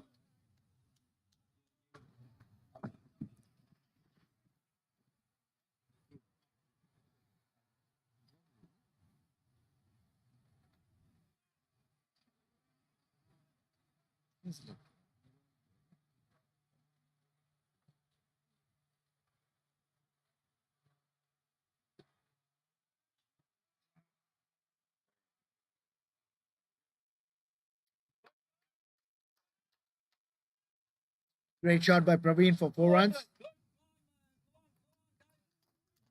Guys. So that's 200 up for the A team. Psychological landmark passed. Doesn't do much for the situation though. Doesn't help Adam get 100. Doesn't get the team over the line. But anyway, 200 for the first time in a competitive international game is very commendable. Century नहीं होने दे रहे.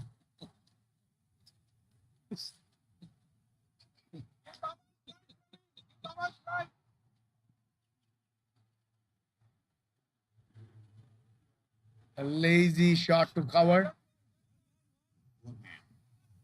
A sliced forehand is what I would call it. Tennis.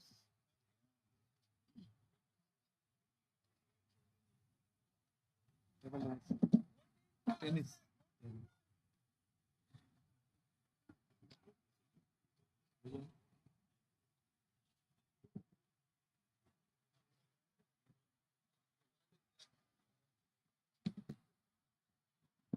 Chetan to Adam G.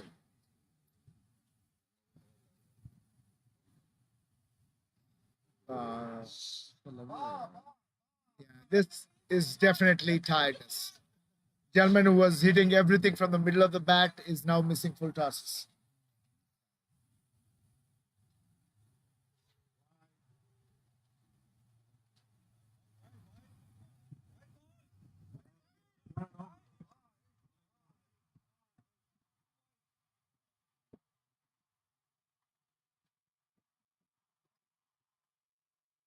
Shot to long off for 1 run.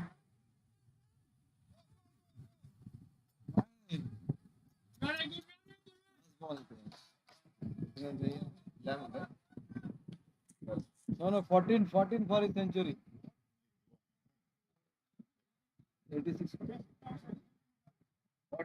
14 more, 14. Yeah, Adam G took 2 runs there, but that is the last ball of this over. So Praveen gets to play the first ball of the last over. 14 more runs left for Adam G's 100, but he's on the wrong end of the strike.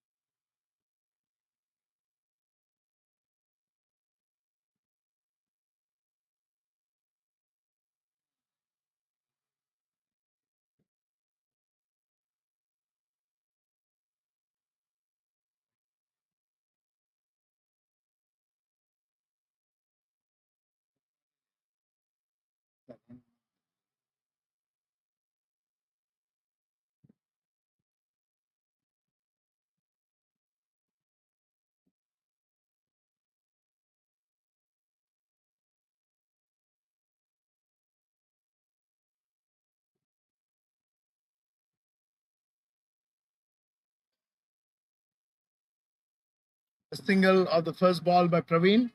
So Adam G's got 5 balls to get 14 runs.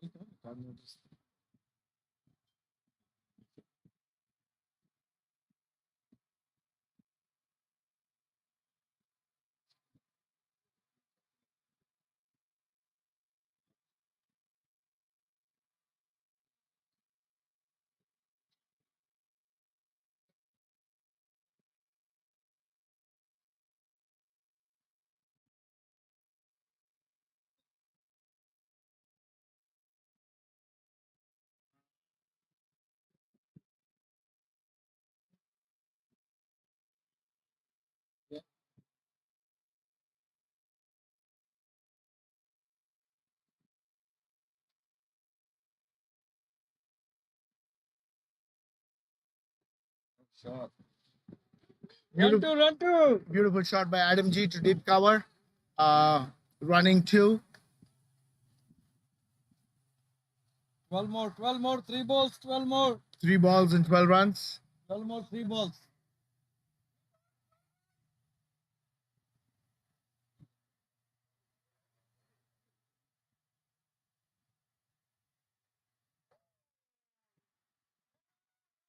Well bowled by Masood, beating the outside edge of Adam G, who was trying for a hike over long on.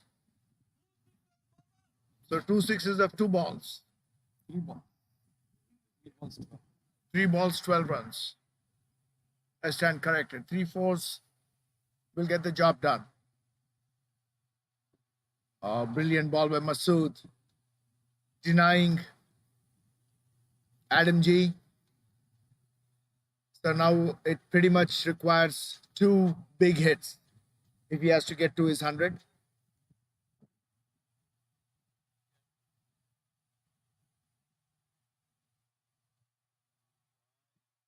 Well, White ball, but stumped. well, a disappointing get to Adam G's innings. It was a wide ball, and he was stumped off a wide ball.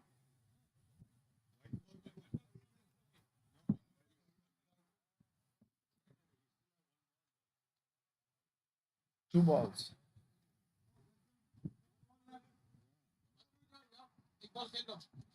2 balls left, 2 balls.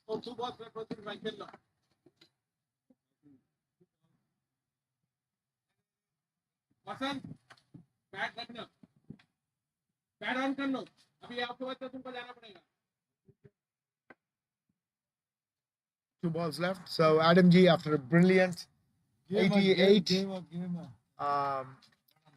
gets out stumped. 2 balls, 2 balls. 2 balls left. I would actually say he was tired out more than anything else, but a brilliant innings nevertheless.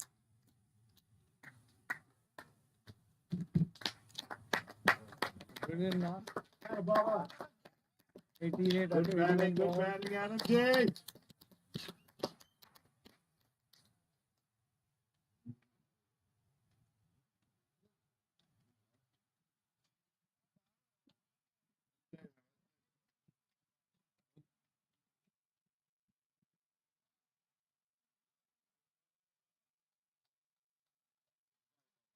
Good batting.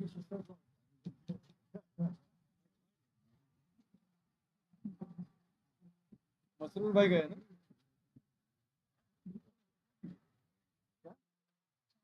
क्या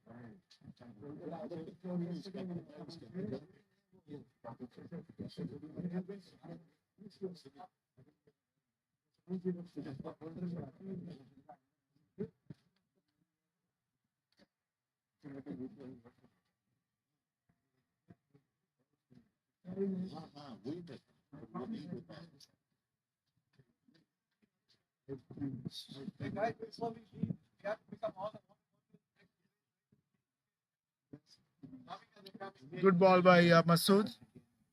I think this is the last ball of the game. It finally comes to an end. It's been a little bit of a drag in the second innings. Not much excitement in the game. It's not really much of a chase. The US team had effectively batted out the USA A team from the game. Not much intent shown by USA A team, but still some landmarks that have been reached. They crossed 200 for the first time. Fantastic innings by Adam G to get to 86.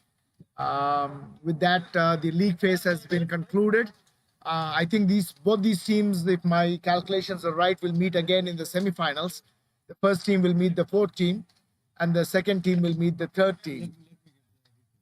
No, I'm pretty sure that is right, Raj, because Canada beat Canada beat the USA A team, and they lost to this team, so they at least had their one win. USA A team does not have any. So with that, we end the streaming for today. Thank you very much, and I really appreciate Raj, Balbir, and Shabai to help.